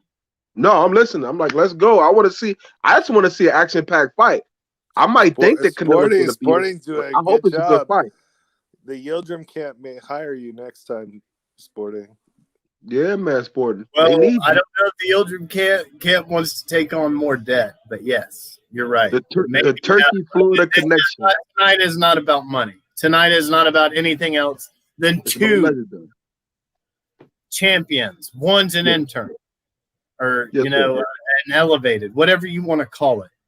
But he is here to represent the #1 championship title at the WBC. Coming up in KO. Here he is. Abner. You know what? Now we see how Avni Yildirim looks when he comes in the ring. I want to see the size difference when Canelo come in the ring. I hope it's not a dramatical size difference. I'm hoping this is a great fight, like Sporting Advantage said. You know what I mean? Oh, All we it's can not do going is to put be it a back. size difference, Ronald. You don't have to worry about that. This is no Callum Smith here. Canelo will be, you know, a little bit the same size of Yildirim this time. You're right. He's not going to be facing a giant this time. Tonight, he will be facing a man who is a champion in his sanctioning body. And tonight, he may be this much closer to becoming the undisputed champion. And he's getting introduced right now. Yo, that's what's up. Dude, they should have you on there, Sporting. You're making it more exciting than they are. The last fight was electrifying, like haplotype. Like, I ain't gonna lie, like I wasn't really up for that fight. But one thing about Canelo Alvarez, he does make you want to keep watching him. You know what I mean? Like, I was amazed at how I love that fight. I was impressed. It was one-sided. Just go ahead and say it. I know you want to say it. All you guys want to say it. Shout out to the Miami Dolphins, man. This stadium is beautiful. Everything has been beautiful about this fight, the way it's been led up. You know, there's been a little bit of a stall in the action, but you kind of like that in boxing when there's another big event going on. Kudos to DAZN to making this happen. But go ahead. I want to get your final thoughts right before we get to the action. You know what? I didn't realize it was at the stadium. Like, that's a nice stadium. Like, if that's what they packed. Like, one thing about DAZN, they do know how to put on events. Like, you know what I mean? Like, they know how to find the right place, and it's electrifying. You know, I give them that. Yeah, they figured it out eventually. Yes, sir. Oh, somebody about to come out. BHP, you see him about to come out? Like, what's this all about? Get ready for the mariachis for the future king of 168. You know. Oh, okay. Yeah, That's I never seen this down in Florida. What? That's off the chain. Yo, what is this? Whatever it is turned up. Check it out. Yeah, you guys need to visit Florida more. It goes down in this state. It's a party 24/7. You know, if you want to live like Canelo, if you want to be the big boss, you know, just eventually move to Florida. Yeah, man. My son loved it down there. He's in Chicago now, but yeah, he didn't want to leave that place. I guess it is a very popular state. I just love Florida. I don't like red states, yo. I don't like red states though. But Florida's kind of like purple-ish. Okay. Yeah, Florida's not even like, come on, Ronald. We don't even know what politics is in Florida. No, I'm just saying, like, I hate red states, yo. I'm a blue state person. No disrespect to Florida, but I just look at like you can get in a lot of trouble down there quick. Well, if you don't know how to move. Don't come to California, even though we're a blue state. You can get a lot of trouble out here too. Right? Okay. Like that. You just got to understand it. Coastal states, man, you just act cool. You have a good time, and everything's going to be great. Yeah. Yo, that looked like Joseph Parker, yo. Or Junior Fa. I don't know who this rapper is, but it's interesting. They got Joseph Parker out there rapping. That's what it looked like to me, bro. Funny, but real quick, Ronald, what were your thoughts on the Junior Fa versus Joseph Parker fight earlier? Right before, Canelo's getting his grand entrance, which he deserves, but we'll go ahead and dude just fell off his bike. What happened, yo? Somebody fell off the bike? Oh, okay. We'll edit that out. Sporting Advantage, I liked it, the fight. I thought it was a slow burner though, but I felt like Joseph Parker did what he was supposed to do. Like, I didn't think that he lost that fight. I thought it was like a split decision at the least. But I looked at it like he did what he was supposed to do. But it was like really like a slow burner fight. I'm not gonna take anything away from Joseph Parker, but he do look like he lost a step. You know what I mean? Like, he did lose a step or two, but he boxed him and he beat Fa convincingly to me.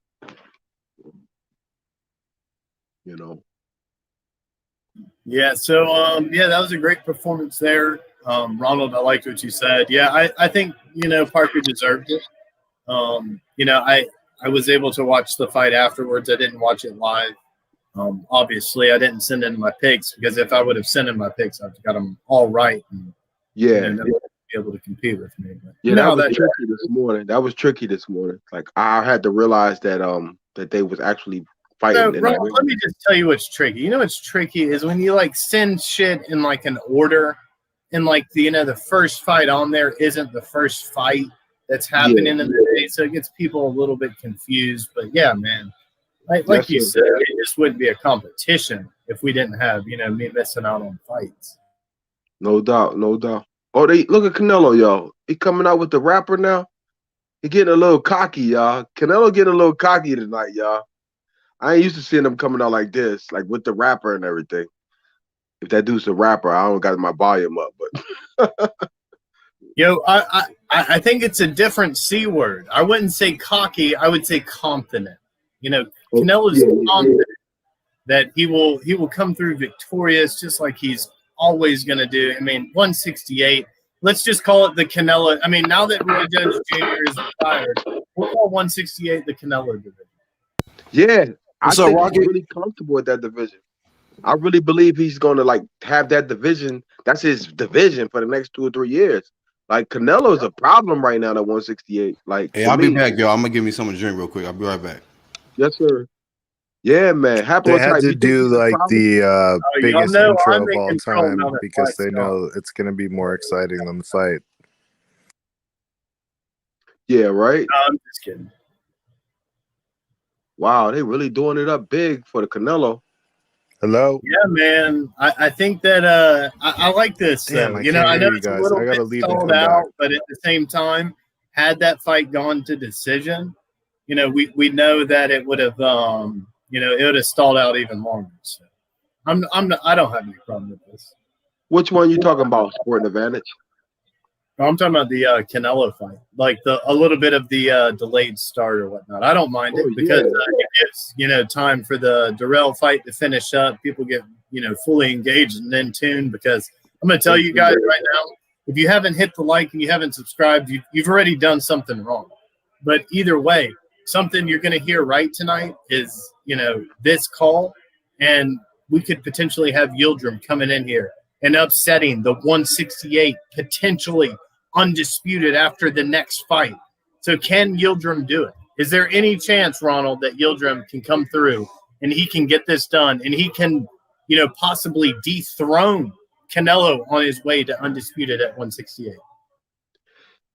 Anything's possible. Kevin Garnett said it. And if the Turkey people are in the chat, if y'all gonna root for Yildirim, do it. You know what I mean? Do it, because like my man said, they both are evenly matched for as size-wise.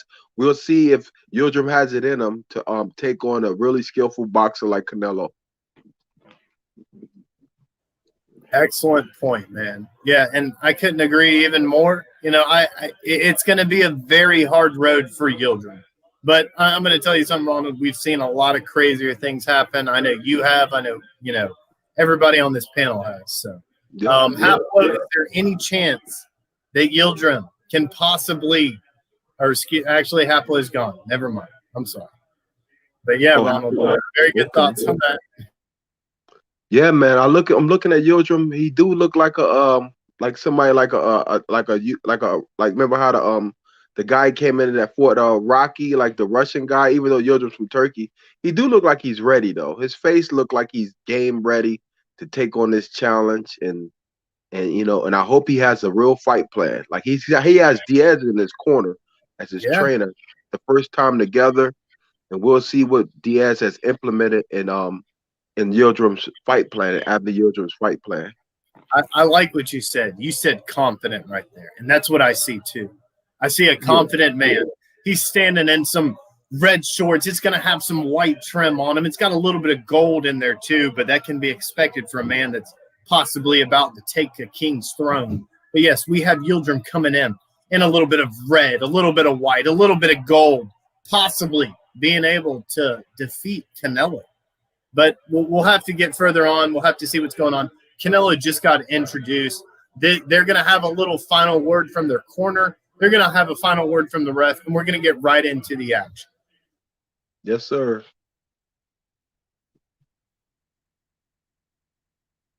Wow. All right, I'm back.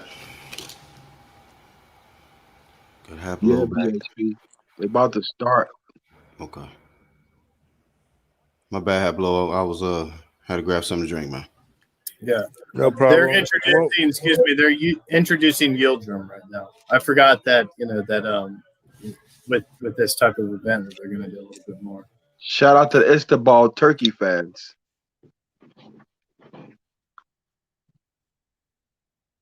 Hey man, look at this guy, man. He's got the sweat going. He looked like he's ready to face Canelo, bro. We about to find out. Yildirim is Turkey's like Canelo, bro. There. Yeah, he's got the sweat going. He looks confident, man. Do you see that look on his face? That doesn't look like a scared man. That doesn't look like a man that's possibly about to upset the man that could be undisputed. That looks like a man that says, hey, no, I'm a king. Yo, I love boxing, bro. Ain't nothing like boxing, yo. Let's get it. We about to find out right now, yo. No, we have to keep it fair. We have to keep it honest here. Canelo Alvarez, he's already he was born sweaty. Oh, he was born with a little drip on his brow because is that a machine right in front of us that we watching right now? Is that a machine in front of us? That look like the new 2029 Matrix or some shit. Like Canelo look like he's just ready to just tear somebody up, bro. Bro, just keep Oscar away from the water.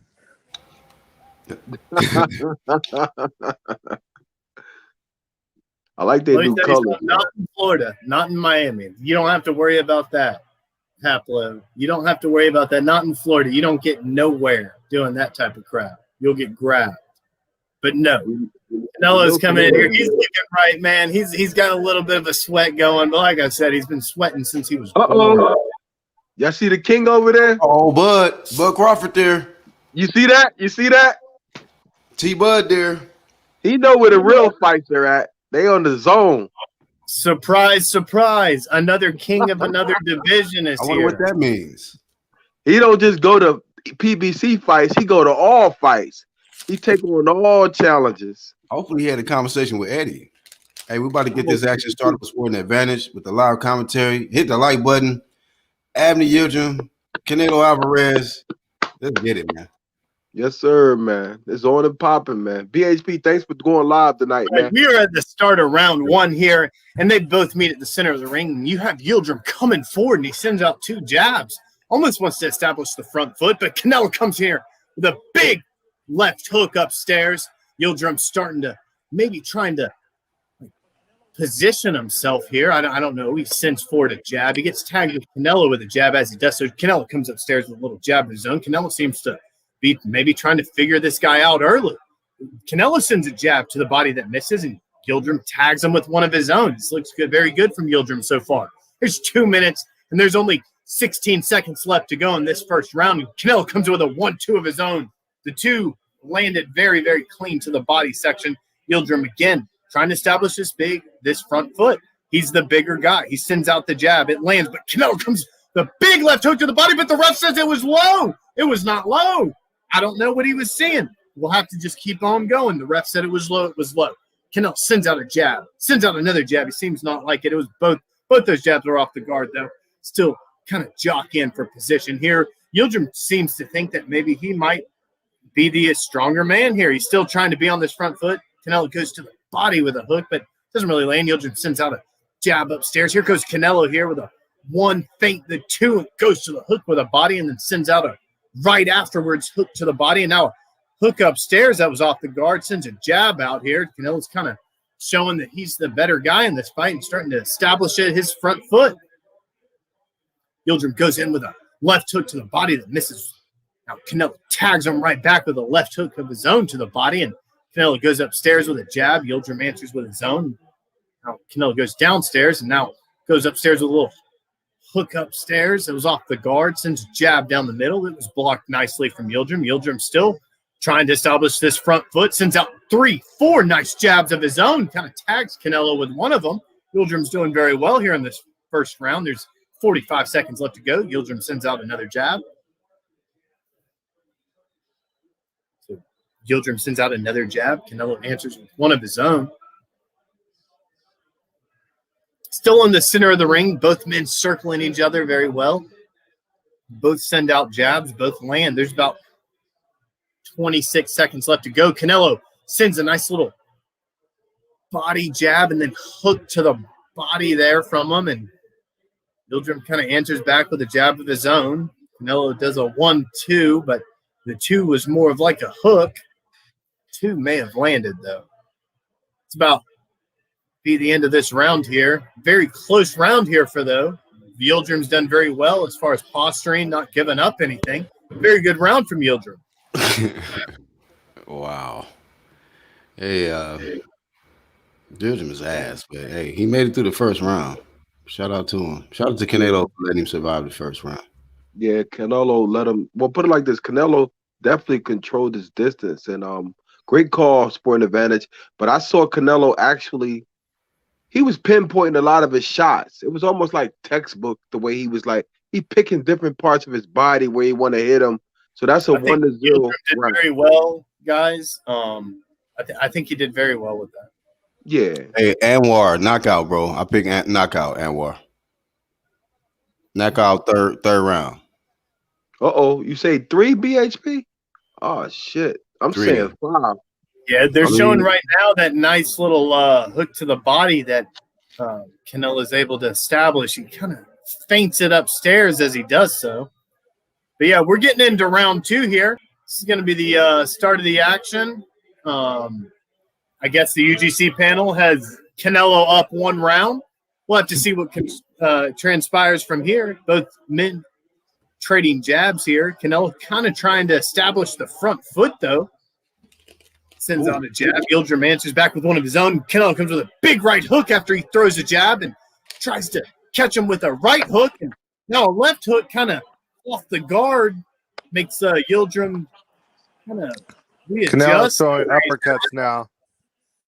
You saw that, Haplo. Yes, that was a very good uppercut, and I like that he switched it. Now Yildirim goes down to the body, goes upstairs. It's off the guard. Canelo tags him 2 times, and then a big, nice, clean hook to the body, and then one upstairs, misses a right hook upstairs. Ooh, tries to go back to that uppercut that Haplo was just talking about. It didn't land this time, though. Yildirim sends out a jab. It doesn't land at all. Canelo sends one. It's off the guard. Goes back with that right uppercut that's very convincing, but it's almost about to break the guard. Sends out a right hook afterwards. Yildirim's kind of peppering him here with a little bit of jabs. Nothing reaching, though. Now, Canelo starts with lead left hook and then follows it up with a right straight. Right straight may have landed. I think the hook was off the guard. Ooh, tries to go back down with that big right hook, and it doesn't land, though. Yildirim still pressing forward here on the front foot.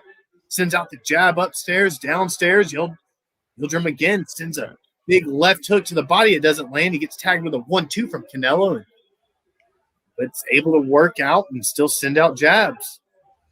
Sends out a overhand right there that's answered with 2 quick hooks from Canelo, and then one upstairs, and now big left uppercut or right uppercut, and it followed up by a right hook. Kind of testing there. Big left hook to the body comes through from Canelo. Big right hand. Big right hook from Canelo comes through as Yildirim was trying to throw an overhand left of his own. Yildirim's starting to feel this pressure here. Goes back downstairs, Canelo does, with a big, nice left hook to the body. Yildirim kind of peppers him with a jab. Yildirim's doing nice, though. It's not seeming affected by the power just yet. He comes down with a nice little right to the body. It was a little overhand right. And both men exchange jabs upstairs. Here goes Yildirim to the body with a left hook and then sends a jab upstairs, but Canelo answers right back with a right hook to the body. Now a left hook to the body, sends a jab upstairs with a feint jab, goes back downstairs with the body hook and comes upstairs with a right hook to the top section. It was off the guard. Yildirim kind of sends out a jab. There's only 15 seconds left to go in this second round, and I have to tell you guys, man, Yildirim's doing well here, and now he answers with a 2 to start it out and then follows it up with a maybe like a little lead hook upstairs. Didn't really land. It was off the guard, but it's kind of, like I said beforehand, Yildirim doing better in the second half of the fight. You mean the second round? Hey, shit.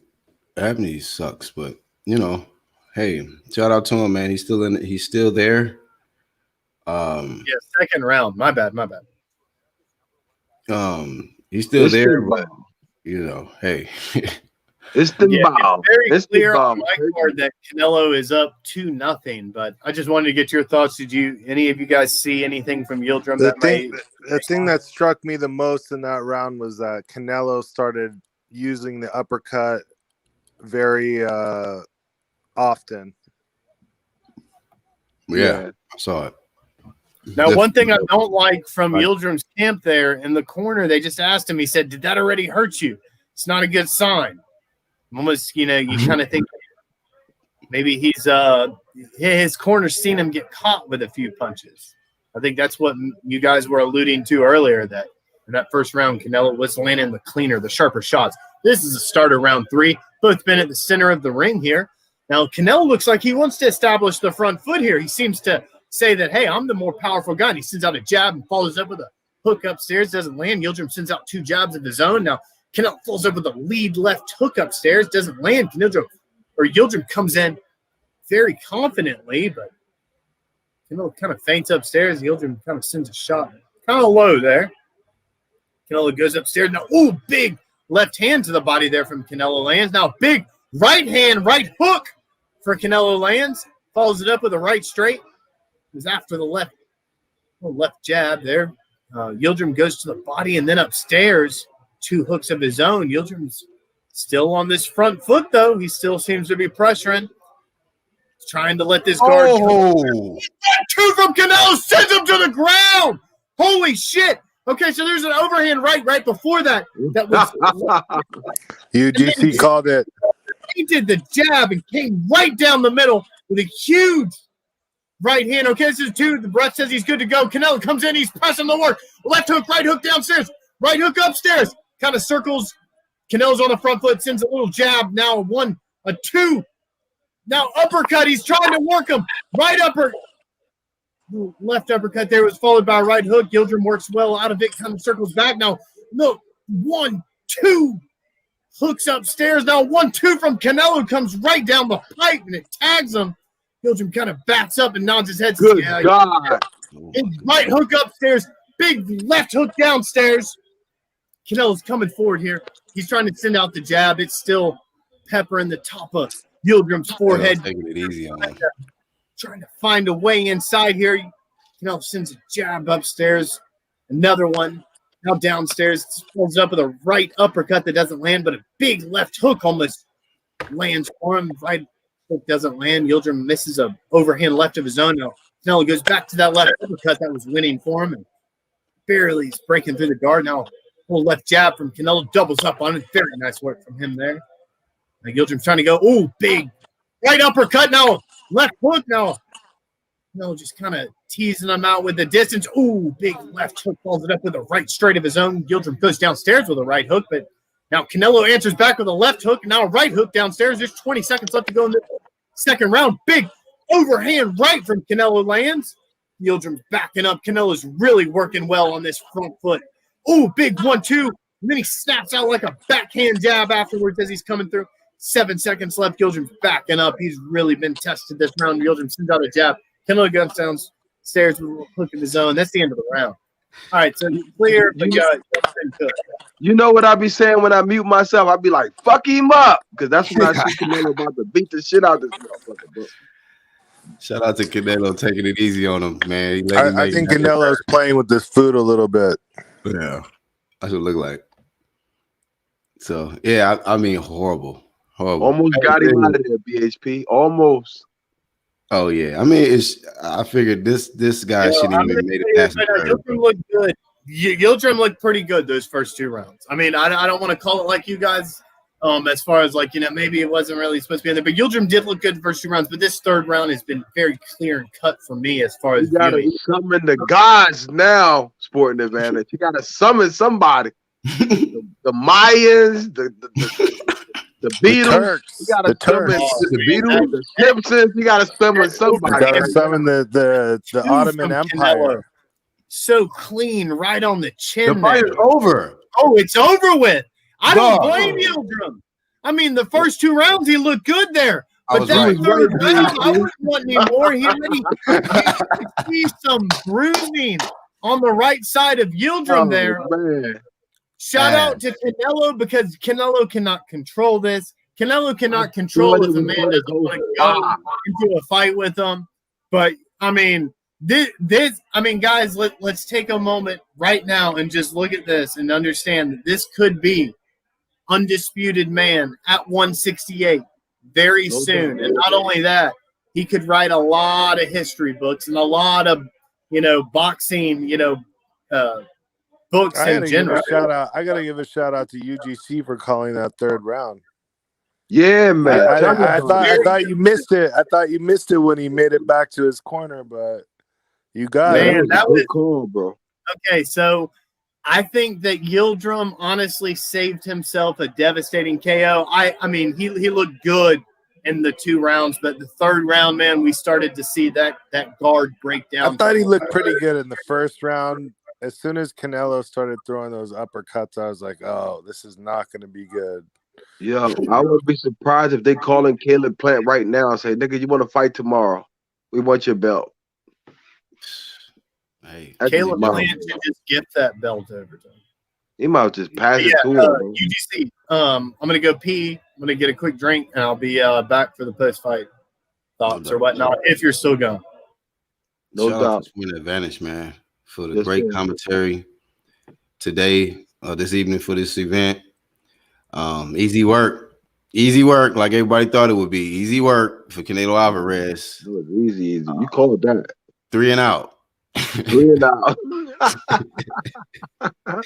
God, I was thinking they were going to use 5 on the stool. No, he no-mossed him. So Avni Yildirim gets no-mossed by Canelo. Look at him. Oh man, sitting over there like he lost his best friend. Hey man, I can't fight Canelo for 2 more rounds. Who was this rapper dude that he found, man? Anyway, look at him. He trying to get some love and hug people and shit. Hey man, go home, bro. You quit on a stool. Nobody want to hug you. Yeah, go get a value meal, extra value meal somewhere, bro. Who called that? Did Diaz actually say that, or did he actually say he didn't want to go 1 more round? What happened, him, bro? You know how they ask you questions? He probably leaned in and whispered in somebody's ear, like, "I can't feel my legs. My stomach hurt. My bladder, my guts hurt. My liver, my spleen." It did look like that's what was happening. Yo, I think he scrambled my eggs. He made my shit into an omelet on the inside, man. I can't do it. No, it was like Friday. My neck, my back, my neck and my back. He probably like, got jelly? Who got jelly? Hey man, shout out to him. He went 3 rounds though, man. Shit, he went 3 rounds, bro. With Canelo, the future undisputed 168-pound champ, because Billy Joe not gonna beat him, and definitely don't think Caleb Plant won't beat Canelo either. So yeah, he definitely on his way. About Callum Smith right there, bro. Man, bro, Caleb's gonna have a plant on his gravesite. Oh, that's tough. Man. Yeah, man. Fight, shoot. Dude, if Canelo don't come in there and try to hold back, because he low-key held back.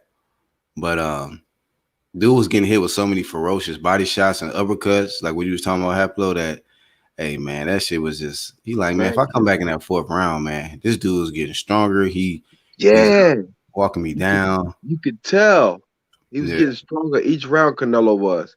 He was just getting warmed up. Barely warming up, bro. Barely and shit. Yo, so that's why I said when he was walking, I said, man, enjoy your walk-in. Shit, the fight ain't gonna last. The walk-in was longer than the fight, seemed like.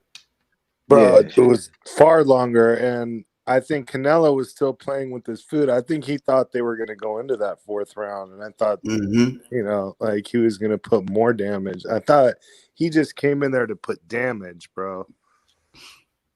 I still think Demetrius John Brady could beat him, though. I really do.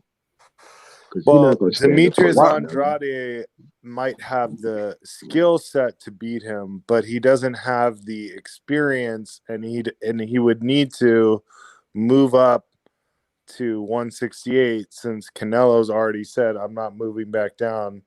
So, yeah, I think Andrade has, like, you know, he has the attributes maybe to beat a Canelo, but look at the experience that Canelo has now. I mean, look at the amount of, like, killers that he's just destroyed.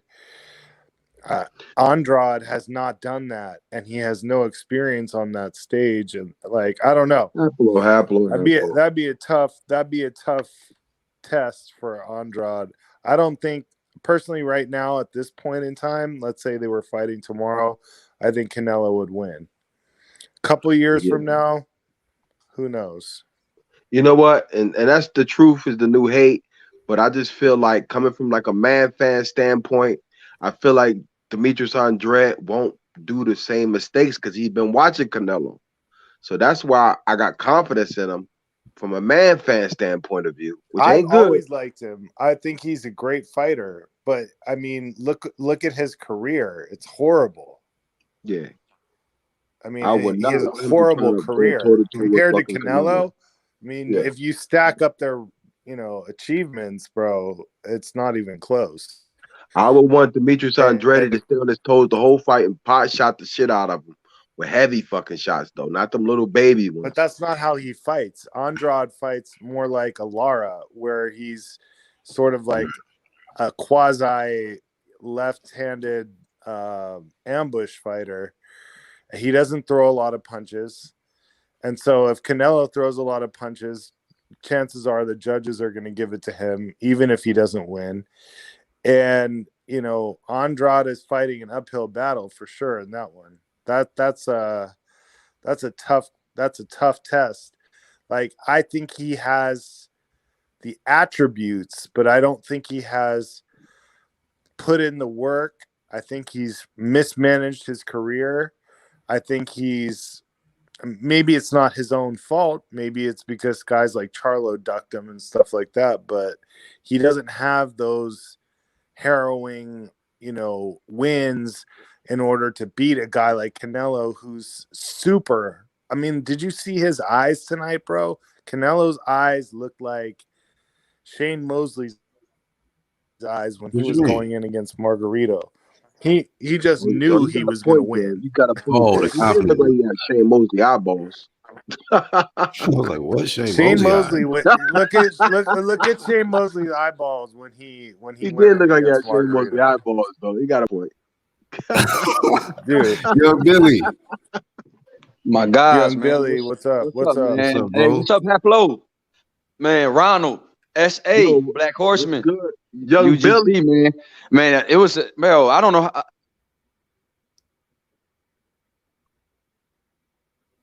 You with us? Oh, there we go. Okay. You dropped off and came back in. Must have had a phone call. Hey, can y'all hear me, guys? We hear you now. Yeah, we can hear you. Yeah, man. Salute. Man, salute to you guys, man. What do you guys think of that fight, man? Tell me what you saw in there tonight. Food for Canelo. Yeah. I thought Canelo was playing with this food, and I thought he wanted to keep playing with this food, but the dude quit. Yeah, bro. I thought, like you said, I thought he wanted to carry him a little bit, man, and get some rounds in. But he wanted to, but he couldn't even deal with the little bit of shit that he was doing. He was barely warming up. Like Ronald said, he was barely warming up.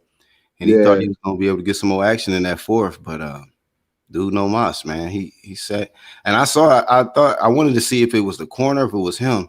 They looked at him, asked him, he started shaking his head like, no, I'm good, man. No more. I'm like, damn, man, turkey. I was not expecting that. He was either saying, no, I don't want to keep going, or no, I'm good. One or the other. One or the other. Either way, it was. We need a Turkish translator to like. Canelo scrambled his egg cells in his brain. He didn't know if he wanted to go on or quit. He's like, yeah, no, or some shit like. Man, That you was a see, joke fight, bro.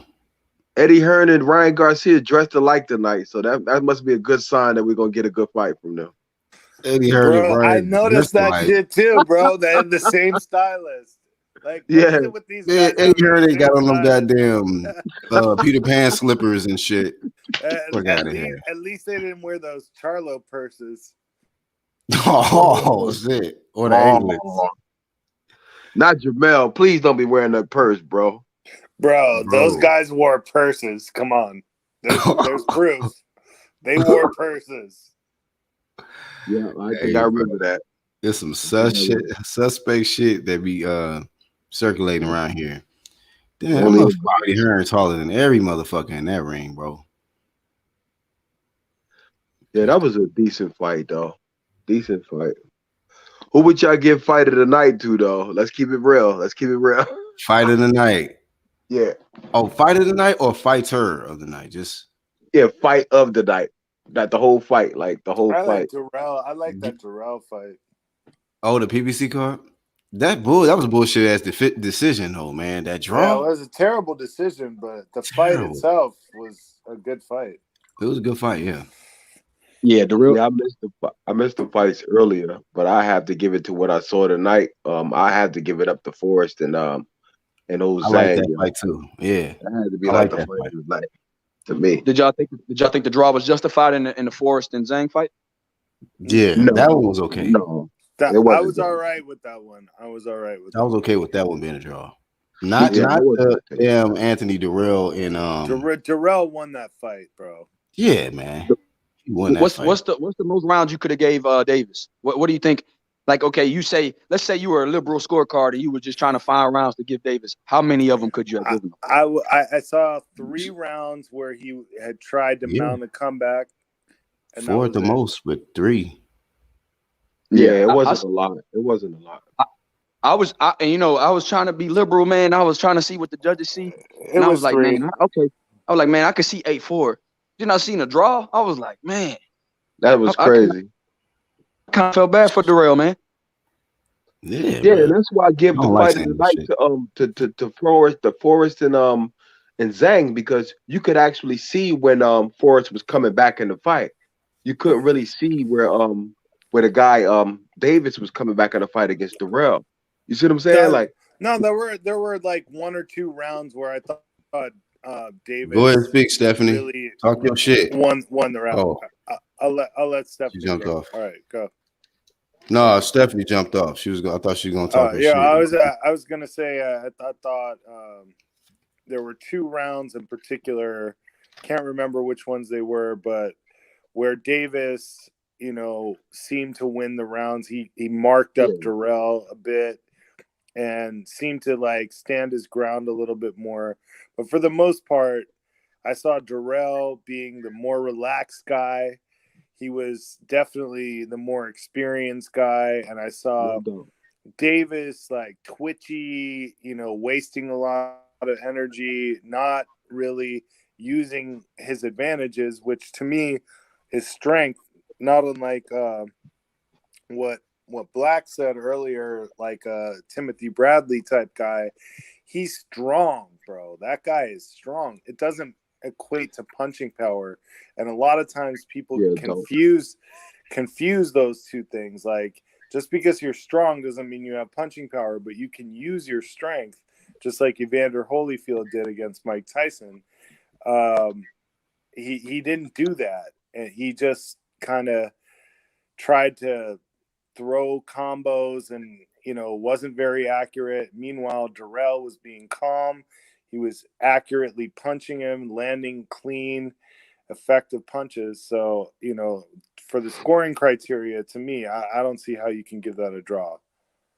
And like Haplo was saying about how he didn't use his strength. He allowed himself, besides 2 or 3 rounds, like Haplo's talking about, he allowed himself to be walked back or walked around the ring. And he clearly, when he decided to hold his ground, you could see his physical strength. And I think those rounds you're talking about, Haplo, one or 2 of them were in the middle rounds after round 6. Yeah, it was like middle to late rounds. Right. Yeah, once he settled down a little bit, once he stopped wasting so much energy, I think once he got a little bit more fatigued, I think he started to fight a little bit better, which is weird because he wasn't able to waste as much energy and waste as much movement. And he started to sit down a little bit more on the punch. He got less twitchy. He got less he was using that twitchy style at the beginning, and it wasn't working for him because Dirrell was so relaxed. It's like, okay, you can twitch all you want. Here's a right hand in your chin, and then later on, like you said, like mid to late rounds, Davis seemed to settle down a bit and, do a little bit better. Do you think that they called that a draw because they felt like Dirrell's shots weren't like really landing as flush, and that the dude was building up points with the short, choppy shots that didn't have no power on them? That seemed like a point fight to me. I don't think that's why. I think the reason why is I think they think Dirrell's at the end of his rope, and this other guy is got more upside in the future. Okay. Yeah. I think that and Dirrell taking a draw at this point, most guys would not be like, oh, in the world with a draw, but it doesn't move him up. So because of that, Dirrell is, running on borrowed time, at his age. So a draw is like a loss at this point in his career. Pretty much. It's still a setback. It's still a setback.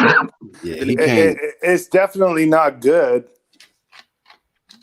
Yo, I got 2%. My phone gonna turn off in a second. I just wanted to say appreciate you guys for going live and great fight night. Yes, sir. Thank you, Ronald. Hey, big Ron, man. Ronald, salute. Yeah, man. Hey, are you gonna come back on, man, when you charge your phone, bro? Well, I'm gonna go in the chat. It's only got 2%. It's gonna cut off any second. But I just want to let y'all know because when my shit get low, and it'll just cut off. So all right, sure. I'm gonna say my piece in the chat, bro. StreamYard drains your phone. Shout out to you, man. Shout out to you, man. And shout out to Sporting Advantage, man. Great call, man. You sounded like you were experienced at calling a fight, man. It was nice to hear you, bro. That's why I didn't even hop on. I just wanted to hear you call the fight. Yeah, man. It was great to hear, bro. It was great to hear. You sounded very experienced calling the fight. Yeah, I think he actually getting some refreshments and stuff. But yeah, shout out to Sporting Advantage, man. Brother talented. That's what I do. I just fall back and let him do his thing. Hey, shout out to you, Tony, man. What's up, brother? We got Tony. Tony, what's up, Tony? Yeah, I'm just making a public service announcement. My channel just got flagged by a troll, and I've got a copyright strike. What? I had 75 live viewers, and then it all of a sudden went down. So I reached out to YouTube, and I'm taking this time to take my money, and I'm gonna sue the fuck out this person. Don't blame me, Tony, because I've been on here. No. I'm not blaming you. No, I'm not blaming you. I'm actually I'm just kidding. No. I'm saying this is a true public service announcement. Like, I am going to take this motherfucker to court. I already got a hold of YouTube, and I'm gonna start the legal actions. Damn. Shout out to Tony Reviews, man. Hey, Junior Merlos, you want to say something, man? No, he muted. Young Billy's back. Yes, sir. Young Billy back. I just want to give somebody an opportunity if they want to come on and have some words, represent for Canelo. I'm sure there's a lot of fans out there. Y'all, some people jumping on and jumping out. So y'all can say y'all piece or whatever and go back and do what you do. You want to say something, Junior Merlos? Yeah, I'm just nothing. All right, I gotta remove you, man, if you ain't gonna say nothing. He removed himself. All right. Y'all can jump on and say something, but when you get up here, man, be ready to fire, man. Let it rip. I mean, what? Yeah. Shout out to LeRon, man. He said, "Yeah, bro. Boy, SA did do his thing, man. Your boy is talented, man. Shout out to you, Black Horseman, man, for letting them, like you said, letting them do that on your panel, man. That's very very noble, bro. Like that's why I love the UGC, man. You guys are amazing. Haplo, everybody on the panel, man, is amazing to talk to. Shout out to Tony, man. We had a great debate the other day, and it was amazing, bro. I hate that happened. I hate these trolls got to your channel, man. I hope everything works out for you, bro. Yeah, bro. These trolls take stuff too personal, man. They start attacking things that they have no right to do, bro. It's not. Do you think there was a motive, Tony, or it was just some random dude who just? I don't know. Like the email address that, because I was on there. Because once you get monetized and you become a YouTube partner, you can actually talk to YouTube representatives. So I went that route, and then me and the representative, we was going back and forth. They got me the email of the person, and the email doesn't even exist who filed the claim. Then the claim was filed by a fake YouTube account under the DAZN group, which isn't even the DAZN's it's not their INC, it's not their actual YouTube account. So everything about it, it's not their official. It's not their official. Yeah, it's not their official, but it's got nothing to do with them. So pretty much what's happened now is I did a counterclaim. They sent me a whole bunch of documents that I spent the last 40 minutes filling out. And what's going to end up happening is when it goes through and they find out, because I've also got DAZN. I got in contact with DAZN as well in the meantime through YouTube. And we was having a little three-way conversation with their legal representative, which is crazy because I didn't know you could go that far. So I did all that, did my counter, pretty much long story short. And when the findings are done, either I'm going to be correct or they're going to be correct. If they are not correct, I get their full legal information. I get their name, their street address. I get their IP address. I get every fucking thing to take to court. Wow. Review like playing, boy. Shit. So there you go, man. Y'all better leave these channels alone, man. Shit, let them do their thing. That's messed up, bro. Because Tony, when I get an opportunity, I try to go over there and support you when you go live, man. So to hear that somebody flagged you and now you can't go live because that prevents you from going live now, right? Yeah. That's until it's up, clear bro. up. That's not cool, man. So Hey, fuck whoever Tony, did that shit, bro. If you ever want and you can't go live on your channel, you're always welcome to use my channel. Yeah, I know. I appreciate that. But it's going to be real funny whenever I get this motherfucker's legal information and then he gets a real ass lawsuit on his ass. Damn. Man, hey, Tone. Shout out to Tony. It's going to work out for you, bro. And you're going to find out all of that because, there was nothing for them to flag. So what do they tell you why you got flagged, or do you already know that once the situation happens, or how does that work? Do they tell you why you got flagged, or you just get your account suspended and you have to figure out later?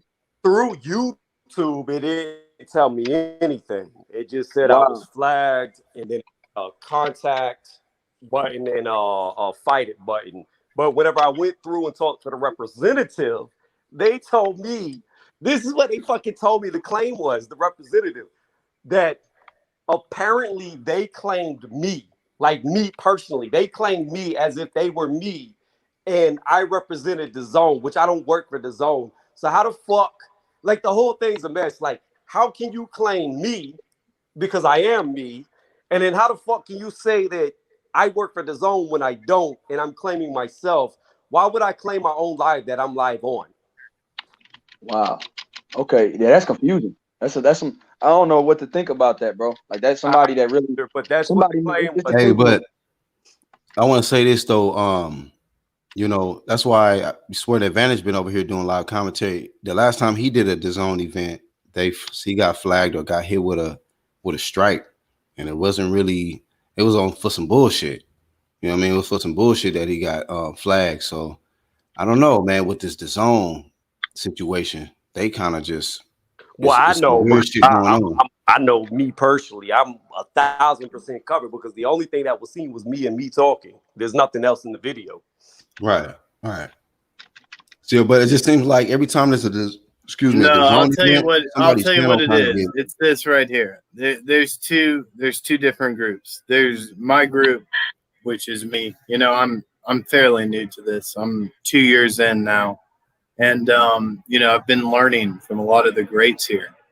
And you have your, when I try and do something like that, yeah, it's easy. Yeah, take me out.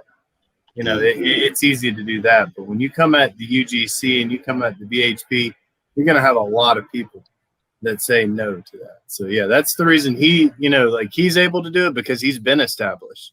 He's been part of this movement for a very long time. And You could call it like grandfathered in. Man. So let me ask you guys a question off of that topic. Let me ask you guys, what do you guys think about Canelo saying that the Charlo fight has to happen? He said that? Yeah, he said the Jamal Charlo fight has to happen. He said he's tired of Jamal Charlo talking. So he wants. So that means Jamal got to move up now. Yeah, I believe so. There hasn't been details discussed about the weight, but he did say that the fight has to happen. He said that, because Bernard Hopkins wants him to fight Charlo. He said that's the fight for Canelo is Jamal Charlo. Even Bernard Hopkins. And he's still cool, even though he's not with Golden Boy, he's still close to B-Hop. Yeah, I think it's great. I mean, I think we want, that. I mean, let's be honest here. A lot of us American guys, I can't speak for everybody, but a lot of us American guys, man, we want to see the young lions out there. Like they were a brand on their own. And yeah, man, I'm excited for whatever they do, but I can only speak for myself. Oh man, like you're bro. I like that what you said that, man. It's exciting to hear him say Charlo's name, because sometimes he will act like, what did he do? Or what he's like, he didn't say anything about his resume. You know how that's what they do when they don't want to fight you, or how much they got to take a certain purse. He didn't put numbers out. He just said the fight has to happen. So it made me kind of happy to know that he might actually consider fighting Charlo. So I was happy about that. Just the fact that he didn't mention anything else about his career or across the street or where he's at, who he signed with. It was none of that crap, none of the politics. He just said he wants to fight him. Hey, real quick in the chat, man, Canelo catching a little criticism about the fight. Well, I guess just the fight period is catching some heat. Ronald I don't want to hear it. I don't want to hear it. No. I've been waiting for this opportunity, and it's coming. It's got to come on Canelo Fight Night. So Canelo Fight Night, we got to understand one thing: he can't control this shit.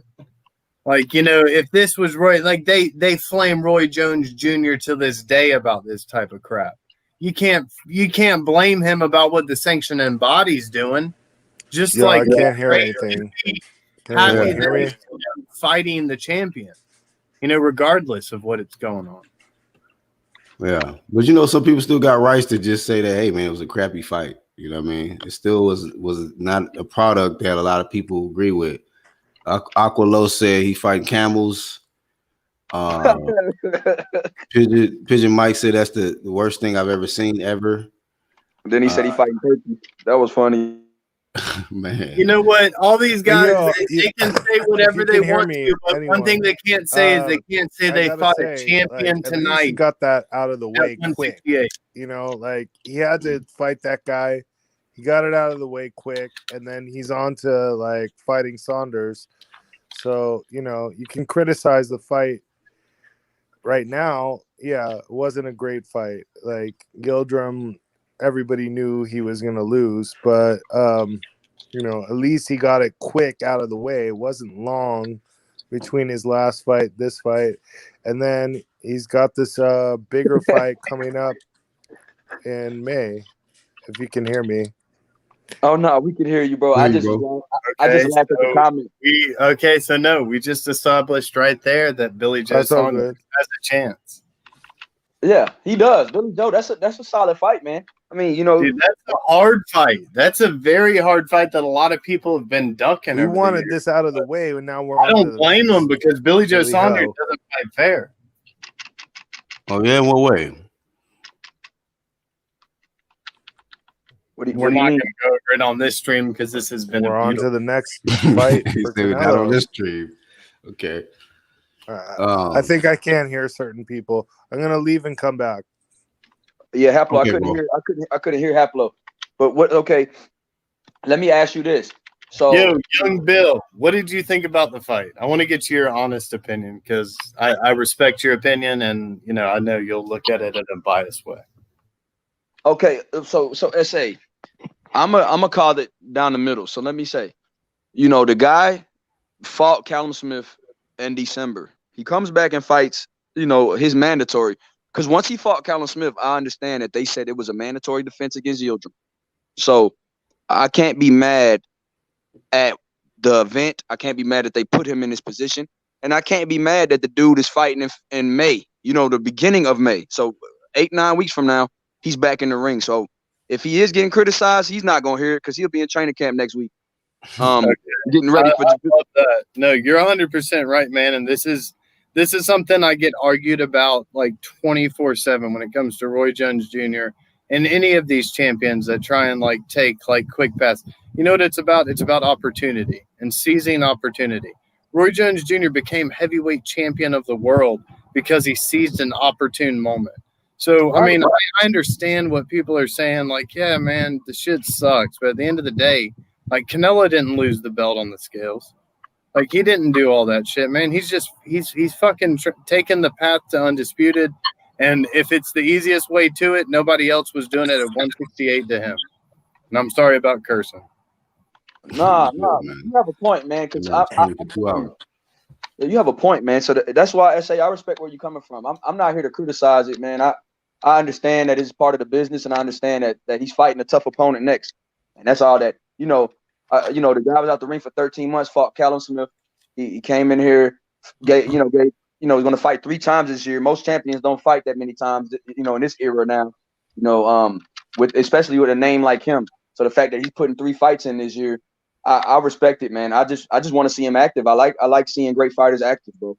I don't like what Avni Yildirim. I don't like him quitting on the stool or whatever happened. But that's not Canelo's fault. You know what I mean? So he did his job, got him out of there. No, and you're right, man. No, you're 100% right. You're exactly right, because it's not your fault for wanting more either. And that's that's become a problem with sanctioning bodies and the way maybe the hardcore fans see it and the way that the WBC wants to portray to the new fans. So yeah, I don't blame you at all, and I don't fault you for thinking that at all. Yeah, I'm not upset with the fight though, man. I knew it was bad. I knew it was going to happen. I knew once he got the belt, he had to defend it right away against his mandatory. And I'm glad he got it out the way. I'm glad he didn't string it out, man. I'm glad he got it out the way, and he has 2 fights against 2 champions this year scheduled.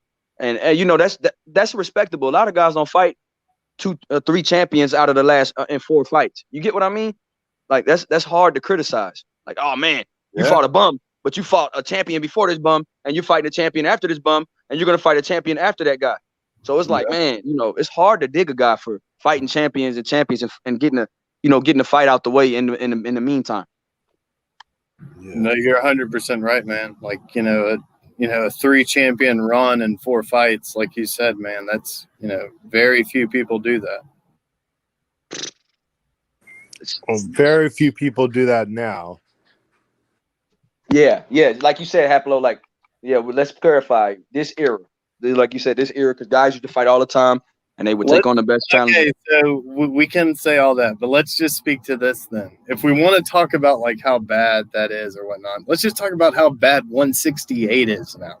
The fact that the franchise champion isn't at 168 just tells you how bad super middleweight is. And super middleweight, that was the division, man. That was the shit that everybody grew up on. Mm-hmm. Let me ask you guys. Super middleweight was what everyone grew up on. Well, I mean, not everyone. Okay. Not everyone, but super middleweight is a very. I'm a little older. It's weight for most people. I'll say that. I'm a little older, I guess. No disrespect, but super middleweight really wasn't shit until the 90s. At least. Yeah, I think the major point was just 160 or 168, which is bigger. Oh, okay. Which is bigger, do you think? Yeah, 168.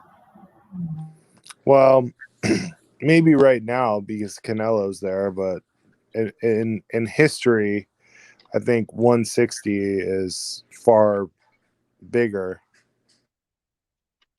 Yeah, I agree with that, Haplo. But like you said, right now, but like you said, so let me ask you guys this: Do you think if Canelo was to fight Andre Ward, is that a form? Tony should have gotten in. I'm sorry.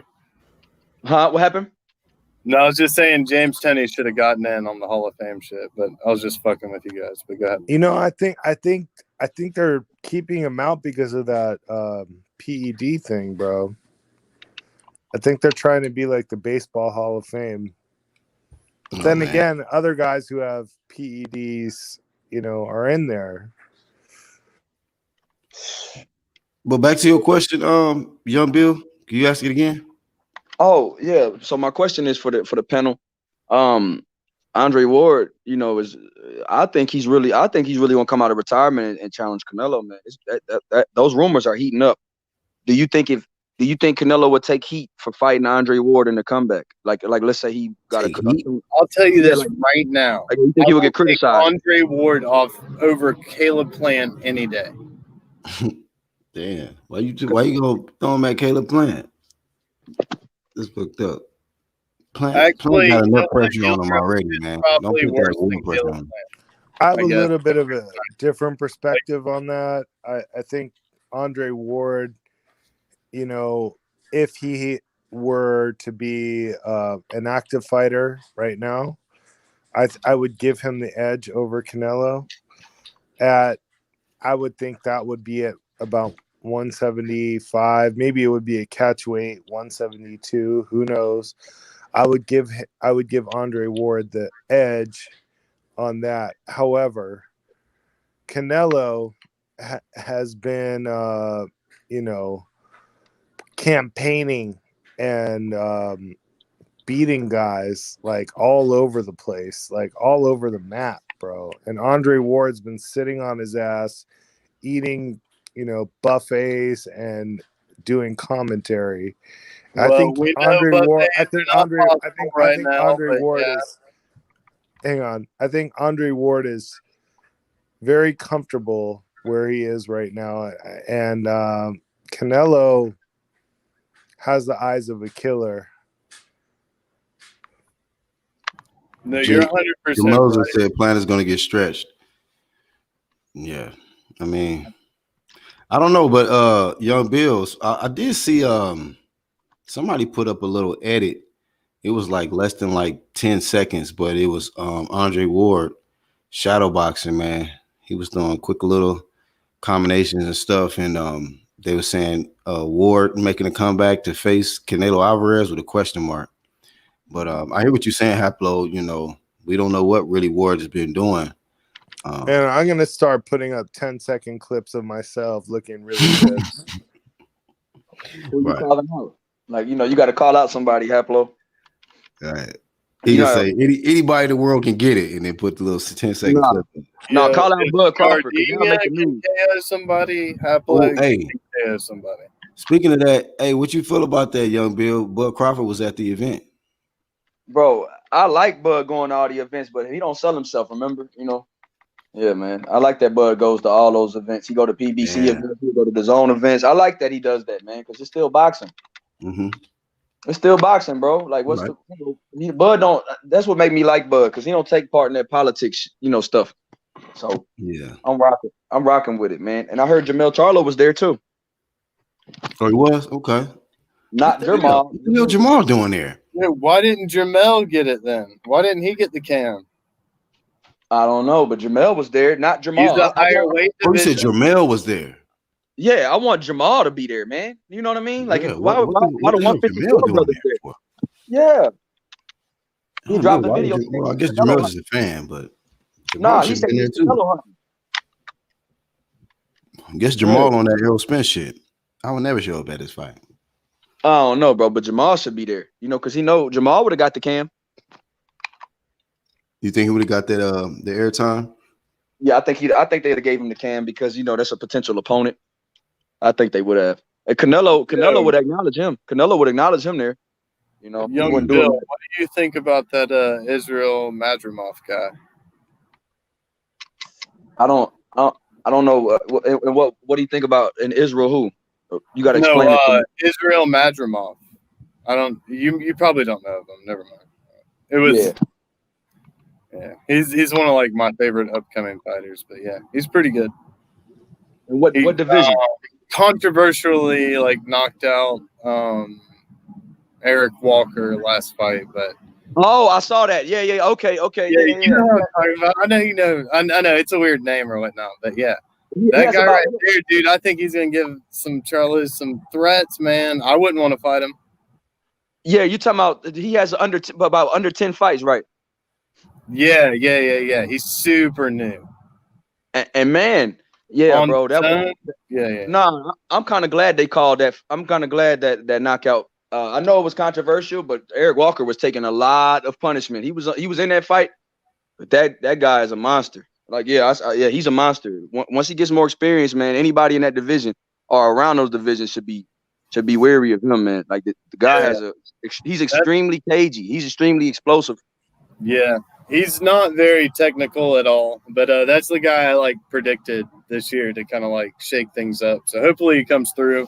Hopefully he doesn't, one of the guys I wanted to call on this card tonight was Julio Cesar Martinez, and he ended up fracturing his hand before the fight. But those two guys right there were like my number, 1 and 2 picks as far as like upcoming fighters. Yeah, I like Martinez. Martinez is special. A lot of people look at a lot of people wrote him off after the unfortunate things, but like he's showing that he's a special fighter. I hate that he wasn't on the card. But yeah, man. But your guy, I don't how to say his last name again for me. It's Madrimov. MADRIMOV.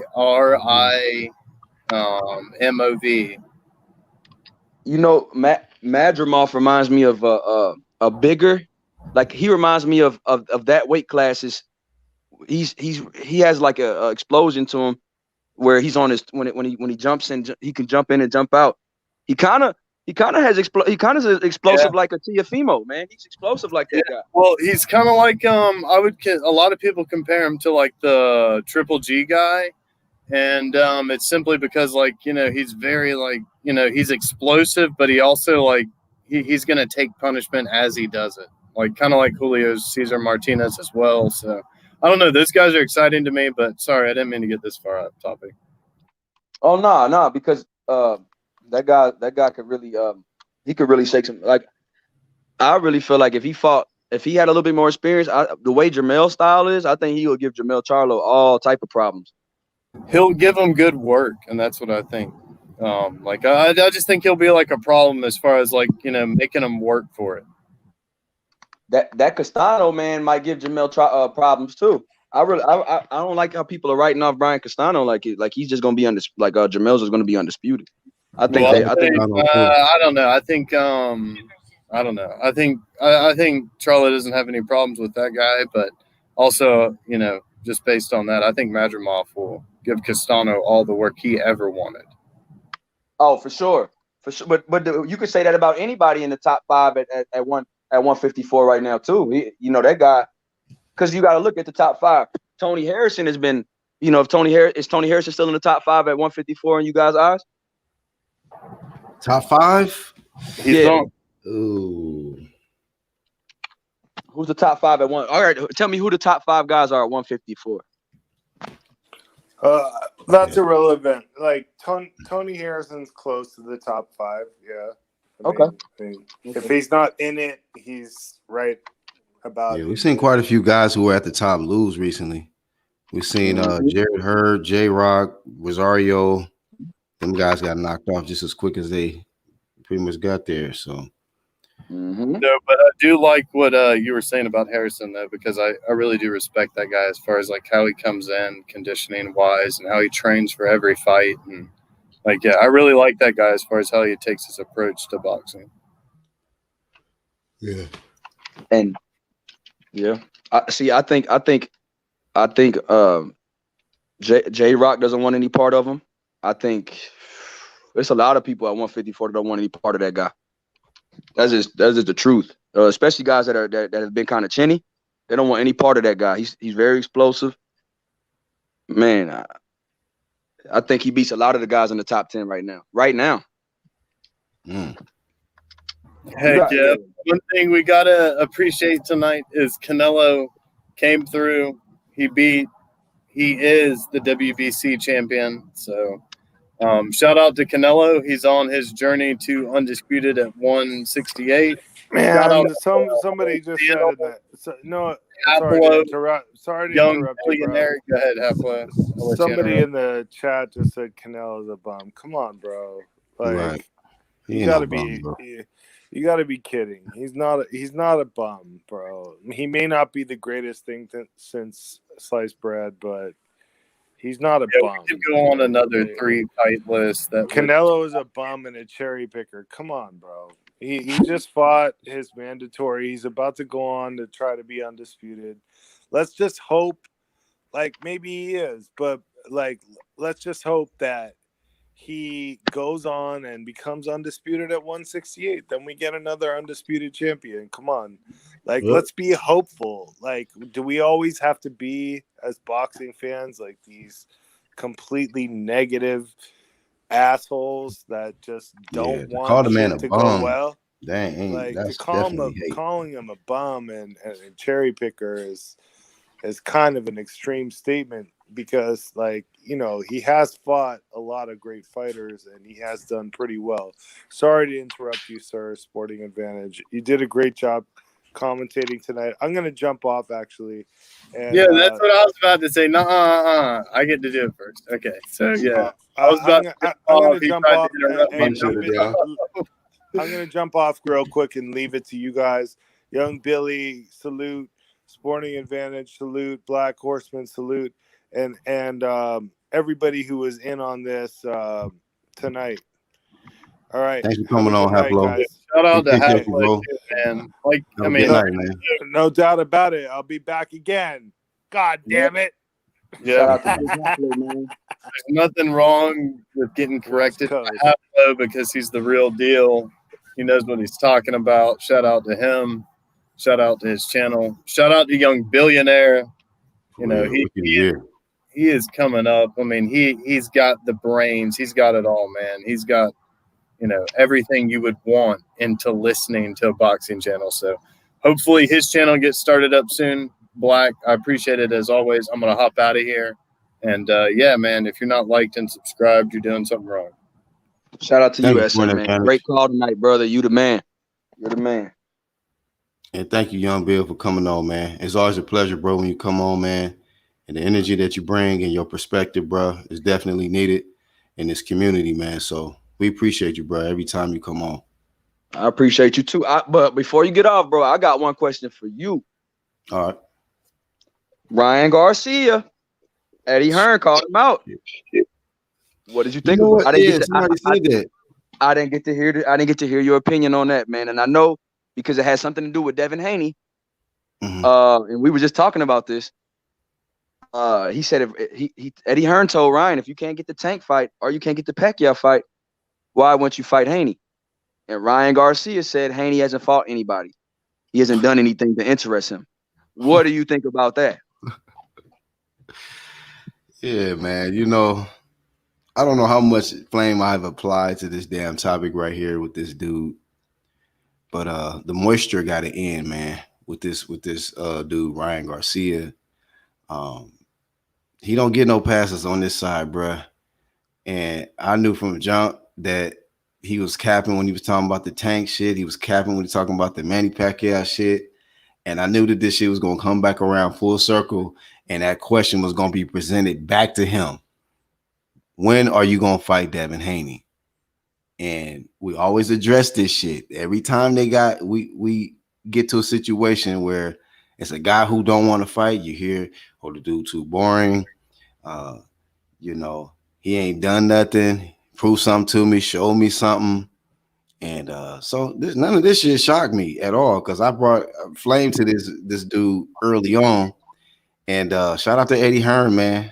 You know, applying that pressure, man, walking down on these dudes and exposing them. You know what I mean? So your thoughts, sir? Oh, man.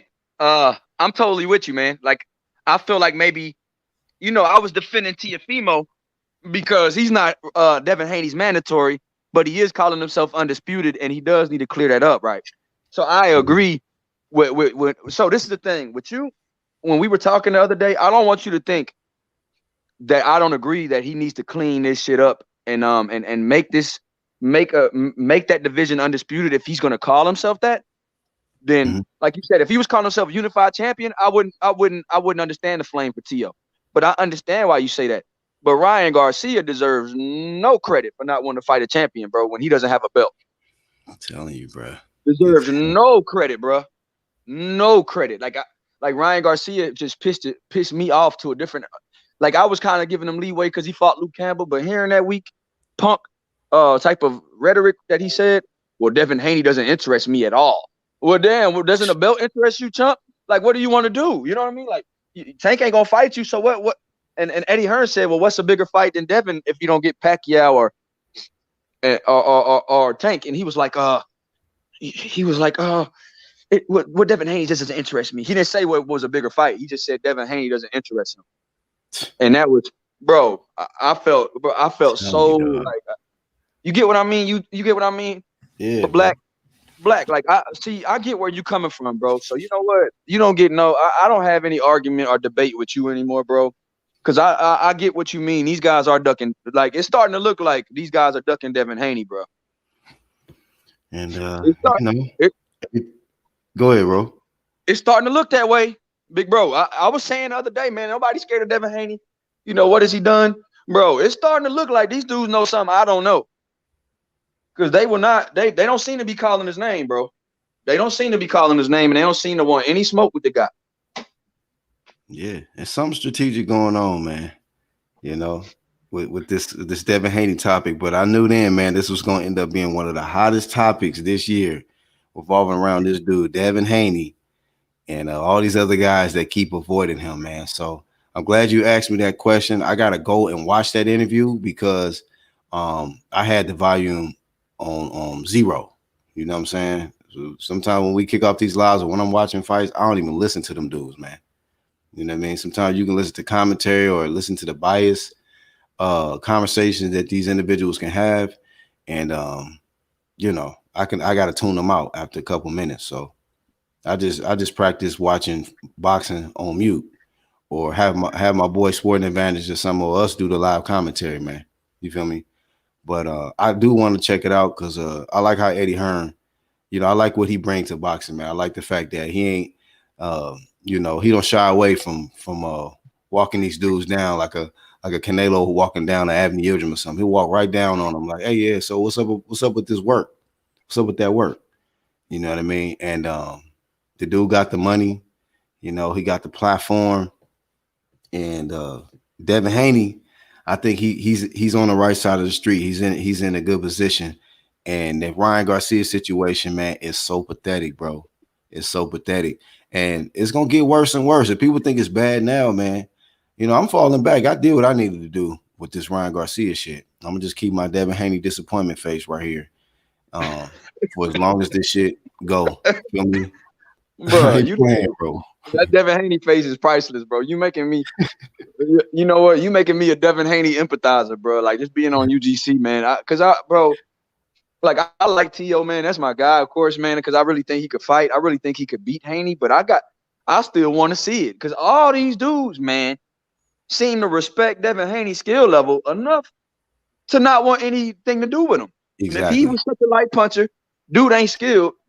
Get in the ring and swing, bro. Because of Ryan Garcia, you can become a champion and make Teofimo want to fight you. Yeah. And you can be undisputed. And that would, yeah, bro. You're 2 fights away from being undisputed. If you beat Devin Haney, I don't think Tio would, and that's another thing. I don't think Tio will wait to fight you. So why is he wait? You know, so I can understand y'all argument like why wait to fight Haney if you wouldn't wait to fight Ryan? Yeah, man. And it's a different time. We're going, yeah, bro. Bro, yeah. It's weird. It's starting to get weird, bro. Y'all starting to put me over to the other side of the street. Y'all making me like Errol. Ain't nobody worried about Terrence Crawford. You know, he on the wrong. I feel like I was on the wrong side of the street. That's what I'm starting to feel like, bro. Because I don't know, man. But hey, Black Horseman, man, thank you for coming on. Thank you for letting me on, bro. And thank you for letting me ask you that question. Man, let me know what you think next time you go live, brother. Anytime, brother. Anytime. We'll probably go live again tomorrow, man. Recap all of these fights and cook up on these topics, man, that we couldn't get to on this one, man, because this is still a lot to talk about. But thank you, brother. It's always a pleasure when you come on, man. Already, man.